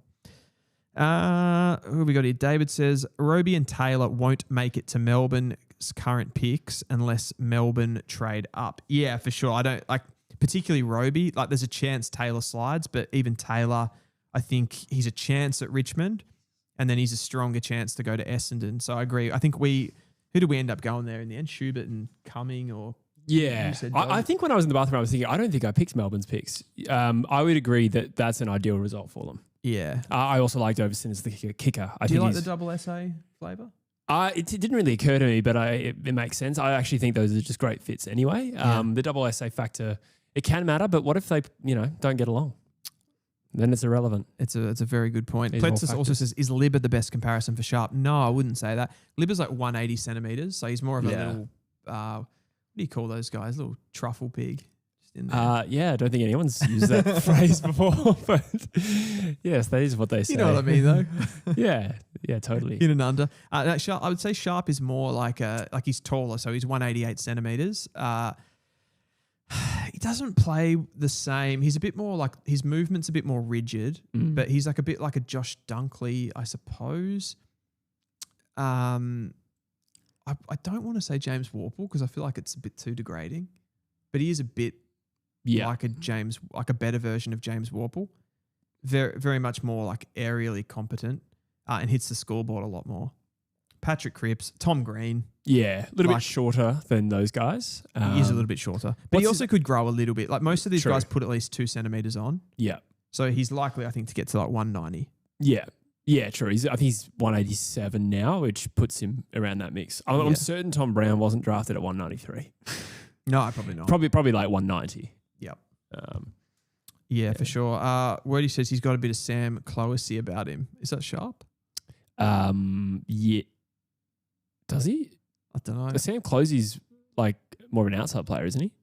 We're talking about the Gold Coast one? Or the one Ted Cloesy's the one at Geelong? Ted's the midfielder, so maybe. I don't think we're talking about Sharp then because Cloesy's... Oh, maybe he means looks because they actually look a bit the same. Oh, okay. They both got that sort of blondie. Yeah. Maybe. Yeah, West Coast can have a few of those if we get Darcy Sharp. Yeah, absolutely. I'm going to go to the bathroom. New Geelong. Brown was like 186. See, that's what I was thinking. I thought he was like 185, Tom Brown. So maybe he did just grow massively after he was drafted. But a few players have done that. The rumour is the Bombers want Taylor and Richmond are putting the pressure on the Bombers with the trade down. That's interesting. Taylor would be a good fit for Essendon. This would be fascinating to see how it plays out. We're all just guessing that, I've been guessing, the Bombers probably want CDT or Dersma, right? Wordy was, I'm taking the piss, was just giving an unflattering player comparison. Okay, I was going to say that was a bit of a random one. As an aside, I noticed that Gold Coast have some interest in Ted as a delisted free agent to join them because, and the pull for Ted to go to the Gold Coast would because his brother Sam is there. But I was like, if you're a fringe midfielder in the AFL and your choices are West Coast and Essendon, I think the other two teams, why would you go to the Gold Coast Suns simply play with your brother and just play VFL for a whole year? Like that just seems the most pointless thing from a career point of view. If Richmond were to trade down, who would you take with their other top pick? We did consider this earlier. Do you mean the one that stayed? Like if they trade pick 3, who do they take it for? They might still go Grill. They could go Cooper Duff if he's not there, not taken rather. And with a later pick, I think you would be considering a Doveston, for instance. And Sam Cumming could also be there, depending how far they trade down. Fetch, thank you so much for that generous donation. Enjoying the content and grind, gents. Looking forward to fireworks on draft night with ability to trade future 26 and 27 picks. Yeah, as a North Melbourne fan, you love that element of draft night. Excited for draft night. Yeah. It's going to be so... I reckon this draft's going to be awesome to watch. Yeah. You never know. Like, I suppose someone said in the comments before when I mentioned about Sam Lawler and they said, this year's interesting because we don't know compared to last year where we did know. We knew that Sam Lawler was going to be number 1, but that information came extremely late. Yeah, there's other number 1 picks we've known for a long time. Harley was probably the most obvious one ever. But generally, there's a few exceptions, but you will know in advance. I feel like the most common out from the draft people were saying was like Levi Ashcroft, Jagger Smith. Yeah. Because they were pumping 30 disposals a week. Yeah, Lawler came late. Like, I think he was top 10 for a while. It was definitely after the season had already finished. Yes. So the information is just news at that point. It's That's not true. like, I think this guy's better. Yeah, that's right. That's right. Thank you once again, Fetch. Team social media team praying for CDT for the Simpson memes. For West Coast? Oh, No, wait. Duff Man. Simpson memes. Oh, wait. No, I was thinking Adam Simpson. Man, my brain just lost 5 Yeah, years. yeah, you know, the Simpsons has this like Duff Man. Yeah. No, I love that. Love that. I loved, just as an aside before we get into the mock, when Adam Simpson beat Scott Burns for our coaching job in 2013, somebody posted a meme of Scott Burns snarling, and it says, Simpson, eh? Because Mr. Burns, Yeah. Simpson, eh? He got beaten by Simpson. You watched Simpsons, right? Yeah. Yeah. Wait. Start again. Yeah, start again. Sorry. Scott Burns got beaten amongst others. I missed the Scott Burns Okay, part. yeah. The memes are Simpson, eh? I thought that was one of the best Simpsons memes I've ever seen. It's quite good. Yeah, because it's thanks, man. Yeah, That's good stuff. yeah, it was really rewarding. Pletcher says Lawler was fourth on Toomey's form guide that came out today last Oh, year. there you go. So that was interesting because I feel like Lawler was actually lower than that on the September one from last year. And Lawler didn't do the combine and then he came into like 4, like a month later. So at that point, you just like Toomey obviously gets the news cycle come in. Yeah, Which has bumped him up. Totally. Because there's nothing really to base it on. Birdman says had to be there, Dylan. That's a fair call. I guess you did. Yeah. I guess you did. I thought For it it to was- really hit home. Yeah, you had to see it. Yeah. Yep. Yeah. Do you see the Hawks taking Greaves early at pick 11? Well, we are about to do a mock draft. We're going to do a mock draft right here, right now. You'll bloody see. Like, You'll bloody get it. Fat Boy Slim. That's Mock. Mock. Actually, I'm kind of nervous about doing Yeah, I'm this. going to hide my notes. We have a board. So Yeah. I mentioned it earlier on in the episode. We have these little markers. Bored just looking at it. If you can see. Yeah. And you write the name of the... you write the name of the thing on the thing.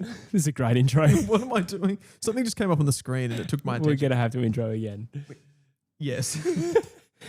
Let me just find my notes. All right. I'm losing it. Okay. Hello, everyone. Welcome back to True Footy. And today we are doing our mock draft. We're going to go through the top 20 once again, as we've done this about once a month since I've moved to Melbourne.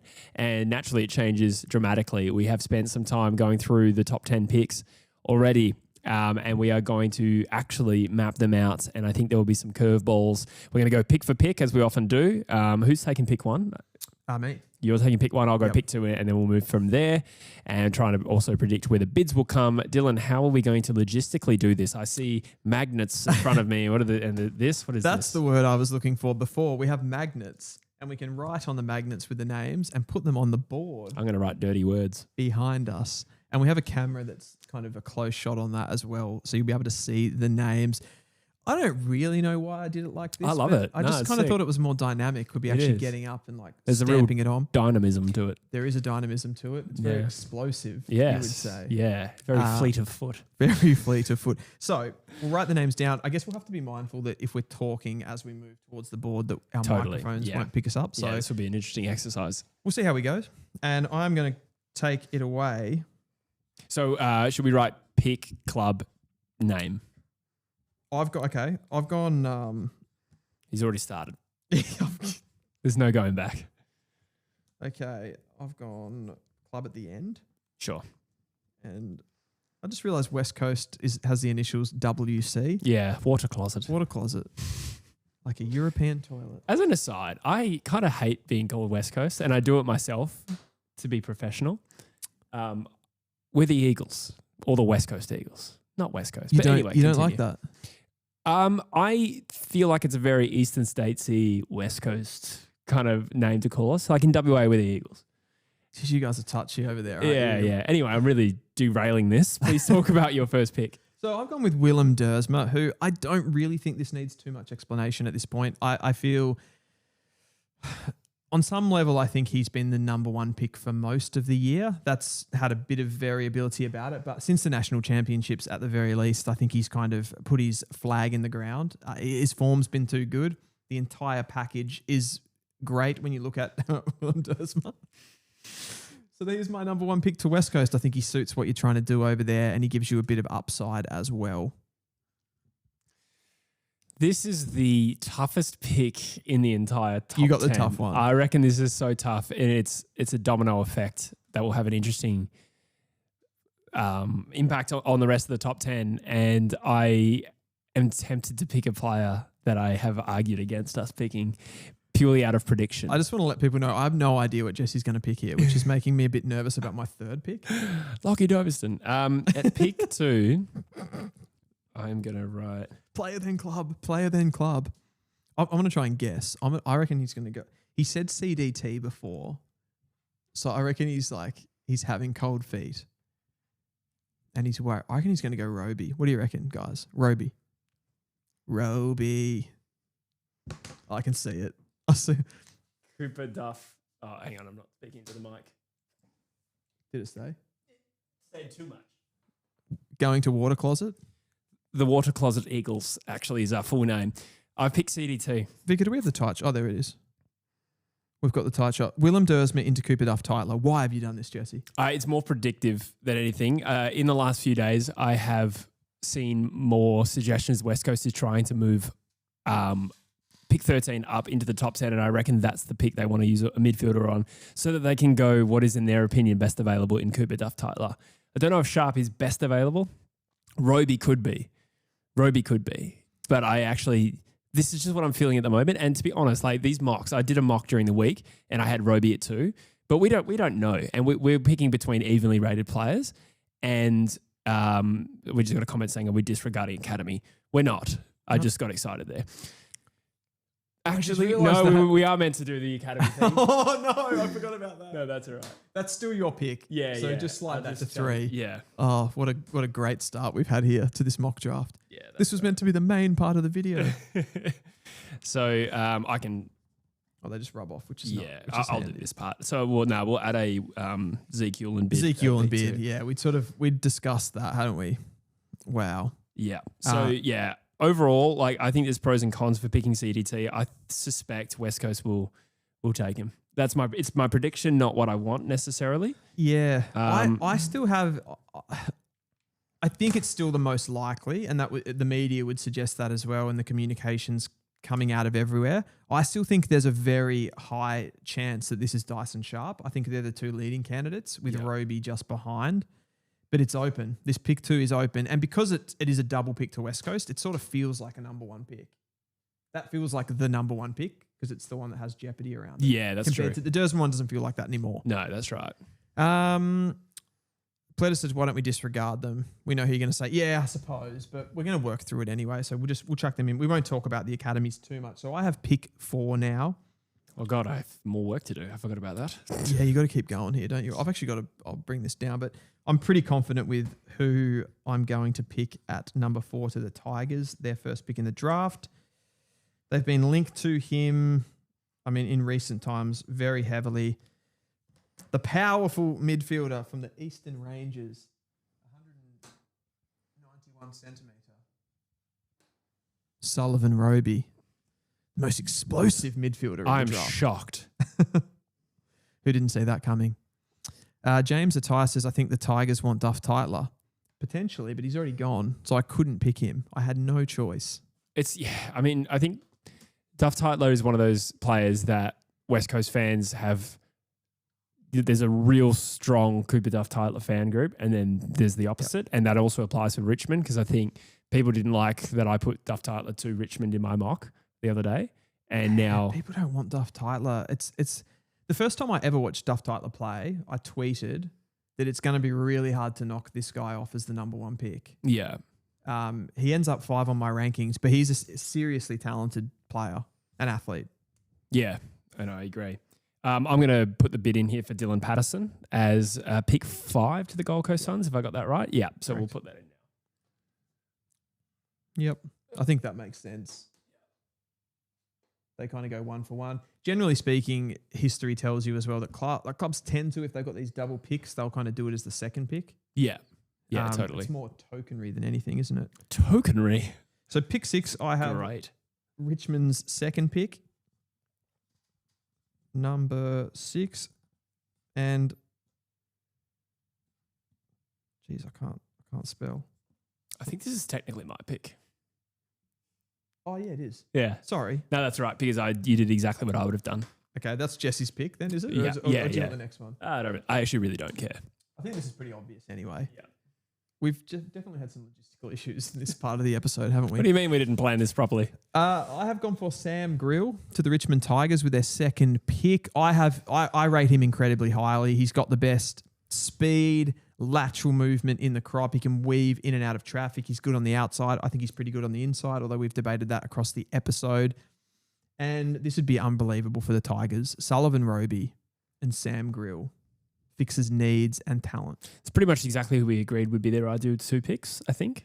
Obviously, it depends on availability, but I think this is probably what they want at the moment, if I had to guess. But again, somebody in the comments just said Richmond want CDT. There's the rumour. So, who knows? We were just doing our best here. Yeah. So he wasn't on the board, though, in this case either. Exactly. So they don't get that choice. No, that's right. In our mock draft. So who have I got next? Have I got Essendon's first selection here? You got Essendon's first. And we're at pick 7. We are at pick 7. Bearing in mind they have 2 picks. We just got to be mindful to probably do a bid. Yeah. The next one can be a bid. Yeah. But we'll start with pick 7. In some ways, I kind of agree with Pletsis that you could just can the academy bids. Yeah, we could go have open done draft. But anyway, we've gone that way. Yeah, absolutely.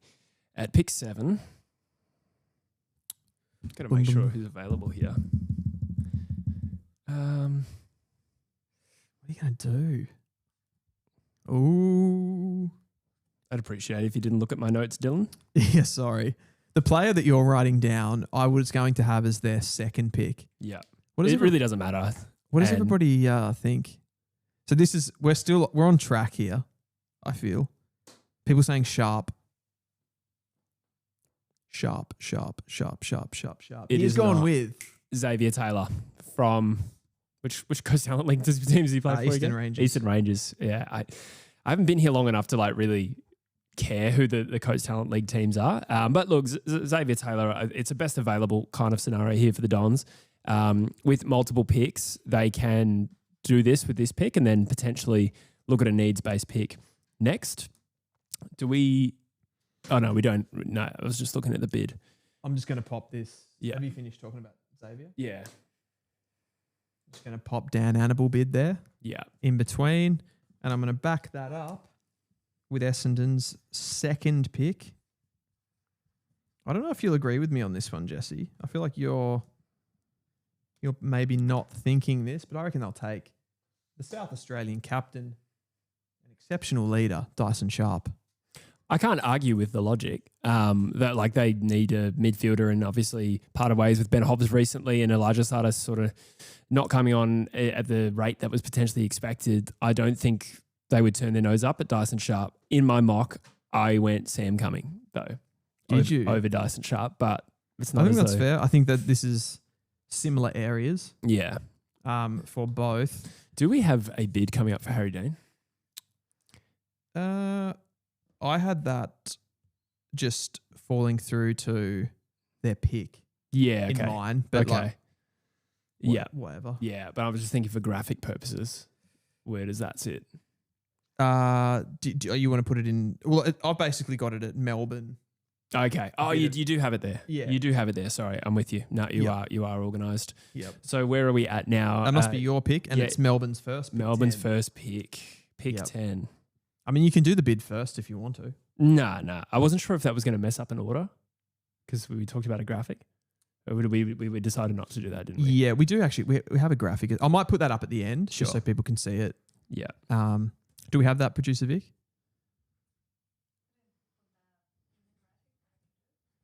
Do you know how to get it on the screen? Sweet. I can come and assist with that. Who are we saying here? I actually don't know who you... Actually, I probably do. Yeah, it's literally the name you have there. Okay. Who is it? Look, Melbourne have... it's Aiden Schubert from South Australia. Melbourne have done a pretty good job of replenishing their midfield over the last few years. They also have multiple picks here. I think they go the best available key forward in this draft, Aiden Schubert, who rucks as well, but I think they're looking for a long-term partner for Jacob Van Rooyen, and with some doubt on Jefferson, I don't think they pass him up here, bearing in mind they have a second selection, which is also going to influence what they do, and I'm really happy with this from the Melbourne Footy Club.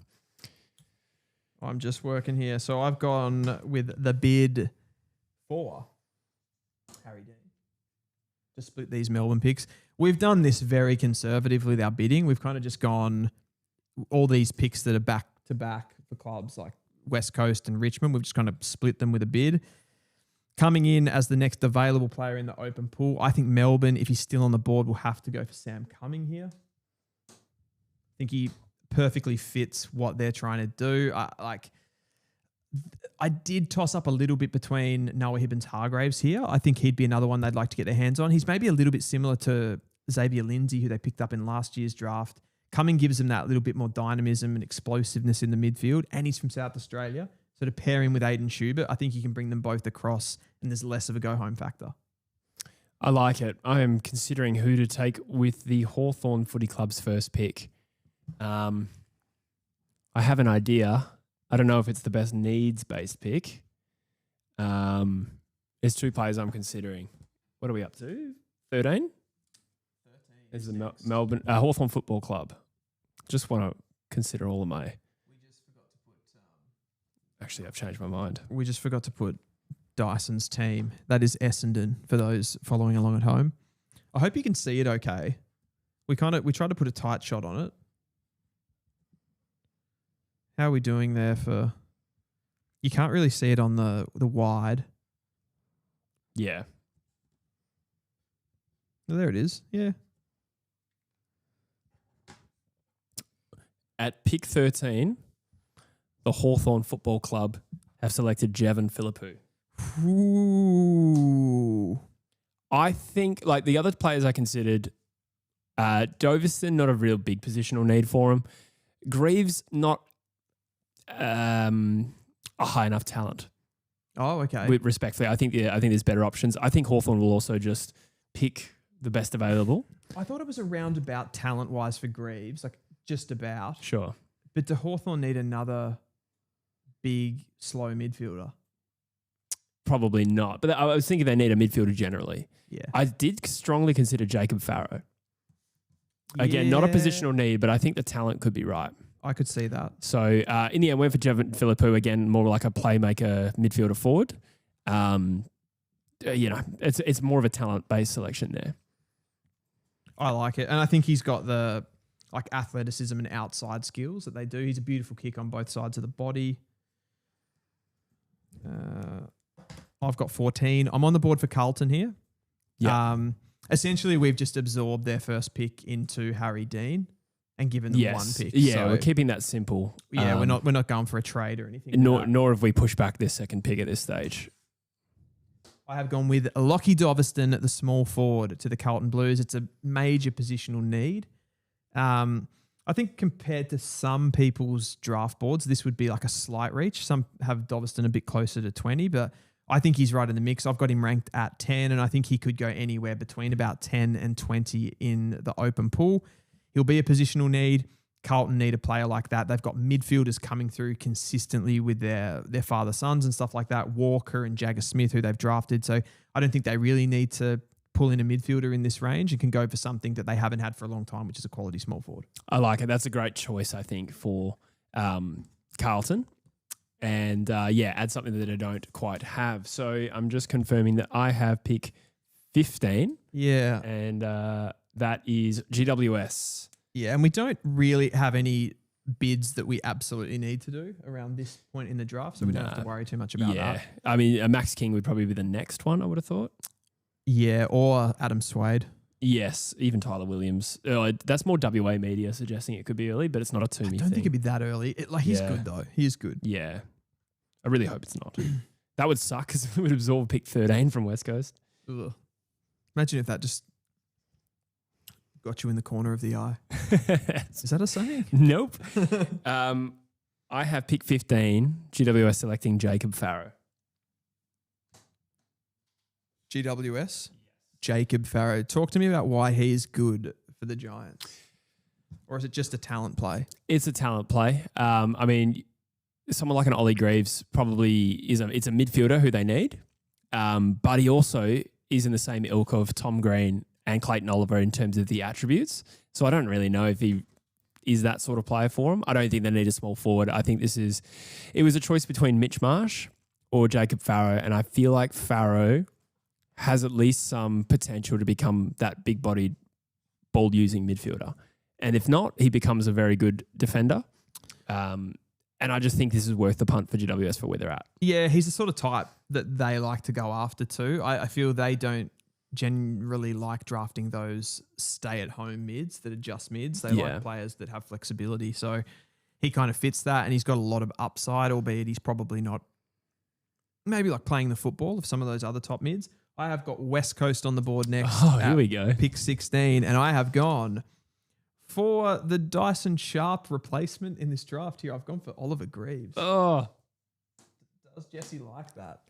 I would have probably, because I was thinking like West Coast haven't really hit their needs in this draft, even though I contradicted everything I've said about what they should do. And I just took Jacob Farrow off them. So I was worried that I had the pick, and I was like, what am I going to do here? And I was scrambling. I reckon I would have gone Hibbins-Hargraves or Barker. But yeah, he's still on the board. I actually forgot about Hibbins-Hargraves He's there. still on the board. Would I have... But Greaves, like, it does suit the need. Like, if you're going to go for Sharp, you can't rule out Greaves. I would rate Noah Hibbins-Hargraves higher on talent. Yeah. Absolutely. That's who I would have taken, but... I had Hibbins-Hargraves to Hawthorn, which then blindsided me. Yeah, But I actually, I'm happy with Greaves. You're happy with Greaves? I'm happy with Greaves because... Someone says disgusting pick. Disgusting pick. Riffs. Why don't you justify the Greaves pick? So I think it's that... I've talked about Dyson Sharp and having that sort of inside mid. I think that's definitely a need for West Coast. You've gone Willem Dersma, who's more of an outsidey type. You've gone Cooper Duff-Tytler, who's that ruck forward. He just is I put you in the position of needing to take a midfielder. I really did. Yeah. You killed me. Because you haven't taken any in between that, have you? Nah. No. Yeah. In reality, my prediction is West Coast is successful in moving 13 up, and we'll take a midfielder. It may not be Greaves. And we'll end up with CDT. That was my prediction. Some people like Word, you unsubscribed. What's that? What did you say? Unsubscribed. I think it was a joke. Oh, no. I hope. I actually thought that like message retracted was actually an unsubscribe. Okay. Subscription retracted. Yes. Reed needs help, says Pletzer. So that's kind of my thinking. It's like the midfield selection. Yeah. But people aren't that keen on Greaves at this point, are they? Have I got the Western Bulldogs? No, Yes, you do. I'm actually going to pull a bit of a surprise here. Is this pick 17? This is pick 17. This is 4 to go. A needs-based selection, and I think I know who you're going to pick. Actually not. Oh, no, I spelled his name wrong. Who do you think I'm going to go? I think you're going to go Josh Lindsay. Do you? Yeah, that's what I would do. It's not what I would do. And this is a reach. And I don't expect them to do this, but this is actually a good idea in my opinion. Oh, I know what you're going to do. Blake Threadgold. Yeah, it's ready. My boy. Blake I love this guy. This would be a great pick. I think he goes top 20, if I had to guess. I think he might too. Because of the scarcity of key backs, I think that can sometimes cause a bolt. And I think the Bulldogs, we know about their defensive issues. Blake Threadgold is probably not going to make a huge difference in his first season, but they do need to consider now, like Liam Jones gone, Buzzlinger, probably that next cab off the rank for sure, but probably something also back to support him. I think it just makes sense for their list position. It's reach. I don't think it's that much of a reach on talent. No, it's not. Yeah. No. I think he's a good player. I think he's great. He was near on best on ground for Sturt in the SANFL Grand Final. He's so attributally rich, I suppose you would say, like athleticism. Attributally rich. I love that. Just what I've been going with lately. It's good. Blake Threadgold to Warner Brothers. Don't get that. Blake Threshold, he said. Ah. Chris Watson, that doesn't make any more sense. But yeah, I'm like, okay. Chris Watson says, why would West Coast not bid on Dean at 2? We talked about this earlier. I think that's a real public play by West Coast to try and pressure on Carlton. And for the purposes of this mock draft, I feel like it would be too creative if we went down that path. I would agree with that. So you've gone there. You've left me with... There's a couple of players here, and I'm just trying to think who the Crows would need. I think this is fairly obvious at this point, but I'm also thinking about like local versus Melbourne, which is kind of throwing me...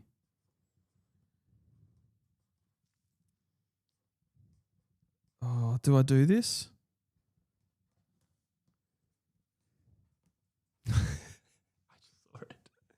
It's just funny because of what we discussed earlier. We've actually had this exact.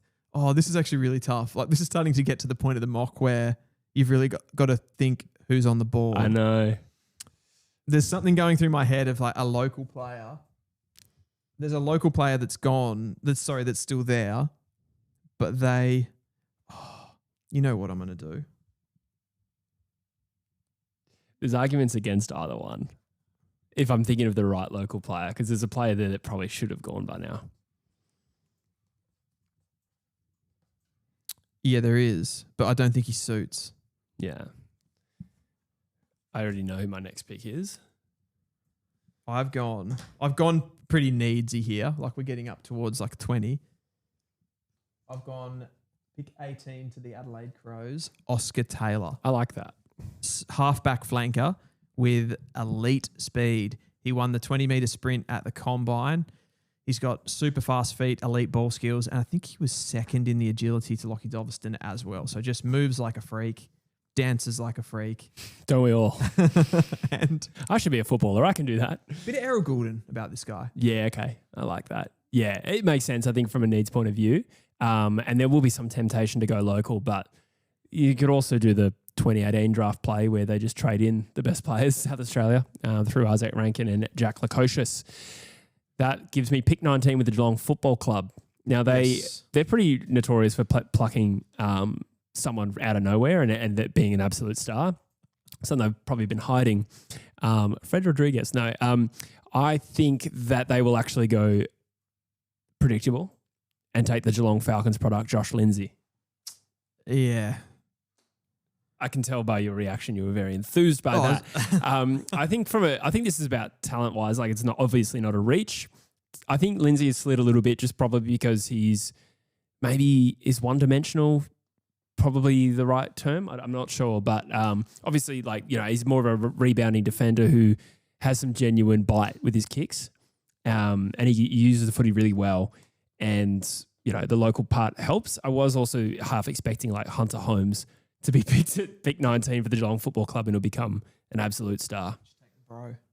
Take the bro. No, I think Lindsay's a good one. I think the leadership qualities are there. I started to do that and it got really boring really fast, really tedious. I'm like, I can't do this all the way to the bottom. But I think for Geelong, like we said before, they've had huge success drafting these sort of obscure prospects that have turned in like athletes and stuff like that from track backgrounds like Ollie Dempsey and Mark Blitzavs and still going there. Yeah. Very tedious, isn't it? Those types, but they've probably been more conservative at the top end, which Josh Lindsay would sort of fit that. Is it a positional need for them off halfback? I suppose it does give them the ability to free up a Max Holmes or someone like that to play more midfield time. That worked very well. Gives us that bottom for pick 20 here. So I'm on the Dockers now. I am on the Dockers.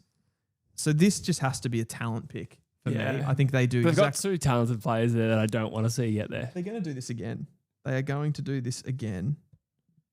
And there is one other player that I can pick here. This is actually strange because you picking Blake Threadgold has moved somebody out of our top 20 that was sort of, at least in my rankings. I'm not sure what your last mock was on Big Footy Tiger. But we're missing... I can't remember what we did that day, to be honest. We're missing a Mitch Marsh because I'm going to go Noah Hibbins, Hargraves. Probably 2 years in a row, if this happened, that Freo would be picking up the highest IQ player in the draft. Yeah, Great. Absolutely. Yeah, no, somebody said you moved 15 too far to the left and then I pushed it and went too far to the right. It happens. So that's Fremantle. Cap and Flash is asking, take Noah Hibbins Hargreaves. Yeah, absolutely. I mean, as a list and a best 22, there's not too much gaps there, too many gaps there for Fremantle. I think they can just go best available. So, you know, you could say that they don't really need Hibbins Hargreaves, but there's, you know, they also didn't really need a Jacob Farrow or a Mitch Marsh. Like they already have Jai Amos. They have their Hayden Young. Yeah, they have their Hayden Young. Like it's a little bit tricky to pick for them. So, yeah. Someone on the internet says if Noah Hibbins Hargreaves is a Sheasel type, I'd be surprised if he slips. Yeah, absolutely. But I don't think he'll go that low. There was always going to be somebody who slipped out of this 20, in my opinion. Like we didn't really drive anyone up to. Oh, it's too early. I went early on Philippou. Do you know, in retrospect here, they could take Hibbins Hargraves. Another one that would actually be a good sort of needs pick for the Dockers would be Harley Barker. They probably do need a winger. They've kind of been running like that's true. Sharp and players like that. And also Mitch Marsh, if they thought that a miss isn't really their guy as that sort of third tall, Mitch Marsh is probably more suited to that. And they could also play him on a wing too with his kicking skills. Yeah, yeah. But you could do the same with Hibbins Hargraves. He's played wing. He's played all over the field. So there's a lot there. I guess just to answer some of the questions, KJ Lawson says, who's picking Dyson Sharp? We've got him going to Essendon at pick 9 in this particular mock. That's after academy bid. So I guess that's the 7th or 6th open pool prospect. Yeah. Dyson Sharp there. Noah Hibbins Hargraves play halfback for them. He could easily play halfback. It's not a position that I've seen him play, but I think he would actually find halfback easier than the positions that he's played at this level, playing more forward of the ball where he's got to work in tighter spaces. Another player, actually you said this about him, going to a stronger team would be beneficial. I mean, that's probably true of everyone, but he's the sort of player who could thrive if he goes into a well-organised system, which Fremantle is a relatively well-organised system. Yeah, I think so. I think he just kind of looks like the sort of player that you'd probably less send to the bottom team and expect him to pick you up. Yeah. It'd be just, I mean, it's probably, true of everyone, like you said, but that sort of works for him. So that is the top 20. Yeah, it's an even draft pool, as the comments are suggesting. I think someone said, is it strong because, people fell out and it was a different order? I think it's more the evenness that has led to this scenario. I think so. I mean, I could easily mount an argument that you could take Harley Barker over Lindsay or Hibbins Hargraves or even Taylor. If I had the West Coast pick, I could have taken Barker, I reckon. I might have gone Hibbins Hargraves, actually. Yeah. Over Greaves, but again, I put you in the position of needing a midfielder. Do you think there's any chance that someone as high as Essendon or Melbourne with those stacked picks, because of the fact that they do have 2 in a row, could take somebody like a Hibbins Hargraves? Totally. Yeah. Yeah. Again, if it's like Melbourne with their second pick, if they're considering Doveston, they could also consider Hibbins Hargraves. Not the same sort of player exactly, but, you wouldn't take both at the same time. No. A few people asking if we're going past the first round. We kind of just did the top 20 here. Partly because it's compact enough to fit into an episode, and there's also a space issue. I guess we can, we'll be doing more of these. We can kind of I reckon going forward, we do them longer from now on. We can, yeah. We got through that one pretty quick. Yeah. I think because we've done all the conjecture around the top picks, we didn't need to repeat ourselves. Yep. Let us know if you have any questions, guys. Any regrets? In life. What about the draft? I'm thinking about that Greaves over Hibbins Hargraves move. I still kind of stand by that given the situation. I have Greaves a little bit lower in my rankings. Yeah. I think I got him at 18 in the end. I could see Greaves could slide past 20. Yeah.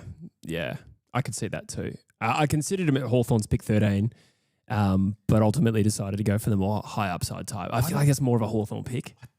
The only thing I feel with Greaves to Hawthorn is that just because he plays for the Eastern Rangers, so he's attached to Box Hill. It was more just the midfield appetite for Hawthorn was my thinking anyway. They got Cody Anderson last year, kind of a similar type.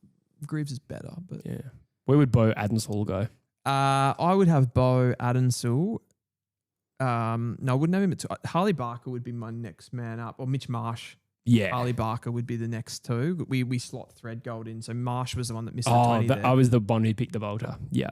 You picked the bolter. We did pick out. And that is, I would say Adensall for me is like closer to 30. He's a very well-rounded, good midfielder, but he doesn't have any major attributes to hurt you, I would say. So I've got a few in the next pool. Off the top of my head, I'm just trying to think. So I've got Barker, Threadgold. This is just outside my top 20. Barker, Threadgold, Jack Ison, Riley Onley, Louis Emmett, Taylor Byrne, Thomas Burton, Hunter Holmes are some of the next men in for me, just off the top there. Cameron Nairn. I was going to say Cameron Nairn, yep. Yep. Toomey ranks Threadgold at 30, but he's better than that. I'm sticking fat with my call there. Yeah. Who else has he got in between 20 and... he's got Swade. Swade would be up there. Ludovic. I'm not as big on Ludovic. Yeah, Ludovic, sorry. Yeah. Ludovic. A lot have got him. Heatherton's another one to be sniffing around the 30. I really like Louis Emmett. I think Latrell Pickett. Yeah, I don't know much about him. He's bolted 170 centimetres. He's 2005 born. Oh, true. So I think he's playing in the Sample. Yes. Came from like reserves footy. Kicked 4 goals. Cozzy Pickett's cousin. Yep. I don't know enough about him to even rank him. Yeah. But Harry Kyle from the Allies. Yeah. Sydney Academy. We didn't actually talk about him.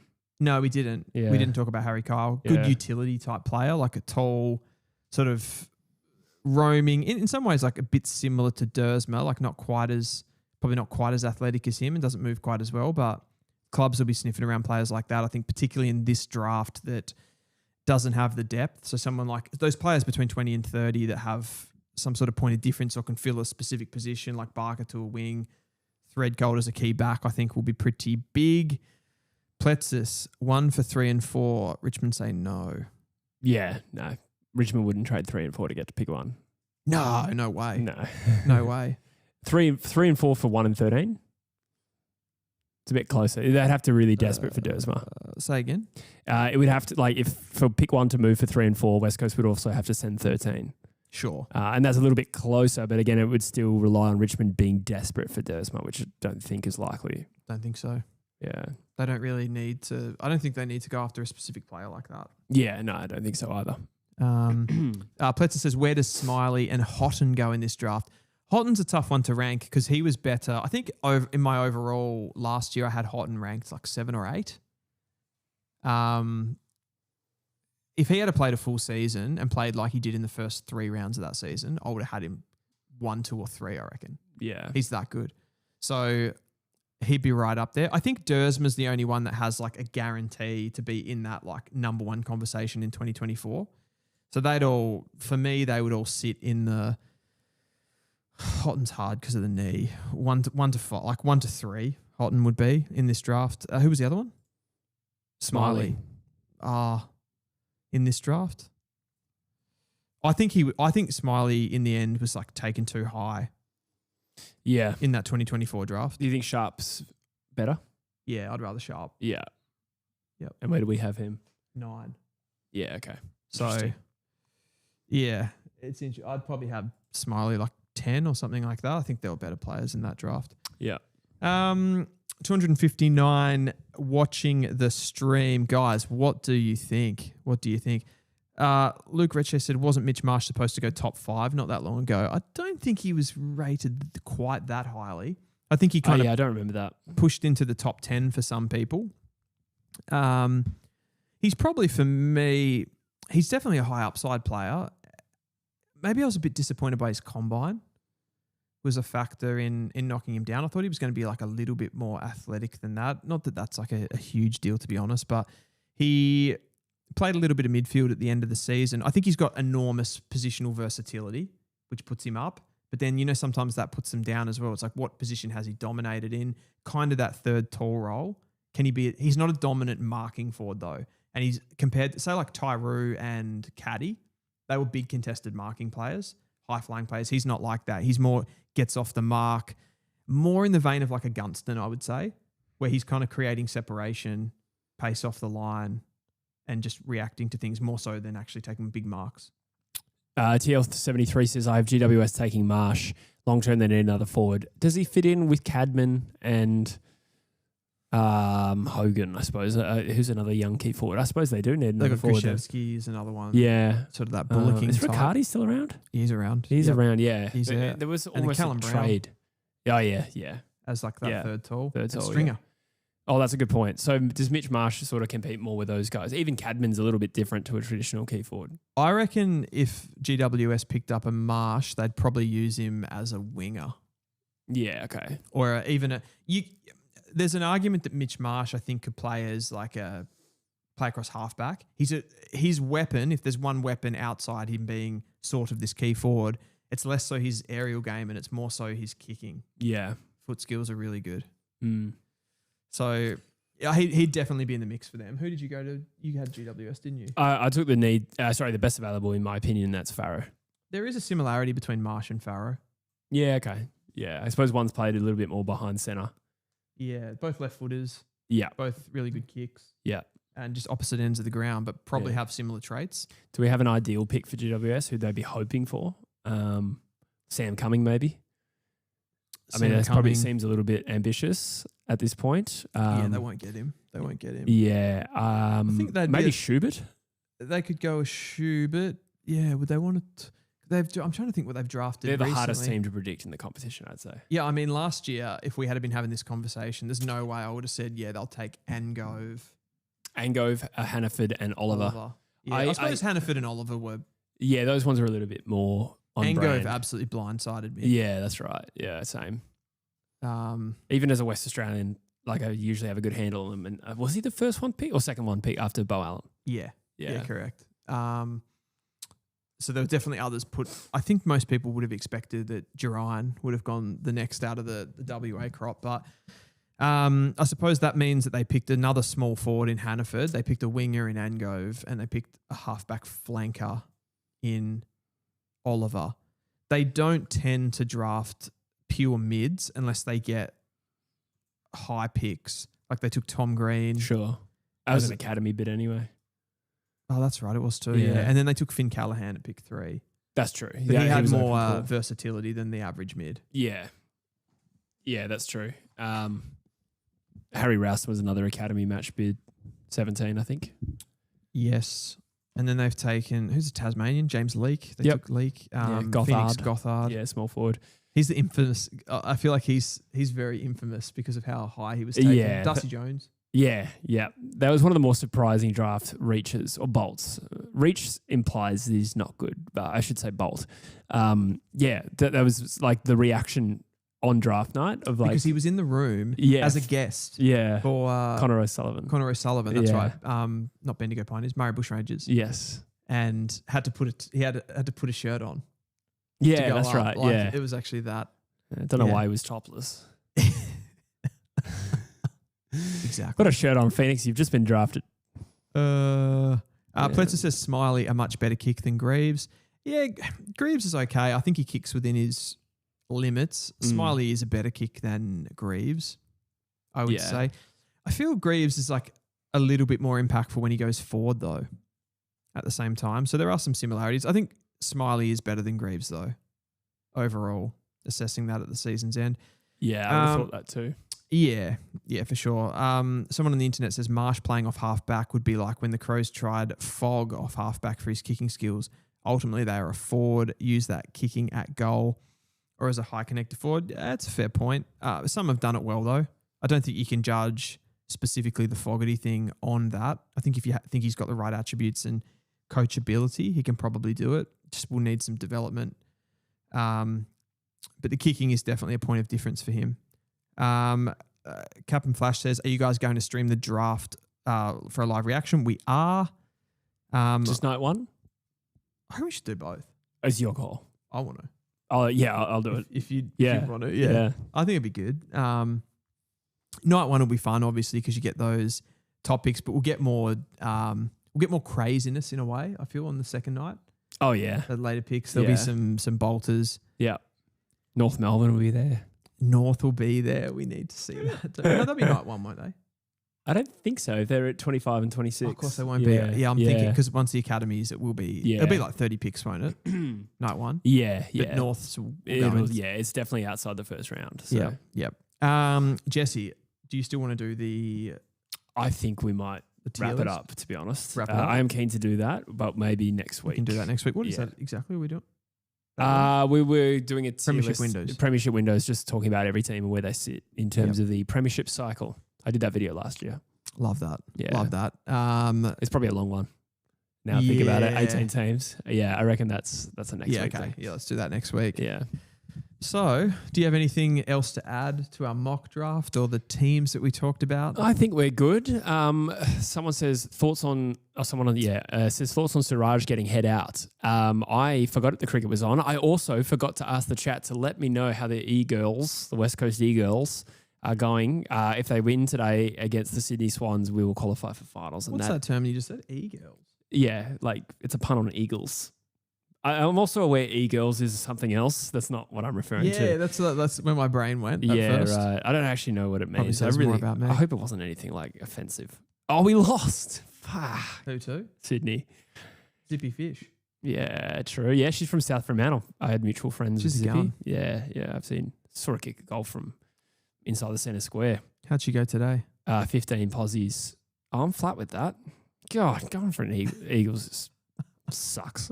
That's one thing we get with North Melbourne. We've got the W, we kick ass. Oh, that's true. Yeah. We had a really good season. I think You've improved a lot under Daisy Pearce. Yeah. Like there's still a round to go, and we got Carlton next week.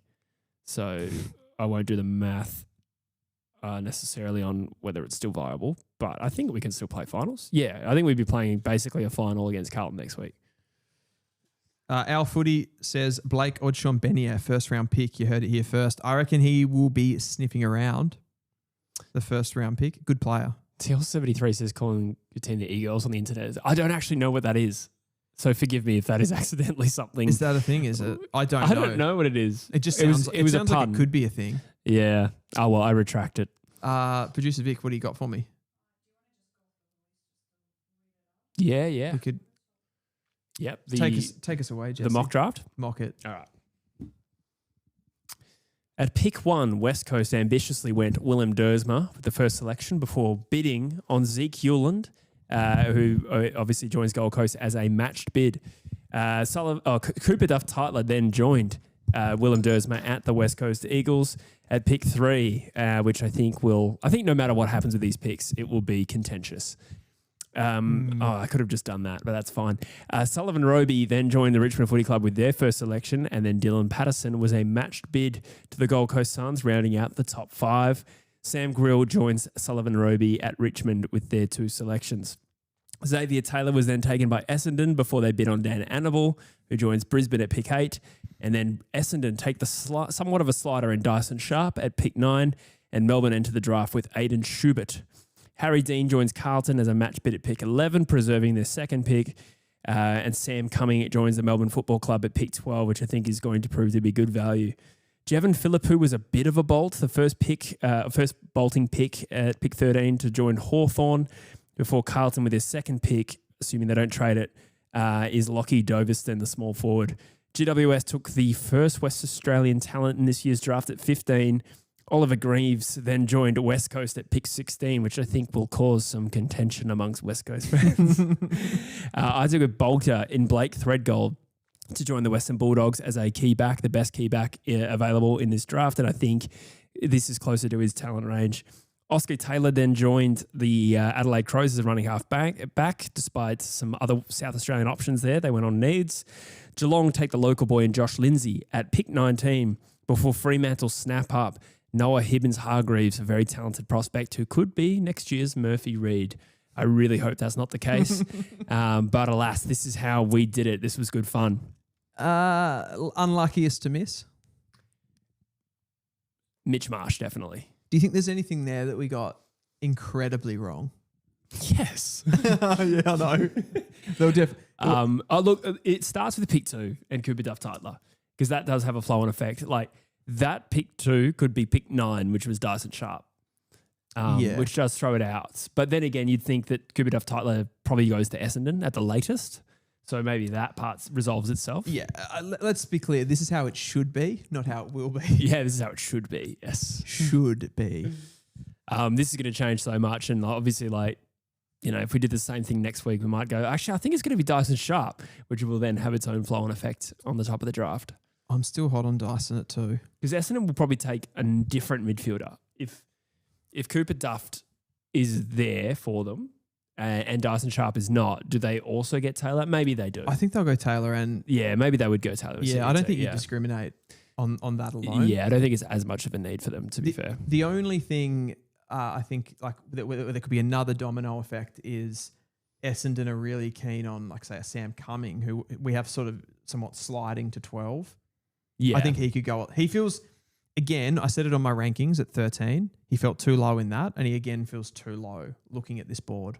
I agree. I actually think, he could go top 5. Yeah. Potentially. I think Richmond taking him is not completely out of the question. Yeah, I agree. Yeah. I agree. My only thought process there is, would you take Roby and Cumming? But they're different. They're not the same. Yeah. Yeah, maybe you would. Otherwise, Roby could go pick 2 to West Coast, and then Sam Cumming becomes more tantalising for Richmond, who then also get Grill. Correct. I think also like one thing I'd like to point out with mock drafts in general, key position players are very difficult to pin down because it can become very much like very club specific. Totally. Very much a need. And it's hard to compare a key position prospect against a midfielder, for example. Yeah. It just is. Yeah, totally. You got a couple of questions there, Jesse. Oh. West Coast to trade pick 2, yay or nay? Well, what would that give us in this scenario? It would give us the access to Sam Cumming and maybe a Doverston. Yeah, I would do that. If the Bombers wait, sorry. That was for 7 and 8. I decided in my head that you meant for 7 and 8, but it might not be. If Bombers take CDT and Xavier Taylor, then we'd want a mid with our pick 21. Who would they take? 21. Who we still got available? I mean, Barker. You could say Greaves could be there. He could be there. He could be there. Barker would be one. That'd be a pretty good draft. Imagine if Essendon got out with CDT, Taylor and Greaves. Yeah, that's not bad. And then a couple of small forwards. Lindsay is maybe the halfback mid potential. Yeah, true. Yeah. And I guess there is, like you said, Greaves could be available. There's maybe a half chance that like a Farrow or a Philippou. Like some people don't have Philippou in the top 20. I do. Yeah. Where did you rank him exactly again? 15, yeah, I want to 15 or say. 16, yeah. Yep, somewhere there in the end. Very high upside player though, brimming with athleticism. I mean, you could go, someone's mentioned Blake Odshawn Benier, maybe a little bit of a reach, but you could throw, or you could go for someone like who will almost definitely be there, like a Riley Only. Yeah. Pretty powerful. True. Powerful inside mid. Bo Adensall, actually, I took him for Essendon in the Tiger Cast mock that I did this week. With Gold Coast not matching. Yeah. Yeah, that's a good shout. There's a couple of midfielders sniffing around, like even Thomas Burton, who plays a bit of halfback. I really like him. Yep. Very good, small but quick decisions and just good athleticism overall. Decision-making traits high. Rodriguez, some are saying. Rory Wright. I got to have Rory Wright. True, yeah. Yeah. The Wrighternator. I think early for Rodriguez. I think so too. I think Rory Wright would be a chance in that range because he's a bit more versatile with his marking and stuff like that. But even I suppose Hibbins Hargraves, who we had at 20, could be in line. I don't think he'd get through there though. Yeah. Our Footy's also saying Hugo Makunda. He's is he a Geelong? No, he's not. I'm confusing him with the other Geelong NGA. Yeah, Makunda, more of a small forward though than a midfielder, Makunda. So yeah, I'm probably saying that Essendon don't need more small forwards with Swade and Lashkar. How many picks do I think will get used? They're saying 50-ish. I think the range I read was 44 to 57. Can you imagine if it's only 44 picks? That would be extremely low. But yeah, 50 is probably, that's the midpoint between those two. Yeah. Rory Wright is one of my favourite players, says TL73. I'm a massive fan. He's so competitive. Could be one of those types, I think, that goes earlier than you expect. And you're like, oh, really? And then you're like, actually, that kind of makes sense. Yeah. I had him really high early in the season. He dropped off for me. Makunda is more of a Myers type. Yeah, it's a good shout. I, for some reason, got in my head Makunda's tied to Geelong, but I might be making that up. I don't know him. Jesse Mellor's tied to Geelong. He's at other Vic Country, like medium forward. Yeah. Has played a lot of mid for Falcons. Yeah, he's a bit undersized though. Jack Dalton go in this draft. Yeah, Jack Dalton, I reckon late 40s, 50s. It's funny though because like you compare it to last year and you're kind of going, oh yeah, this guy will go in like the 60s or something, but they won't take that many picks. They just won't take it. Yeah. All right, Jesse, shall we? I think we shall. We shall. That is a wrap for Footy from the Flat mock draft edition. I think we got through everything we wanted to get through pretty much. There's always something we push into the following week. There's always something that we push. Are we doing? We're epping next week? Yeah, if you guys are available. Yeah, I'm keen. Yeah, I love it. We can go through some other teams as well. I mean, like Carlton.